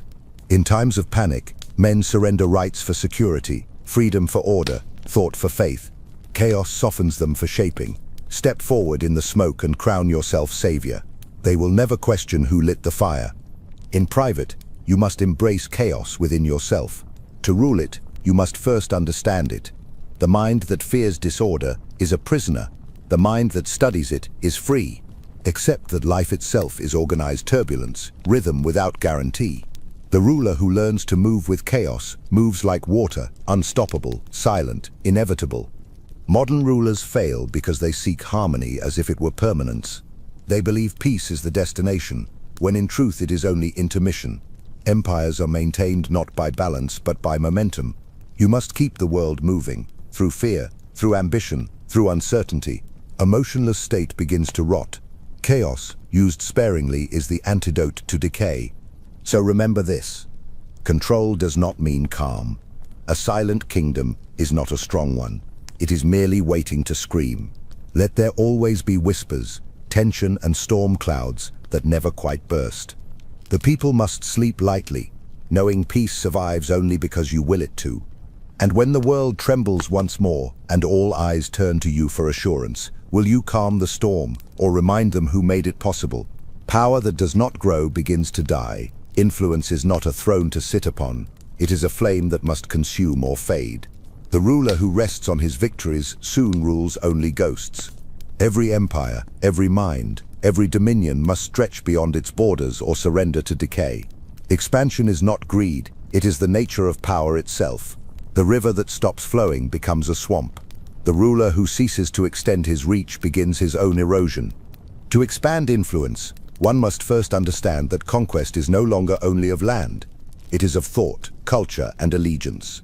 In ancient times, swords drew borders. Now words and symbols redraw them. Influence travels farther than armies, endures longer than laws. A man conquered by force may rise again. A man conquered by belief serves forever. You must learn to dominate imagination, not merely territory. Control how men see the world, and the world will rearrange itself around your vision. Expansion begins in silence. You do not announce ambition, you grow beneath it. Let your enemies believe you satisfied, your allies believe you contained. While they rest, build. While they watch, disguise movement as maintenance. By the time they awaken to your growth, your reach must already surround them. The most perfect conquest is the one that has already happened before it is noticed. There are two laws of expansion: assimilation and projection. Assimilation transforms what you absorb. Projection transforms what you touch. To assimilate is to conquer invisibly, to adopt the customs, language, and rhythm of those you dominate until they forget where you end and they begin. To project is to infect, to spread your tone, your symbols, your values, until even your enemies echo your voice. The ruler who masters both expands not by war, but by contagion. Influence spreads most effectively through admiration disguised as inspiration. Men imitate what they envy. If you wish to dominate minds, become the example they long to resemble. Let them copy your style, your principles, your aesthetic. Each imitation dilutes their identity and strengthens yours. The more they emulate, the less they resist. When the masses begin to think in your rhythm, even rebellion will sound like your name. Expansion is not always forward. Sometimes it is downward. Power must root itself deeply before it rises. The ruler must infiltrate the unseen, the schools, the councils, the whispers of the next generation. Influence must shape the young before it governs the old. The ruler who captures the teachers commands the unborn. Expand not merely across land, but through time. A seed planted today blooms into loyalty tomorrow. In diplomacy, expansion must wear the mask of generosity. Help the weak, advise the uncertain, defend the vulnerable, and in doing so bind them. The one who owes you safety owes you sovereignty. Protection, when repeated, becomes dependence. Expand by lending, not by taking. Men will invite your control if it comes wrapped in gratitude. Every alliance is a quiet annexation. In warfare, expansion is the study of momentum. The moment you stop pressing forward, you begin to retreat. Every campaign must end in preparation for the next, even if it lies dormant for years. Conquer not because you must, but because stillness offends power. However, the greatest wars are invisible. They are fought in perception, reputation, ideology. The conqueror of belief wins without marching. To expand influence effectively, the ruler must remain formless. Power that adapts survives. Power that ossifies shatters. Be like water, flow through cracks, reshape containers, erode obstacles through time.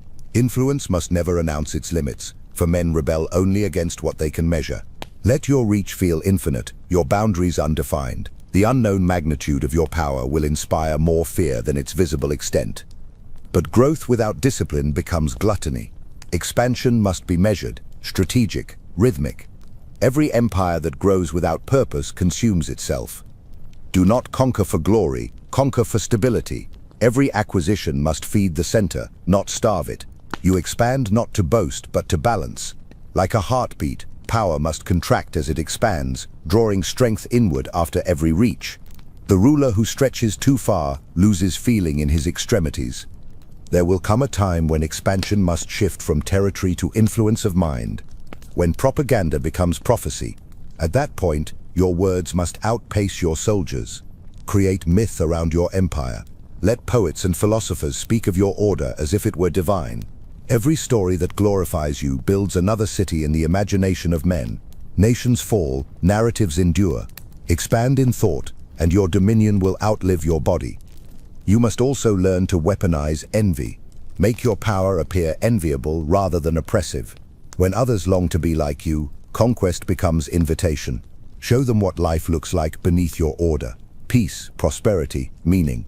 Let the alternative appear chaotic, shameful, inferior. Soon they will beg for your rule. The most elegant empire is one others believe they chose. Expansion demands invisibility of motive. Let every act of ambition appear as necessity, every conquest as protection, every annexation as mercy. You must never appear to reach, only to respond. We had no choice, you will say, as your borders grow. It was to preserve peace, you will claim, as your flag replaces theirs. The world forgives expansion done in self-defense. In private, you must constantly expand yourself, your mind, your awareness, your silence. Outer conquest mirrors inner mastery. The man who cannot expand within will crumble when he expands without. A ruler who grows his reach but not his wisdom merely multiplies his weakness. True expansion begins with the self. Modern rulers misunderstand expansion. They chase numbers, followers, attention. They mistake visibility for influence, conquest for chaos. Real power expands quietly, through ideas, alliances, and dependencies too subtle to trace. The ruler of tomorrow does not hold land, he holds loyalty. His empire is invisible, yet unescapable. So remember this, power is motion. The moment you pause, you yield. The moment you stagnate, you die. Expansion is not an act of greed, it is proof that you still live. The fire must spread, or it suffocates. And when the world finally kneels before your reach, whispering that you have conquered enough, will you rest in peace, or will you smile, knowing that peace itself was merely your next territory to claim? Reality bends toward perception. What men believe matters more than what is true, and the ruler who understands this commands not only the world, but the minds that define it. Power does not require strength, it requires story.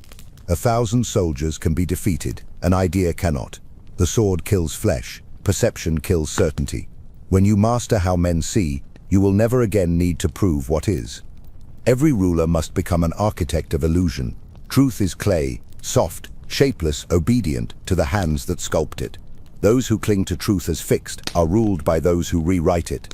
To govern perception is to decide what men remember, what they fear, what they love, and what they call good. If you cannot change events, change their meaning. History bends to those who speak last. Perception is the invisible empire.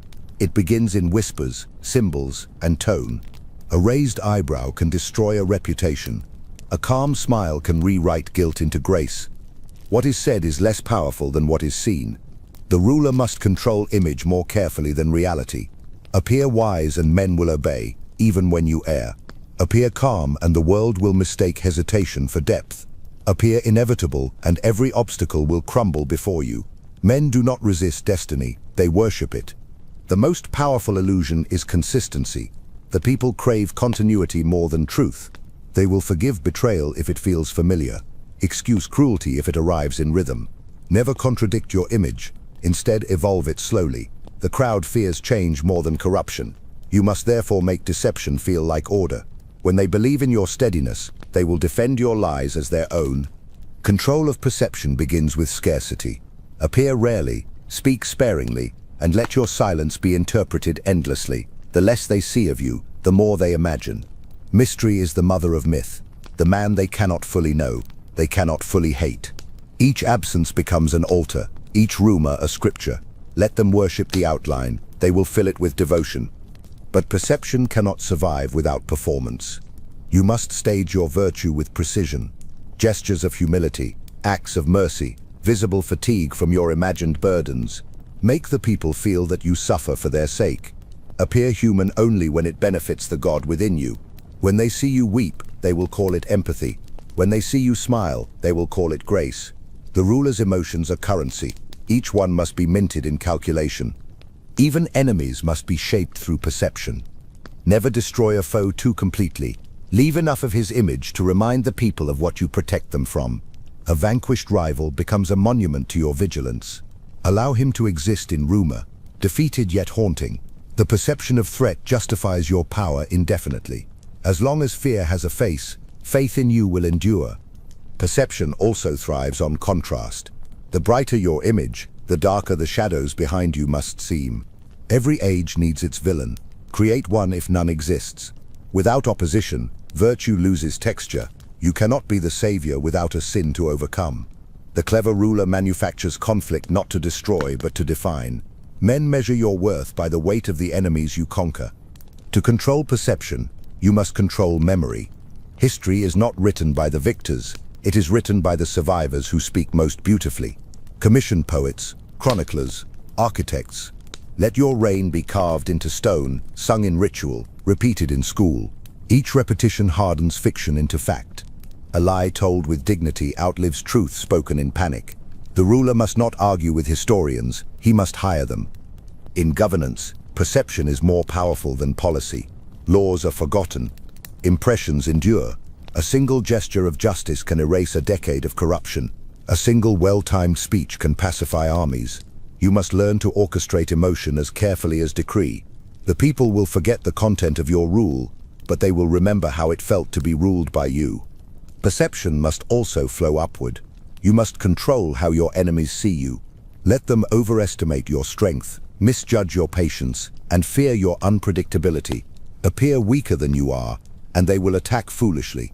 Appear stronger, and they will never move at all. True invincibility lies not in power, but in the illusion of infinite alternatives. The enemy who cannot read you fights shadows until exhaustion kills him. In private, perception must be your reflection, never your master. You must see yourself clearly even as others see what you design. The ruler who believes his own image becomes an actor trapped in costume. His pride replaces awareness. His myth devours his mind. You must wear your illusion as armor, not identity. Know the mask, but do not become it. The manipulation of perception requires rhythm, moments of control followed by moments of apparent chaos. Occasionally allow rumors to contradict each other. Let the people argue over who you truly are. Uncertainty keeps fascination alive. They will speak your name to understand you, and in speaking it, they spread your legend. Mystery feeds itself when no single truth can contain it. Modern rulers fail because they explain too much. They believe transparency breeds trust, but it breeds familiarity, and familiarity breeds contempt.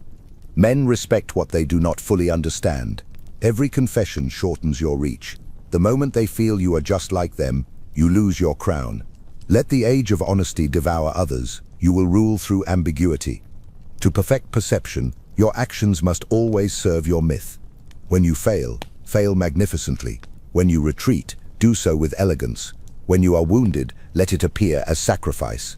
The people will love you not for your victories, but for how you frame them. Appear tragic, and they will pity you. Appear unbreakable, and they will deify you. Power is never about what happens, it is about how it is remembered. So remember this: the truth of power lies not in what is real, but in what endures. Men will die for illusions if those illusions give meaning to their fear. The ruler does not fight the lie, he curates it. He paints over chaos with narrative and calls it destiny. And when the world speaks your name with reverence, forgetting who you truly were? Will you mourn the man they erased? Or will you smile, knowing that even death cannot touch the myth you built?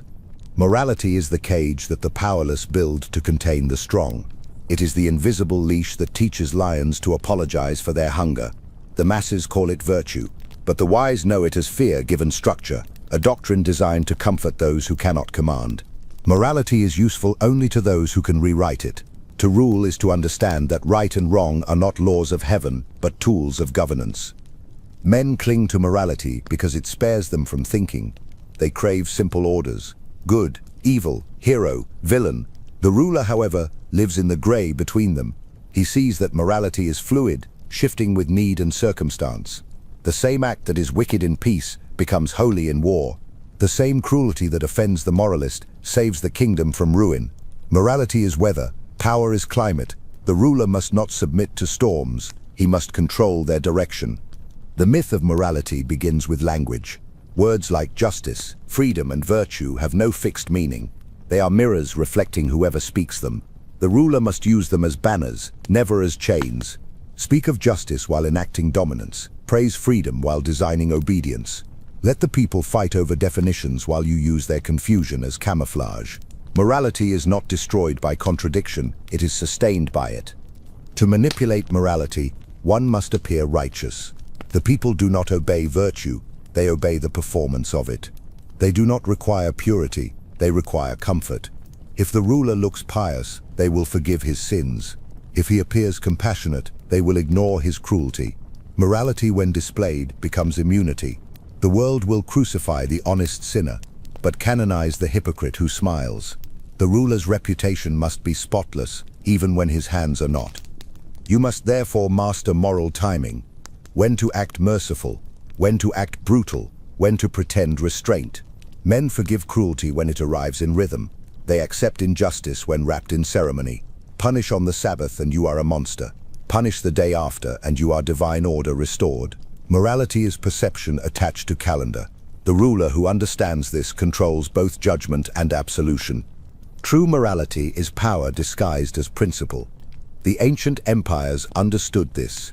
Their gods punished not for sin, but for disobedience. Sin was simply that which challenged authority. The same principle endures beneath modern robes. Nations wage war for peace. Tyrants enslave for safety. Kings destroy cities to preserve civilization. The people call these contradictions moral because they need to believe suffering has purpose. The ruler must always provide that illusion.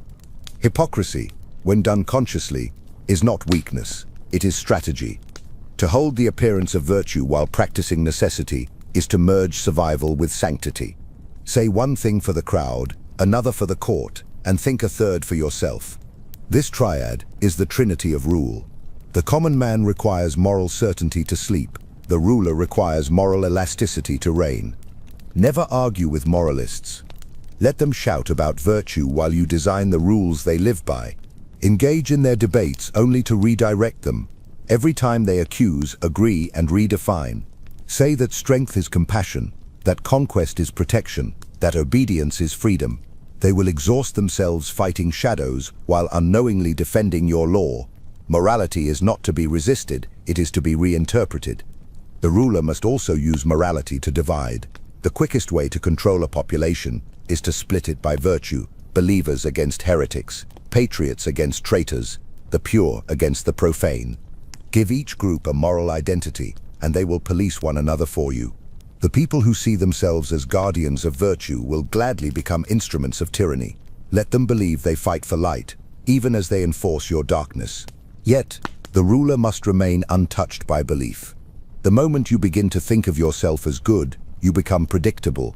The moral man hesitates. The amoral man decides. Virtue paralyzes where clarity must strike. Mercy without measure is decay, and pity without purpose is suicide. The ruler's morality must serve balance, not emotion. It is not goodness that preserves the world, but equilibrium. Still, one must wear morality like perfume, never too thick, never absent. You must smell of righteousness even when drenched in blood. Appear reluctant to act even when your actions were planned long ago. Speak of justice as if it torments you. Tell them your cruelty is duty, your deception necessity. The world forgives tyranny when it calls itself sacrifice. They will call you moral not because you are, but because they need to believe you are. You must also master selective morality. Apply laws unequally, but justify it with moral tone. The poor you punish to maintain order, the rich you spare to preserve prosperity. Both will call your judgment fair because it preserves the structure they depend on. Equality is a moral word, hierarchy is a moral fact. The ruler's morality must never be consistent, it must be convincing. In private, morality must dissolve completely. You must see actions not as good or evil, but as efficient or wasteful. The universe does not care for virtue, it responds only to consequence. The lion that kills the lamb is not wicked, he is necessary. So too must you become beyond guilt, beyond absolution, beyond explanation. Only those who have outgrown morality can write it anew. Modern rulers crumble under moral illusion. They fear judgment, they seek praise, they apologize for dominance. They forget that morality is never granted, it is claimed. History remembers not the righteous, but the victorious. The defeated are always called immoral by those who inherit their ruins. Every moral order is built upon bones. The question is only whose. So remember this, morality is the story told by power to justify itself. You will be judged not by what you destroy, but by how beautifully you explain it. Speak the language of virtue while acting with the precision of necessity. Let priests and poets defend your cruelty as divine design. And when the world kneels before your statue centuries later, calling you savior, saint, or tyrant, will you care which word they choose? Or will you smile, knowing that all morality ends as myth, and myth is the only immortality left to man? There comes a point in every ruler's evolution when calculation must give way to courage. Fear builds the walls of prudence, but it is fearlessness that crowns empires. Men follow the one who moves when others hesitate, who steps forward when others freeze. Power gravitates towards certainty, not always correctness. The ruler who hesitates to act loses more than opportunity. He loses the illusion of inevitability. Fear is the rust of the soul. Fearlessness is the polish that restores its shine. Fear, in its natural form, is protective. But when allowed to multiply, it becomes worship. Worship of failure, of ghosts, of possibilities that never come. The masses are ruled by this worship. They build their days around avoiding pain, not creating glory. The ruler must never think this way. He must confront what others flee, for it is in fear's direction that expansion lies. Every victory stands exactly where a man once trembled to go. Fearlessness is not the absence of fear, it is its subjugation. The ruler feels fear as he feels weather, passing, irrelevant, incapable of altering the path of his march. To be fearless is to let fear exist without obedience. You may sense danger, but you must not delay. You may acknowledge uncertainty, but you must not kneel before it. Every decision you hesitate to make will one day rise to devour you. Power dies not from mistakes, but from the paralysis that precedes them. The world worships the calm man who moves without visible hesitation. Stillness amid chaos resembles divinity. Men assume that what does not flinch must know more than they do. Fearlessness therefore becomes not only a weapon of the will but a performance. The ruler must project it even when he feels tremor inside. A trembling hand held steady becomes prophecy. Composure is camouflage. Courage is theater. But what begins as performance becomes truth. The man who acts fearless long enough becomes so. Fearlessness is contagious. One act of unshaken decision ignites entire hierarchies. Armies move faster when they sense their ruler's calm. Ministers plot less when they believe he cannot be intimidated. A fearless ruler creates the illusion of destiny, that his victories are not accidents but continuations of fate. Men will fight and die more willingly under the banner of inevitability than under the promise of reward. To seem chosen is to be obeyed. But fearlessness must not decay into recklessness. Recklessness is ego-seeking drama. Fearlessness is mastery-seeking clarity. The fearless ruler risks when purpose demands it, not when impulse tempts it. He measures risk like a surgeon measures pain, necessary, controlled, quick. Each bold act must extend authority, not simply display it. Courage without calculation is self-immolation disguised as pride. The true warrior is patient before daring, silent before striking, gentle before conquering. Fearlessness, properly applied, bends the moral order of others. Men admire bravery because they secretly wish to possess it. Even your enemies will worship what they cannot imitate. When you walk through threats as through rain, they will begin to invent reasons for your composure, divine protection, fate, prophecy. Fearlessness gives you the glow of myth. It transforms the man into symbol, and the symbol into law. The ruler who no longer fears death ceases to be entirely mortal. Death itself is the final illusion of fear. Most men do not fear dying. They fear dying without meaning. To the fearless ruler, death is simply punctuation, the end of one sentence and the beginning of legacy. He does not cling to life, he commands it. The coward asks for more time, the ruler demands more impact. Fearless men understand that eternity belongs not to the cautious, but to those who act as though they already live forever. Fearlessness must also extend to solitude. Many can face enemies, few can face silence. When the world withdraws, when allies vanish, when adoration turns to suspicion, the weak collapse. They are addicted to the noise of reassurance, but the ruler stands alone, unafraid of isolation, unafraid of thought. He knows solitude is the final test of sovereignty. Only those who can command themselves deserve to command others. To train fearlessness, expose yourself deliberately to discomfort. Seek it. Walk toward the difficult, the uncertain, the painful. Each encounter is a rehearsal for eternity. The man who avoids hardship grows fragile.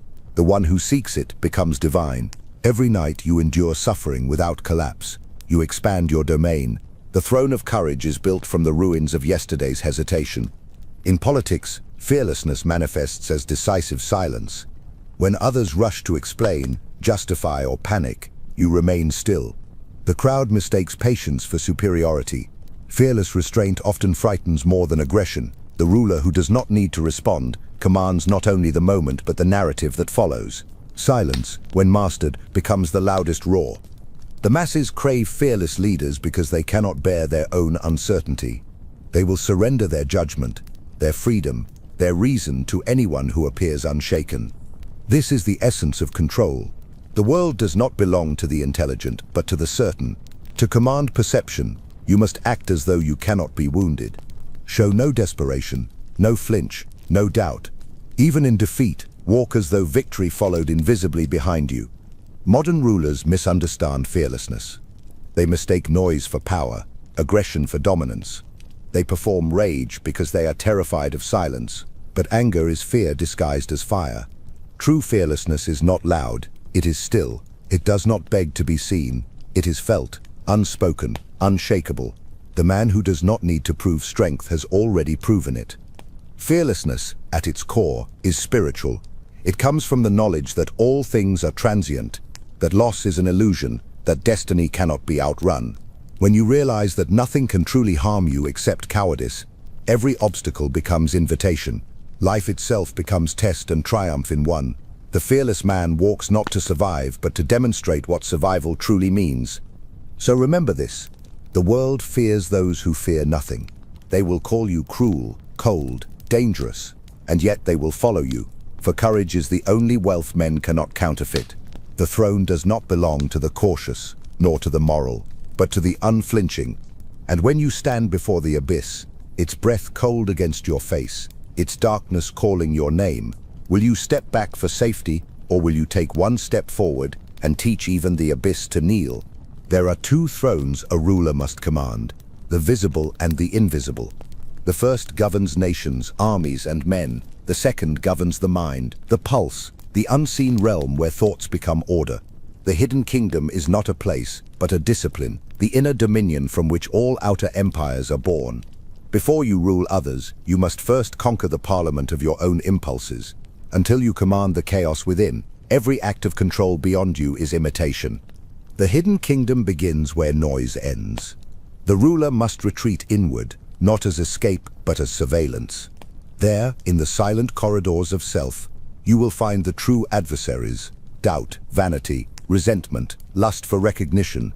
These are not emotions, they are saboteurs disguised as servants. The weak man feeds them, the ruler audits them. Every thought must report its allegiance. Every desire must justify its purpose.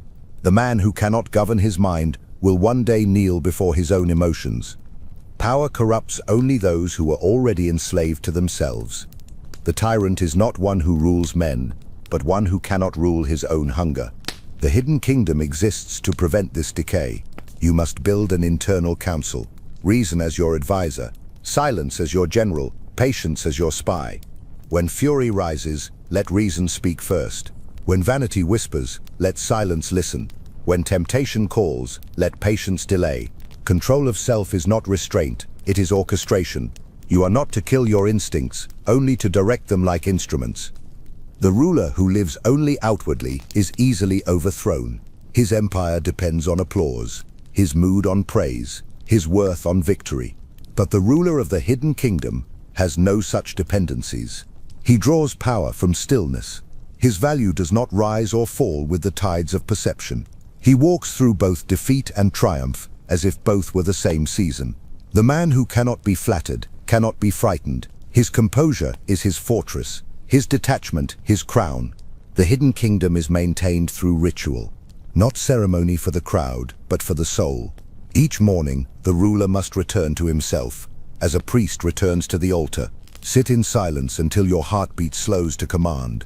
Observe your thoughts until they obey. Each act of calm rewrites destiny. Every time you resist distraction, you reclaim territory from the outer world. Meditation is not retreat, it is conquest in stillness. You must learn to separate identity from role. The title is a costume, the self beneath it is the sovereign. If you mistake one for the other, you become possessed by your crown. The hidden kingdom ensures you never forget who commands the mind behind the mask, not the mask itself. When the people cheer your name, remember that they cheer an illusion.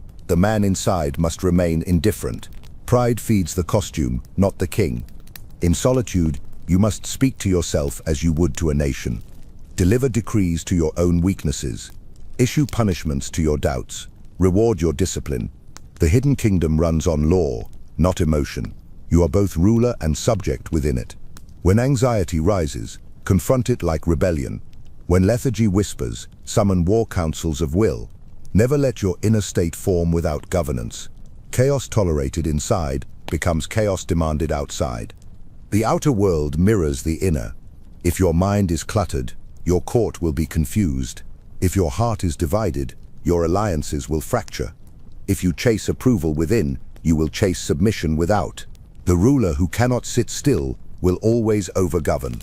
The hidden kingdom exists to prevent such overreach. Rule inwardly, and the world aligns itself in your rhythm. The power you hold in your hand will only be as steady as the power you hold in your pulse. Modern rulers lose empires because they build everything outward. They invest in armies, speeches, wealth, but not in composure. They mistake busyness for control, distraction for significance. Their minds become markets, loud, crowded, impossible to navigate. They rule others while being ruled by their restlessness. Such men die surrounded, yet empty, for they never discovered the realm that needed them most, themselves. In the hidden kingdom, victory is invisible. It is not medals or monuments. It is the ability to remain unmoved when the world trembles. It is the capacity to feel insult and respond with stillness. To feel desire and delay gratification until it obeys you. To witness chaos and remain undisturbed. The unseen victories of the mind are the foundations of all seen triumphs. What men call luck is simply discipline made invisible. The ruler who cultivates his hidden kingdom can walk among storms untouched.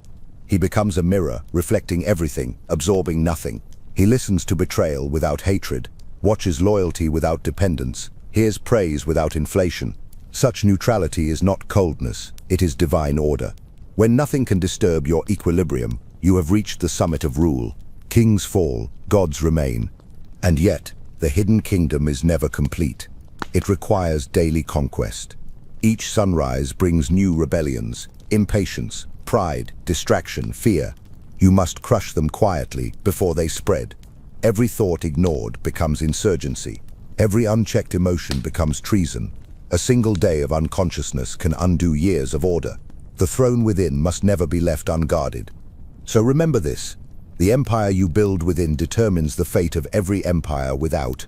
Rule yourself completely, and the world will sense it. People, like nature, yield to those who have mastered their own storms.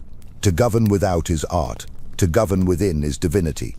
And when the noise of the world finally fades, and you are left alone in the vast quiet of your mind, will you find a kingdom waiting for you, or ruins that once resembled one? Power, like fire, cannot be handed gently. It must be taken, tempered, and tested before it burns in another's grasp. The ruler who thinks he can give power is a fool. The wise one knows he can only prepare the worthy to seize it. The inheritance of power is not a gift, it is a trial, for what is inherited too easily is rarely held for long. Every ruler faces the same dilemma: how to ensure continuity without surrender. Empires collapse not from rebellion, but from succession unguarded. The throne, left to blood alone, invites ruin. Bloodline is nature's promise. Discipline is civilization's. You must therefore teach your successors obedience before authority. Let them taste command only after they've knelt beneath it. He who has not served cannot rule without arrogance. He who has never feared cannot lead without pity. The inheritance of power must be constructed as a labyrinth, not a straight road. Only those who endure its design deserve to emerge at its center. Give your heirs challenges disguised as privileges. Give them trust that feels like burden, and responsibility that tests their endurance. Observe how they carry silence, how they endure humiliation, how they react to restraint. These are the measures of future kings, not charm or lineage. Never reveal the totality of your wisdom to a successor. Give them fragments, contradictions, paradoxes. Let them struggle to unify them. For it is struggle, not instruction, that engraves intelligence into the soul. The ruler who inherits answers grows lazy. The one who inherits riddles learns to think. You are not raising a follower. You are creating a worthy rival whose understanding of you will be both admiration and weapon. The inheritance of power also demands selective cruelty. Shielding your heirs from pain breeds softness. Expose them to hardship early, betrayal, failure, solitude. Let them feel loss without comfort, success without applause. When they learn to govern their emotions, they will govern men. A prince who expects fairness will die by deceit, but one who has tasted betrayal will recognize it before it arrives. To preserve a dynasty, you must instill hierarchy before affection. Love your successors as you would an army, with discipline, not indulgence. Familiarity dulls authority. The father who becomes friend loses both son and sovereignty. Maintain distance, mystery, and occasional terror. It is not cruelty, it is calibration. Affection without fear breeds contempt. A ruler's warmth must always come with the scent of command. The heir must also learn invisibility. Teach him that legacy is not about being seen, but being continued. Those who crave attention will rule like actors. Those who crave order will rule like gods. You must strip from your successor the hunger for approval. Teach him that to be unseen is not weakness, it is strategy. The greatest inheritance is not admiration, but the ability to endure solitude without collapse. In your final years, observe who circles you. Every court becomes a vulture's nest near succession. Loyalty mutates into calculation. Love becomes language of survival. This is the true test of inheritance, not who flatters, but who endures. The one who remains steady when your favor fades is the one who understands power beyond reward. Make him the keeper of your silence. He will preserve what others will betray. You must also prepare for betrayal within your own blood. History is a record of sons killing fathers, brothers strangling brothers, mothers poisoning heirs. Sentiment does not suspend law. Therefore, trust only structure. Create institutions that outlive emotion. Councils bound by fear, ministers bound by debt, armies bound by loyalty to the crown, not the man. Even if blood turns against you, the system must remain faithful.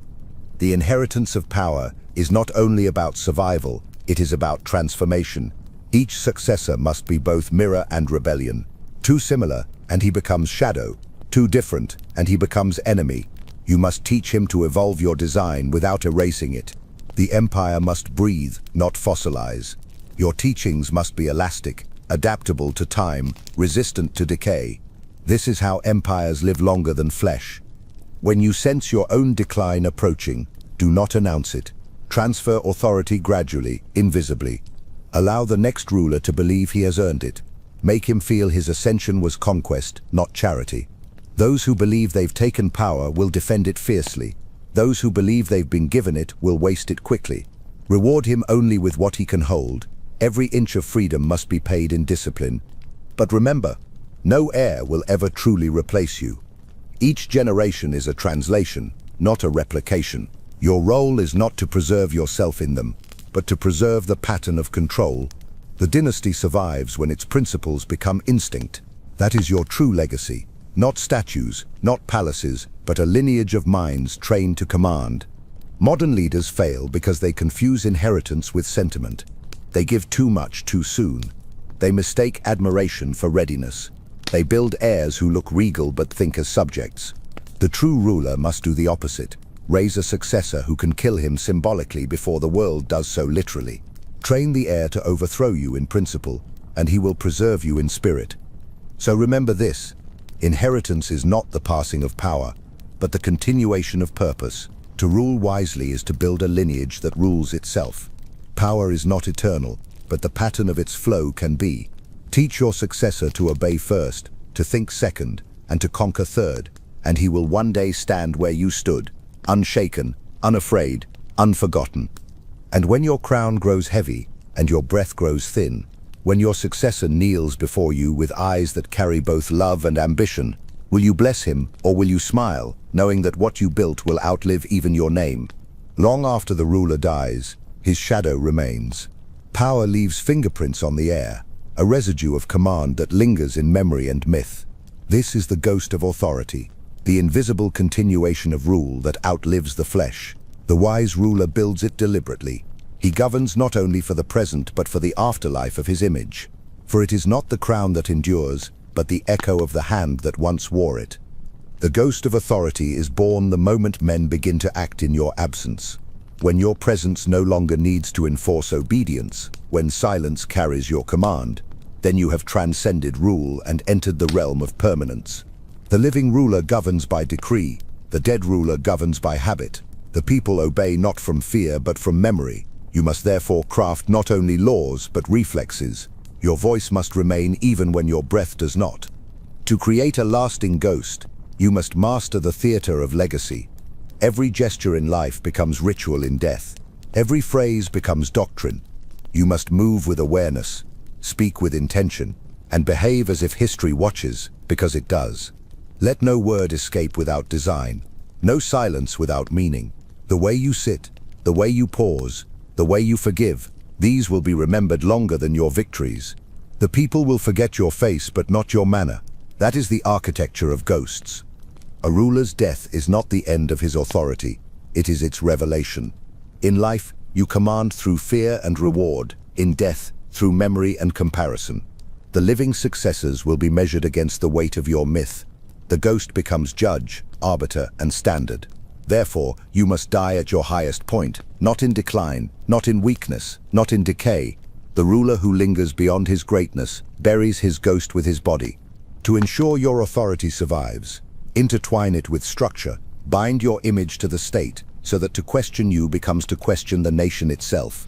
Build temples not of stone but of identity, symbols, institutions, ideologies. Let your name become indistinguishable from order. The ghost of authority thrives when it can hide behind necessity. They may curse your memory, but they will still live by your design. Your words must also outlive your mouth. Craft writings, decrees, reflections that future generations can interpret endlessly. Ambiguity is immortality. Speak in principles, not instructions. Give the next rulers enough clarity to worship, but enough mystery to debate. Every interpretation of your intent will renew your existence. The man who can no longer be questioned is dead. The one who can still be discussed never truly dies. A ghost must be both loved and feared. Too much love breeds revision. Too much fear breeds erasure. The perfect ghost walks between reverence and dread. They must remember you with admiration wrapped in discomfort, the way one remembers lightning. Make them grateful for your rule, but afraid to replicate it. Make them whisper your name as both curse and prayer. Even your enemies can serve your ghost. The more they vilify you, the more they preserve you. Every accusation becomes another monument. Every rebellion that defines itself against your methods ensures that your design endures. Opposition is not the destruction of legacy, it is its proof. The ghost of authority feeds on both worship and hatred, as long as it is remembered. Modern rulers vanish because they live only for applause. They crave visibility, not eternity. They chase popularity instead of permanence. The crowd forgets them as soon as the next spectacle begins. The true ruler does the opposite. He withholds. He leaves gaps, silences, mysteries. Absence is the seed of immortality. Men cannot idolize what they fully understand. The ghost of authority thrives on incompletion. You must also control the manner of your departure. Death must not come as surprise. It must feel scripted. Whether in peace or conflict, design your exit as performance. Let your final act confirm your myth, serene, calculated, unyielding. The last words you speak must contain both closure and command. Continue, remember, obey, build. The crowd will echo these words for generations, confusing obedience to your ghost with loyalty to the future. Within your circle, appoint disciples, not heirs. Heirs inherit crowns, disciples inherit purpose. Teach them not just what to rule, but how to preserve you. Let them build temples of language, schools, philosophies, traditions, that all trace their origin to your thought. The ghost of authority must possess institutions like spirit within body. Through them, you will whisper centuries after your dust settles. The greatest test of a ruler's immortality is silence. If men still pause before acting because they imagine your gaze, then you have succeeded. The ruler who can command from beyond the grave has conquered the one enemy all kings fear, time. For death is merely distance. Absence is merely another form of influence. The throne may be empty, but the room will still feel occupied. So remember this, the flesh is temporary, the echo is eternal. Build not for applause, but for memory. Speak not to the living, but to those unborn. Govern not for peace, but for perpetuity. Let your name be the law they cannot escape, the ghost they cannot exorcise, the mirror they cannot look away from. And when centuries pass, and men who never knew your face still tremble at the mention of your name, will you envy their worship, or will you smile, knowing that even death obeyed you? Power must be seen to be believed. And yet, the most dangerous mistake a ruler can make is to believe that the crown itself holds power. The crown is not authority, it is theater. It is not the throne that commands men, but what it represents. The crown is a symbol, a mirror of order, sanctity and inevitability. Those who bow before it do not kneel to gold or jewels, but to the idea that someone must rule. The wise ruler understands this illusion and uses it as both armor and weapon. The crown is the mask of divinity. It tells the people that the ruler is more than a man, that he is concept, destiny, law-given flesh. Without this mask, the ruler becomes vulnerable, another mortal in the marketplace of opinion. You must therefore protect the myth of the crown more fiercely than the metal itself. Let the people believe it chosen by heaven, blessed by ancestry, ordained by fate.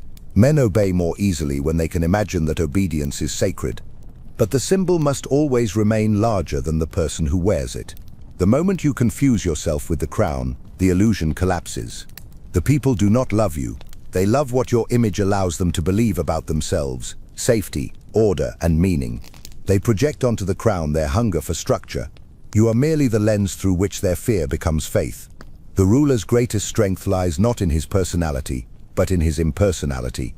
The crown's power depends on distance. The more familiar you become, the more human you appear, and humanity is the enemy of reverence. Reveal too much, and the spell breaks. Mystery sustains obedience. You must therefore govern through ceremony, not confession. Let the people see your form, not your fatigue, your silence, not your doubts. The ruler who tries to be understood will soon be forgiven, and forgiveness is the beginning of equality. The symbol of the crown must also absorb contradiction. It must represent mercy while commanding fear, humility while enforcing hierarchy, peace while wielding violence. This balance is the art of rule, to embody opposites so seamlessly that no man can accuse you of hypocrisy without confirming your divinity. Men expect complexity from gods, they resent it from mortals, therefore appear as both, beyond judgment, yet bound by duty. The true genius of the crown lies in its invisibility. It is not the object itself that matters, but the atmosphere it creates. A ruler crowned in cloth but surrounded by awe is mightier than a ruler crowned in gold but surrounded by doubt. The crown is belief sculpted into metal, fragile but made eternal by repetition. Every ritual, every salute, every anthem reforges it anew.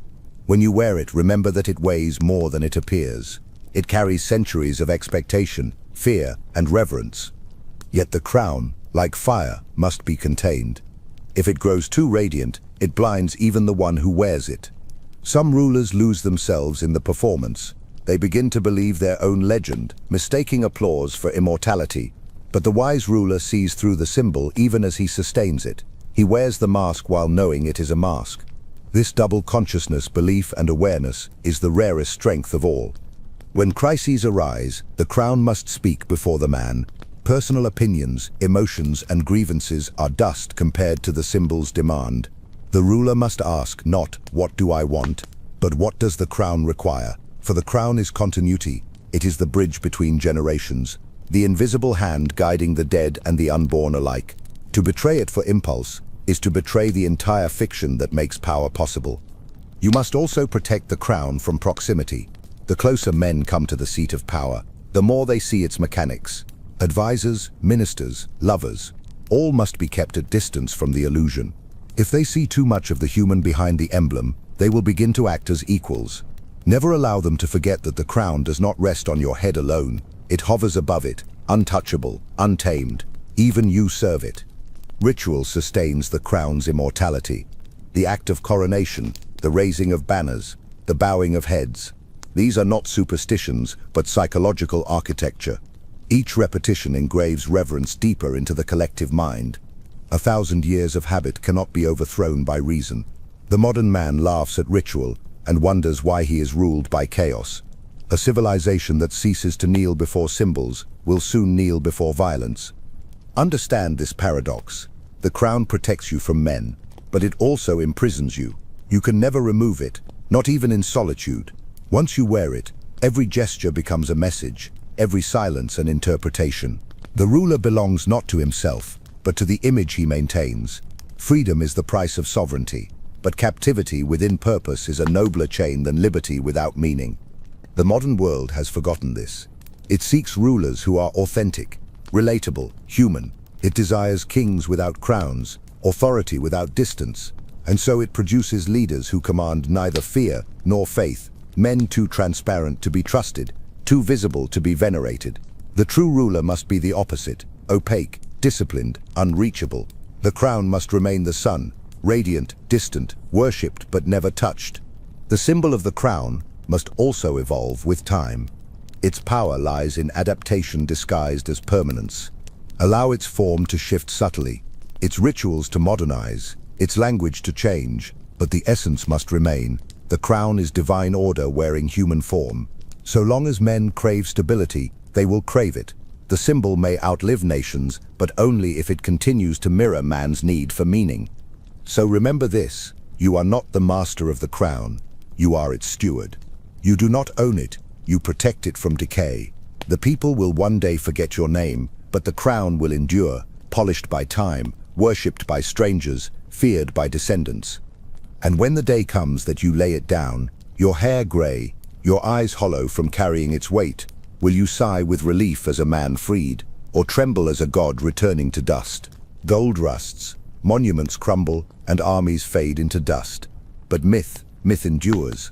It is the only true currency of eternity. The ruler who understands this no longer seeks wealth or worship, he seeks narrative. For power, stripped of story, dissolves with death, but power wrapped in myth transcends it. 1,000 years after your bones turn to ash, men will still bow to the idea of you if your myth was built correctly. Myth is the art of turning fact into prophecy. It does not describe what happened, it defines what must have happened. Truth is fragile, but myth is immortal because it satisfies the heart, not the mind. The masses do not crave accuracy, they crave meaning. The ruler must therefore craft his legend not through deeds alone, but through deliberate misunderstanding. Let history record what it pleases. Your task is to guide how it will be felt. To build myth, you must first embrace contradiction. Perfection is forgettable, paradox is divine. You must be both cruel and merciful, feared and loved. distant and human. The people must never fully understand you, for mystery is the oxygen of memory. The moment they can explain you, they no longer revere you. The greatest figures in history are not admired for clarity, but for depth that cannot be reached. Myth grows in the shadows of uncertainty. The ruler's myth begins in his lifetime, but blooms only after his death. Every rumor becomes scripture, every silence a parable. Thus you must live as if watched by future centuries. Every decision, every gesture, every punishment must feel symbolic. The more allegorical your life appears, the less it belongs to the present. The ruler who lives like a myth will one day rule as one. But you cannot create myth by declaring it. It must appear as discovery, not design. The crowd must believe they are the storytellers. They must think your greatness emerged naturally, without your hand guiding it. To achieve this, give them fragments of your legend, moments of awe, acts of restraint, rare glimpses of vulnerability, and let them assemble the rest. The story they build will be stronger than the one you tell. People defend their own myths more fiercely than any truth imposed upon them. Myth also requires witnesses. The ruler must surround himself with chroniclers, artists, poets, and thinkers who can translate his image into eternity. Do not merely employ them, inspire them. Let them believe they are serving destiny, not duty. Their art will sanctify your rule, for what are kings without bards? What are empires without language to remember them? The sword conquers nations, the poem conquers centuries. You must also control your flaws. Every myth requires tragedy, a scar, a betrayal, a loss. Perfection breeds envy. Suffering breeds reverence. Allow one visible wound in your story. Let the people believe it humanized you, purified you, made you wise. Pain, when sculpted correctly, becomes halo. The ruler who hides all weakness is forgotten. The one who endures it publicly becomes legend. Myth thrives on simplicity. History may record complexity, but memory worships archetypes. You must become a symbol, the builder, the liberator, the reformer, the iron hand, the serene mind. Choose the archetype that fits your temperament and feed it carefully. Let every public act reinforce it. When your image and your archetype merge completely, even lies about you will sound true. But the myth must also evolve. What you mean to one generation must differ for the next. The people of peace must see you as protector. The people of struggle must see you as conqueror. The people of decline must see you as warning. The myth that can shift shape never dies. You must therefore build not one identity, but an ecosystem of interpretations. Let each age rediscover you according to its hunger. That is how immortality breathes. In governance, myth is the most efficient law. The people will obey written decrees reluctantly, but they will obey myth instinctively. If they believe you were chosen by destiny, your word becomes sacred. Myth turns command into ritual, punishment into purification, obedience into devotion. The ruler who governs through myth no longer enforces, he inspires. His rule feels inevitable, even after he is gone. But beware of false myth, those constructed for flattery, not fear. The stories told by sycophants die with their tellers. You must ensure your myth arises from respect, not convenience. It must contain enough truth to wound and enough mystery to heal. Let the people's admiration mix with a trace of unease, for awe without dread is entertainment, not loyalty. Modern rulers fail because they confuse myth with fame. They seek followers, not disciples. They chase virality, not vision. Fame ends the moment attention shifts. Myth endures when meaning remains.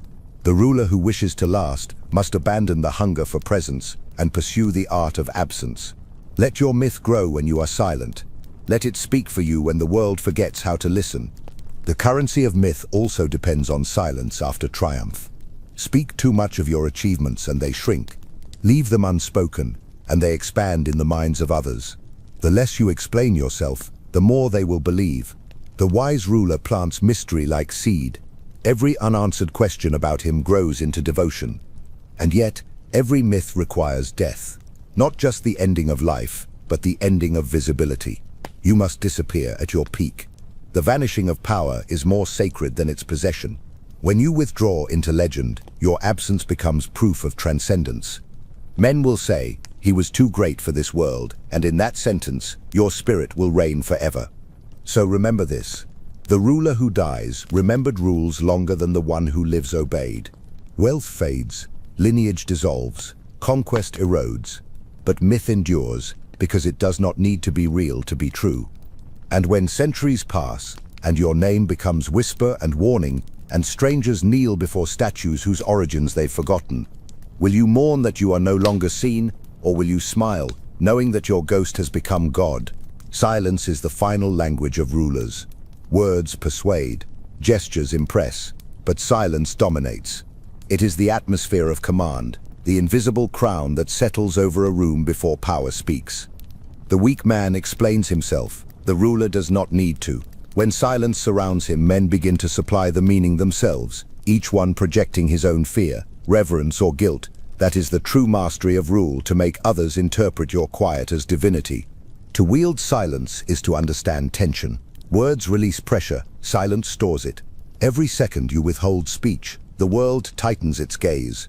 Men begin to lean forward, desperate for sound, inventing explanations to ease their discomfort. Let them. What they imagine will always be more powerful than what you could have said. The silence of a ruler is not emptiness, it is a mirror, reflecting every man's soul back to him. You must learn to speak only when it matters most, when words can shape reality. The rest of the time remain unreadable. The ruler who comments on everything becomes background noise. The one who speaks rarely becomes scripture. Each word must fall like judgment, slow and deliberate, echoing beyond the moment. The fewer the words, the greater their gravity. The crowd must feel that your sentences were carved, not spoken. Silence also protects the mind. Every opinion revealed is a piece of strategy surrendered. Those who speak too freely dig their own grave with eloquence. Keep your thoughts hidden beneath calm stillness. Let advisors guess, enemies speculate, and allies doubt. Mystery multiplies authority. Men cannot strike what they cannot define. Your stillness must feel impenetrable, as though behind your eyes lies a depth too vast to map. There are many kinds of silence. The silence of patience, the silence of contempt, the silence of strategy, and the silence of finality. You must master them all. Use each as a weapon suited to the moment. When challenged, pause longer than comfort allows. Your stillness will unnerve more than rage ever could. When accused, remain quiet. The absence of defense will make your accusers appear hysterical. When insulted, offer no reply. Men destroy themselves against the wall of your composure. The ritual of silence begins within. The ruler must be internally quiet before he can silence others. The noise of self-doubt, vanity, and fear must be subdued. Each day, withdraw into stillness and listen for the hum beneath thought, that steady pulse of certainty that requires no audience. Only those who have learned to sit with their own storm can command the storms of others. Silence must be performed, not merely practiced. It is theater of restraint. Your gestures must slow, your gaze must linger, your breathing must remain measured. The crowd will begin to move in your rhythm. They will fill the void you create with obedience. Stillness alters time, it bends perception. When you do not rush, the world feels slower. When you are calm, chaos dissolves. Rulers who master silence command even clocks. But beware, silence can become arrogance if not directed. Use it not to distance, but to dominate. Your quiet must have purpose, to study, to observe, to prepare. The silent man who learns nothing is simply mute. The ruler's silence must absorb information like stone absorbs heat, releasing it only when needed. Every minute you say nothing, you must be learning everything. Silence is also the most refined form of cruelty. It denies the enemy the dignity of acknowledgement. Men crave confrontation as proof of relevance. Your indifference starves them. Do not shout down your rivals, outlast them in quiet. The absence of your reaction will corrode them faster than retaliation. In time, their fury will sound like madness against your calm. To be ignored by power is a fate worse than defeat. In governance, silence must be ritualized. Hold councils where you speak last, or not at all. Let ministers argue, advisors clash, and courtiers sweat. The more they speak, the more they reveal. When you finally do respond, do so softly. The sudden drop in tone will feel like thunder. Silence magnifies presence. The one who needs to shout has already lost the throne in his throat. Silence also purifies legacy. Words are mortal, silence is timeless. When you die, your speeches will fade, your decrees will be rewritten, but your quiet moments will be mythologized. Men will imagine what you thought, what you meant, what you withheld. The less you explain, the longer they will ponder. In this way, silence extends beyond death, continuing to command the minds of the living. The modern world fears silence. It fills every void with chatter, every pause with noise. But the ruler must resist this sickness. To speak constantly is to confess insecurity. To be silent is to remind the world that your existence is not dependent on its attention. In an age of voices, the quiet man becomes divine. Even in solitude, silence is your prayer. It is where you face the truth no subject can see, the weight of your decisions, the ghosts of your actions, the question of meaning that no crown can answer. This silence is not peace, it is confrontation. Only within it do you see yourself without disguise. And only those who can look upon their naked power without trembling deserve to wield it. So remember this. Silence is not emptiness. It is the architecture of control. It is the cathedral where authority prays to itself. Every pause is a command. Every withheld word a throne. Speak less, watch more, and let your stillness echo through the corridors of eternity. And when history grows loud with new rulers, each shouting to prove their worth, will your silence not sound louder than their noise? The crown gleams brightly, but it is heavier than iron. To command is not to be free, but to be burdened. Each decision, no matter how small, carries the invisible cost of consequence. Men imagine that power liberates. In truth, it binds. The ruler's throne is both seat and shackle, elevated above others, yet immovably fixed. He cannot descend without chaos, nor rest without decline. This is the paradox of sovereignty. To hold power is to be owned by it. The weight of command is measured not in gold or blood, but in silence. The silence that follows a decree, the silence before punishment, the silence after betrayal. These are the moments when power reveals its cost. The ruler's sleep is light, for his conscience cannot afford darkness. He carries in his chest the collective heartbeat of those who depend on him, even those who curse him. Each cry ignored, each life measured, becomes a stone in the crown. To rule is to exist perpetually between mercy and necessity. Every act of compassion threatens weakness. Every act of cruelty risks revolt. The ruler's art lies in choosing which poison to drink more often. There are no clean decisions, only those that preserve more than they destroy. The masses will never understand this. They believe justice is clear, morality absolute. But justice is written in shifting light, and morality bends to the weight of consequence. The burden of command is not the fear of making mistakes, but the certainty of causing pain. Every law will harm someone. Every victory will cost something sacred. The wise ruler accepts this without complaint. He knows that to protect one thing, he must sacrifice another. Weak rulers hesitate because they crave innocence. The strong understand that innocence is the first casualty of leadership. There are no guiltless kings, only efficient ones. Loneliness is the silent tax of authority. The higher you ascend, the fewer voices you can trust. Companionship becomes performance. Affection becomes theater.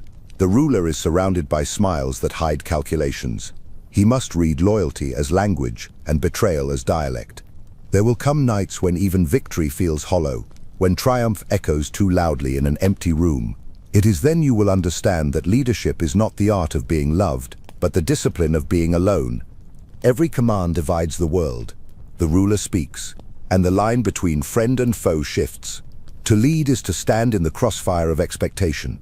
If you favor one side, you betray the other. If you choose neither, both will betray you. Yet indecision is the greatest betrayal of all, the betrayal of purpose. The ruler must act swiftly, even when unsure. History forgives wrong decisions more easily than hesitation.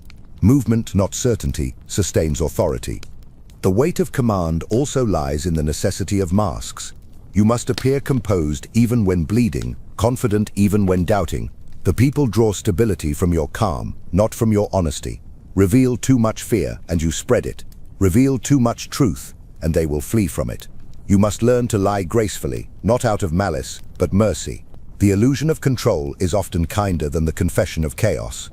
And yet, there are moments when the mask must fall. When war turns hopeless, when famine consumes faith, when betrayal splits the court, then the ruler must show his wounds, not to elicit pity, but to remind his followers that he bleeds for them. Controlled vulnerability reawakens loyalty. Men follow rulers who appear human only at the edges of divinity. Show too much and you crumble. Show too little and they forget why they kneel. Command also demands memory. A ruler who forgets the cost of obedience becomes tyrant without realizing it. The weight of power dulls empathy. Repetition numbs reflection. You must force yourself to remember the faces of the condemned, the pleas you ignored, the eyes that dimmed under your rule. Do not remember to weep. Remember to stay aware. Forgetting is the first step toward blindness, and blindness is how empires die in daylight. The strongest rulers carry the weight of command like armor, not chain. They do not seek to escape it, for they know it is proof of worth. Responsibility is the rent one pays for greatness. To lead without feeling the burden is to be unfit for the throne. Power without conscience is tyranny. Conscience without power is tragedy. The balance of both is sovereignty. Modern leaders flee this weight. They hide behind committees, share decisions, dilute blame. They mistake consensus for wisdom, comfort for leadership. But power that is shared too widely loses heat, like a fire spread too thin. The ruler must bear the pressure alone, for only under pressure does clarity emerge. Diamonds form where the weight is greatest. At times you will long for simplicity, for the days before command, when choices were small and hearts unscarred. You will envy those who sleep soundly, those whose failures affect no one. But such longing is a form of decay. The ruler who yearns to be free of his burden no longer deserves it. To command is to carry, to endure, to remain unbroken beneath the invisible load that lesser men could not survive. In your final years, when your hand trembles over each decree, you will feel the crown's true heaviness. Not on your head, but on your soul. You will see the faces of those raised and those ruined by your will. The sum of their lives will weigh more than gold or glory. You will realize that command is not about power, but about endurance to hold the world's chaos without collapsing beneath it. So remember this, the privilege of rule is inseparable from its burden. To carry the weight is the proof you were chosen. Do not seek to be light. Gravity is what keeps the ruler standing while others drift. And when the crown finally slips, when your body bends under years of decisions and the world prepares to move on, will you lay it down gently, or will you let it crush you, smiling, knowing that it was the weight itself that made you king? Every conquest ends in captivity. The ruler who wins too often discovers that triumph becomes its own confinement, a cell gilded with praise, locked by expectation, guarded by memory. The world applauds your ascent, but never forgives your stillness. Once you have conquered, they will no longer allow you to simply exist. You must keep conquering or fade. The throne is not a reward, it is a sentence. Victory is intoxicating because it feels like freedom.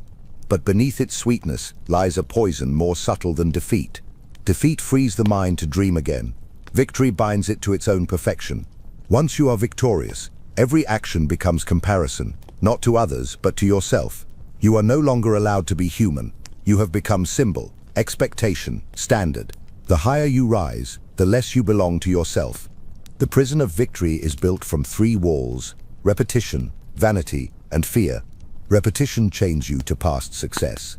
Vanity makes you worship your own reflection. Fear whispers that the next loss will erase everything you've built. The ruler must recognize these walls before they close around him. Otherwise, he will spend his remaining years guarding his legacy instead of expanding his soul. Repetition is the first seduction.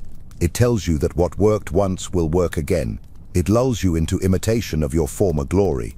But greatness repeated becomes parody. The ruler must destroy his own triumphs before they fossilize. You must burn your victories to stay alive. Innovation is rebellion against memory. The ruler who refuses to evolve will be remembered not for his power, but for the moment he stopped growing. Vanity is subtler. It hides beneath applause, whispering that the world cannot continue without you. The crowd feeds your illusion, for they love the sight of gods who believe their own divinity. But vanity is a slow suffocation. It fills the lungs with pride until there is no air left for awareness. The ruler must remain suspicious of admiration. The louder they cheer, the closer you are to blindness. Listen instead to silence. It is the only honest audience left. Fear is the final wall, the invisible one. After victory, you will fear loss more than you ever feared failure. You will begin to calculate, to hesitate, to avoid risk. The courage that built your empire will erode beneath the weight of preservation. You will build systems not to grow, but to protect. You will choose safety disguised as prudence, and in doing so, you will begin to rot behind your own fortress. The ruler who clings to what he has already won has already begun to lose. True mastery lies in knowing how to break free from victory without destroying it. You must learn to retreat strategically, to vanish while the legend still glows. Step away before the applause turns to curiosity. Leave mysteries unsolved, ambitions unfinished. Perfection dies when complete. A ruler who departs mid-sentence will be remembered as eternal. To escape the prison of victory, you must become student again. Return to uncertainty. Seek challenge, not comfort. Walk among those who have not yet won, and feel the fire that once moved you. Greatness decays in isolation. Only friction sharpens. Every empire once secure becomes a mausoleum unless its ruler remembers how to bleed for progress. The mind must remain restless, or the throne becomes coffin. Victory's other danger lies in illusion, the belief that success confirms moral righteousness. Many rulers confuse conquest with approval, power with virtue. They begin to think the universe itself favors them. But the universe is impartial. It rewards only cause and consequence.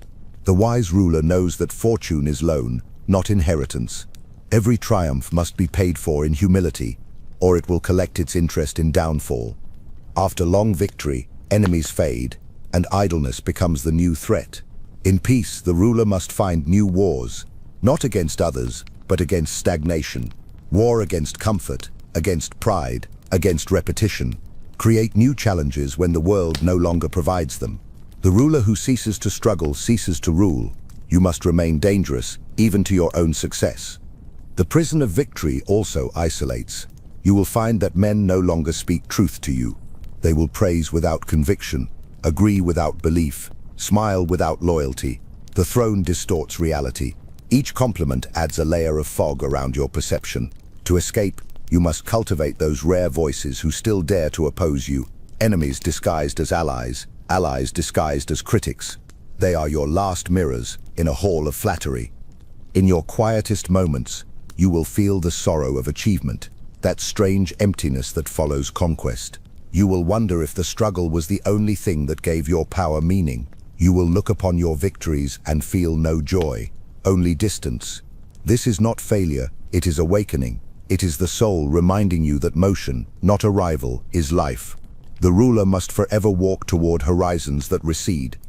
To govern your victories, you must see them as chapters, not conclusions. Each triumph is a bridge, not a monument. Stand upon it too long, and it collapses. Cross it, and you reach a new kingdom within yourself. The purpose of victory is transformation, to refine you, not to enshrine you. The ruler who understands this becomes timeless. Modern rulers are prisoners of their own applause. They chase recognition like oxygen, mistaking fame for rule and comfort for peace. Their victories are loud but short-lived. They become monuments to ego rather than testaments to will. But the ancient mind knows this truth, that silence after victory is the sound of destiny demanding its next act. So remember this: triumph must never be the end. Every victory must contain its own undoing, every conquest its own rebirth. To be truly free, you must learn to rule after winning, not over men, but over the emptiness that follows conquest.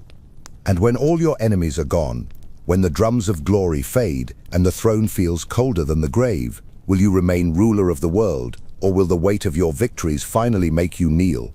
Every ruler must one day vanish. The weak disappear by accident, the wise disappear by design. For all power decays when it becomes predictable, and even glory, when seen too long, begins to rot. Disappearance is not retreat, it is renewal. It is the final strategy of control, to remain everywhere in influence, yet nowhere in body. The man who masters vanishing learns to rule from absence as completely as he once ruled through presence. Disappearance begins long before departure. It begins with detachment. You must slowly loosen the world's hold on your image. Withdraw gestures, reduce appearances, thin your voice until only silence remains. Let curiosity replace familiarity. Let rumors bloom where routine once stood. Men respect what they miss. They will not realize you are gone until they feel the vacuum where your shadow once kept them warm. Every act of disappearance is an act of authorship. You are writing the final chapter of your myth. You must craft it with precision, for the manner in which a ruler vanishes decides how long his ghost will linger. Depart clumsily, and you are forgotten. Depart artfully, and you are immortal.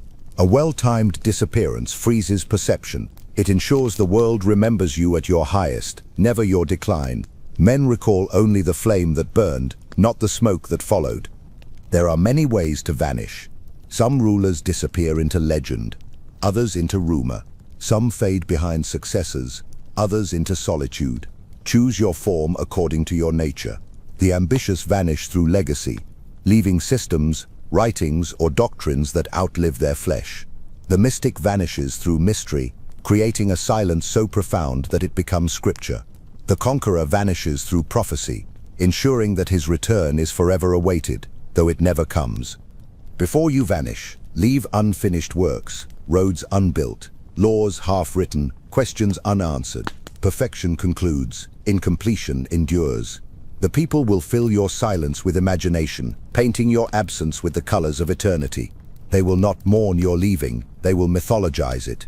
Each generation will claim to understand your reasons. Each scholar will write another theory, each believer another prayer. The ruler who disappears well leaves behind, not an ending, but a labyrinth. Disappearance is also a purification. The longer you stay visible, the more corruption clings to you. Expectations, alliances, hatreds. To disappear is to dissolve the parasites of power. It is a return to essence, to the mind that first conceived dominion. In absence, you become clean again. The wise ruler vanishes not to hide from consequence, but to shed contamination. Absence restores divinity, where exposure had bred fatigue. But to disappear successfully, you must prepare the stage. The people must feel guided, not abandoned. The state must function as if your hand still directs it. A sudden vanishing breeds chaos. A graceful fading breeds reverence. Begin with delegation. Empower loyal instruments who carry your rhythm.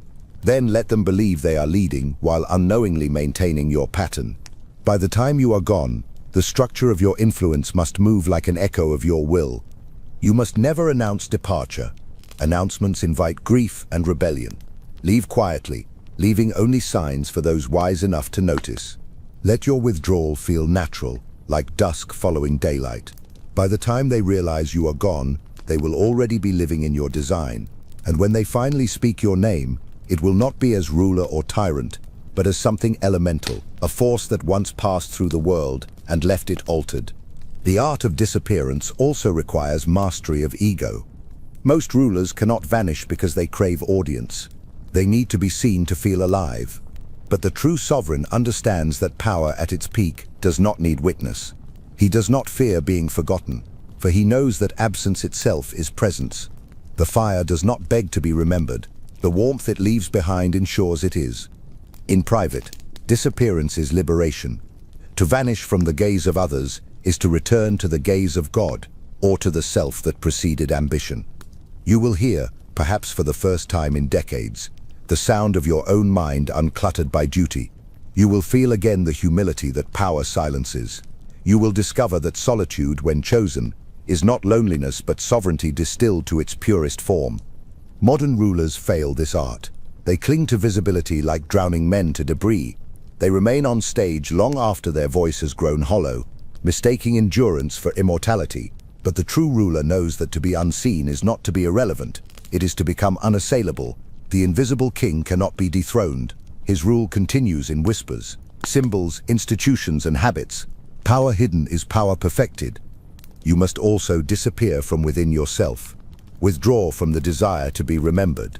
Release the need to control what comes next. Let your name dissolve into function, your image into legend. The ego screams to be eternal, but eternity belongs to the nameless. When you finally cease to care for how they recall you, you will have achieved what even empires cannot, peace without dependence. And yet disappearance must never feel like death. It must feel like ascension. Those who look for you must not find ruin, but trace the impression of something greater now unseen. Your silence must feel intentional, your absence deliberate. The ruler who vanishes as though into light ensures that every generation will wonder, did he truly leave, or did he simply rise beyond our reach? So remember this, power's final act is not dominance, but departure. The world will not understand. They will search for you in archives, in monuments, in the echoes of your last decree. But you will already be beyond them, invisible, eternal, untouchable. And when they whisper your name centuries later, asking why you vanished when you still could have ruled, will you answer from the shadows, or will you let the silence speak for you as it always has? Power is not a line that climbs, it is a circle that closes. Every ruler who rises will one day return to where he began, though the path back is disguised as triumph. The young seek control to escape obedience, the old seek peace to escape control. But in the end, both find themselves kneeling before the same truth. Every dominion consumes its maker. The circle of power devours all who believe it can be owned. At first, you chase power because you think it will free you. You mistake command for liberation, rule for self-definition. And for a time, it works. You rise, you command, and the world obeys your pulse. But the higher you ascend, the more invisible your cage becomes. Every victory ties another thread around your will, expectations, dependencies, responsibilities, ghosts. Freedom fades, not in failure, but in success. The king chained to his own crown is freer than no man. The circle begins its return the moment the ruler starts defending rather than expanding. When ambition turns into maintenance, when vision becomes vigilance, the ruler has entered the second half of his orbit. He no longer moves through power, power moves through him. The throne becomes less a tool than a weight, pressing down on the very spirit that once lifted it. This is how kings decay, not in war, but in the slow corrosion of success. To complete the circle wisely, you must recognize when to let the current carry you back. Fighting the return is how rulers destroy themselves. They cling to relevance, mistaking decay for betrayal. But the circle does not betray, it completes. Every force that brought you upward now demands payment. Influence is borrowed energy, and all borrowed things must be returned. The wise ruler repays with grace. The fool resists and is dragged screaming into obscurity. Yet there is beauty in the return. To see the world you once ruled from the opposite side of the crown, to realize that command was never about conquest but comprehension. Power teaches through exhaustion. Only after carrying it long enough do you see what it truly was, a mirror reflecting your own nature back at you. It never belonged to you, it revealed you. The kingdom you ruled externally was always a metaphor for the one within. Those who fail to learn this truth end in bitterness. They curse betrayal, lament decline, rage at irrelevance. They cannot accept that their circle has closed because they built their identity on assent. But you must build on awareness. See that to rule and to be ruled are not opposites, but alternating phases of the same motion. Today you command, tomorrow you submit, not to others, but to the law of the eternal cycle. All strength, unchecked, collapses into its opposite. This is why even the greatest rulers eventually resemble those they once overthrew. The tyrant becomes priest, the conqueror becomes diplomat, the revolutionary becomes bureaucrat. The circle turns relentlessly, converting every victor into the very thing he despised. It is not hypocrisy, it is gravity. You cannot escape what you orbit. You can only choose how gracefully you complete the turn. To master the circle, you must not resist its symmetry. You must use it. Learn to end your reign as consciously as you began it. Step down before being dragged down. Withdraw while your legend still commands awe, not pity. Let the people call it sacrifice, not surrender. In doing so, you transform the end into renewal, the descent into myth. The ruler who exits voluntarily breaks the illusion of mortality. He chooses his own completion. The circle of power also governs civilizations. Empires expand, reach glory, decay, and return to dust, only to rise again under new banners. Each believes itself eternal, each calls the last primitive, and each walks the same geometry. The wise ruler does not mourn the fall of empires, he anticipates it. He builds his institutions to bend with the circle rather than shatter against it. Flexibility, not permanence, is the secret of lasting influence. In personal command, the circle manifests as reflection. The ruler begins to resemble the subjects he shapes. The people mirror his virtues, his flaws, his habits, until the distinction blurs. In time, he sees himself in their obedience, and they see themselves in his rule. That is the final irony. The ruler and the ruled are two halves of one whole. They create each other. To despise the masses is to despise one's own reflection. The circle also teaches humility. You will one day be forgotten by those you led. The world will replace you with others who believe their rise is unique. Let them. They too are fragments of the same eternal motion. The wise do not cling to immortality. They become it by understanding that it was never theirs to claim. Eternity belongs to the cycle, not to the figure who moves through it.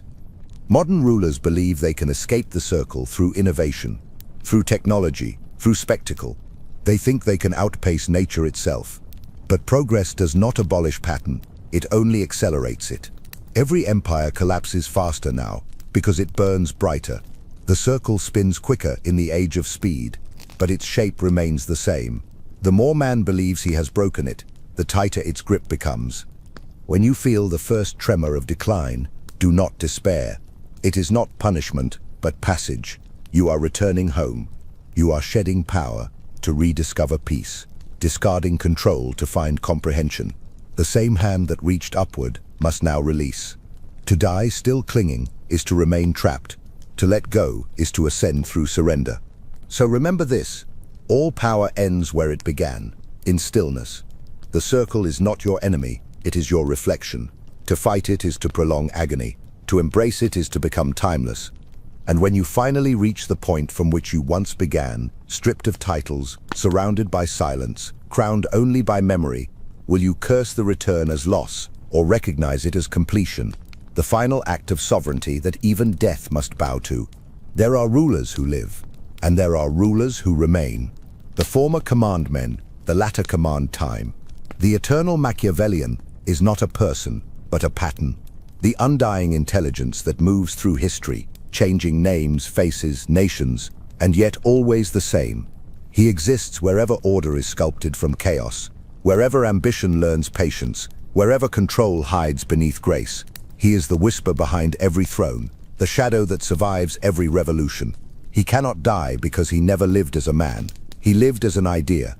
The eternal Machiavellian understands that power itself is not progress, but nature. Empires rise and fall as waves do, not as tragedies but as functions of eternal rhythm. What endures is not the ruler but the principle, control disguised as benevolence, dominance wrapped in reason, ruthlessness balanced by restraint. The weak call this manipulation, the wise call it harmony. The eternal Machiavellian moves through both moralities like a ghost through walls, untouched by judgment, concerned only with function. He knows that men never truly change, only their costumes do. In every century, the same hunger repeats itself under new vocabulary. One age kneels before gods, another before ideologies, another before data. But beneath the surface, the architecture of control remains constant. Fear, desire, security, admiration. The eternal Machiavellian needs only to understand these four levers. The rest adjusts itself with history's passing fashions. He walks unseen through palaces and parliaments, corporations and churches, digital screens and silent wars. He has no uniform, no flag, no nation. Sometimes he wears a crown, sometimes a mask, sometimes anonymity. He knows that to endure, one must evolve, not in form, but in invisibility. The more transparent the world becomes, the more powerful the unseen hand. The eternal Machiavellian rules by absence, not by presence. The visible ruler is only a vessel. He has mastered detachment beyond morality. To him, good and evil are instruments, not destinies. The eternal Machiavellian chooses whichever serves equilibrium. He will save a people today only to conquer them tomorrow. He will destroy a tyrant, not from compassion, but from calculus. In his silence, there is design. In his mercy, manipulation. In his cruelty, purification. He does not seek worship, he seeks results. The eternal Machiavellian also understands that knowledge is the only empire immune to conquest. Armies dissolve, but ideas infiltrate. His dominion is mental, a kingdom of perception. Every generation believes it has outgrown him, and every generation unknowingly repeats his laws. He does not fight history, he becomes its vocabulary. His doctrine is rewritten endlessly under new names. Pragmatism, realpolitik, strategy, psychology. The language changes, the logic remains. To live as the eternal Machiavellian is to carry both serenity and severity in perfect balance. Serenity, because he accepts the inevitability of human weakness. Severity, because he exploits it without hesitation. He feels nothing personal toward mankind, neither love nor hate, only understanding. Understanding is the highest form of power. To predict is to control. To control is to shape destiny without violence. He rules not by sword, but by insight. Those who glimpse him mistake his calm for cruelty. They call him manipulator, cynic, devil, but they forget it is through his coldness that civilization survives its passions. Without such minds, order would drown in sentiment. Without his detachment, peace would rot beneath pity. The eternal Machiavellian carries humanity's contradictions, like Atlas carries the heavens, not out of affection but necessity. His immortality is not granted by gods, but by replication. Every era births new minds who rediscover his design on their own. Thinkers, rulers, strategists, artists. They never meet, yet they recognize each other in silence. Their words differ, but their tone is identical, measured, calm, sharp as a blade. Each carries the same ancient certainty, that power is neither moral nor immoral, but elemental. To master it is to serve nature itself. And so the eternal Machiavellian speaks through them still, through the politician who smiles while calculating, through the general who delays war to win peace, through the writer who shapes nations with a sentence. His essence flows like an undercurrent beneath every act of control, every display of restraint, every triumph of cunning over impulse. His temple is not built of marble but of moments, the moments when intelligence overcomes emotion. Even his downfall, when it comes, is strategic. He allows himself to be forgotten so that he may return unrecognized. He buries himself in time like a serpent in winter, waiting for the next spring of instability. And when chaos blooms again, as it always does, he rises, reborn in a new mind, a new age, a new mask. The eternal Machiavellian never returns as memory, he returns as instinct. Modern men, surrounded by noise, believe themselves beyond manipulation. They speak of transparency, equality, enlightenment, yet they remain ruled by the same quiet forces he designed centuries ago. They scroll, consume, obey, thinking themselves free. They cannot see the architecture that shapes their desires because it no longer wears a crown. It wears convenience, it wears comfort, it wears democracy itself. But the eternal Machiavellian smiles through history's mirrors. He knows freedom and control are siblings, not opposites. He knows that the world will always prefer guidance to chaos, and that men will always trade autonomy for certainty. His law, older than empires, remains untouched. He who understands human nature rules it. And so, the circle closes once more. The ruler dies, the principle persists. The thrones change, the psychology does not. Machiavelli's wisdom was never confined to Florence or to flesh. It was the blueprint of eternity. Wherever men dream of mastery, wherever silence outweighs speech, wherever cunning refines mercy, the eternal Machiavellian breathes. He is not a ghost, nor a god, but a mirror held up to civilization, reflecting back its hunger for control and its worship of order. You may destroy his books, burn his effigies, curse his name, but you cannot erase the logic that birthed him, for it is the logic of survival, the heartbeat of ambition, the mathematics of power itself.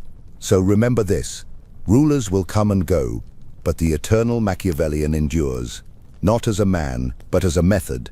His voice will whisper in every leader's conscience. His presence will haunt every kingdom. His discipline will guide every mind that dares to see the world as it is. And when history ends, and the world grows quiet, and even the memory of empires fades into dust, will his doctrine die with them, or will it still breathe in you, waiting for its next empire to rule?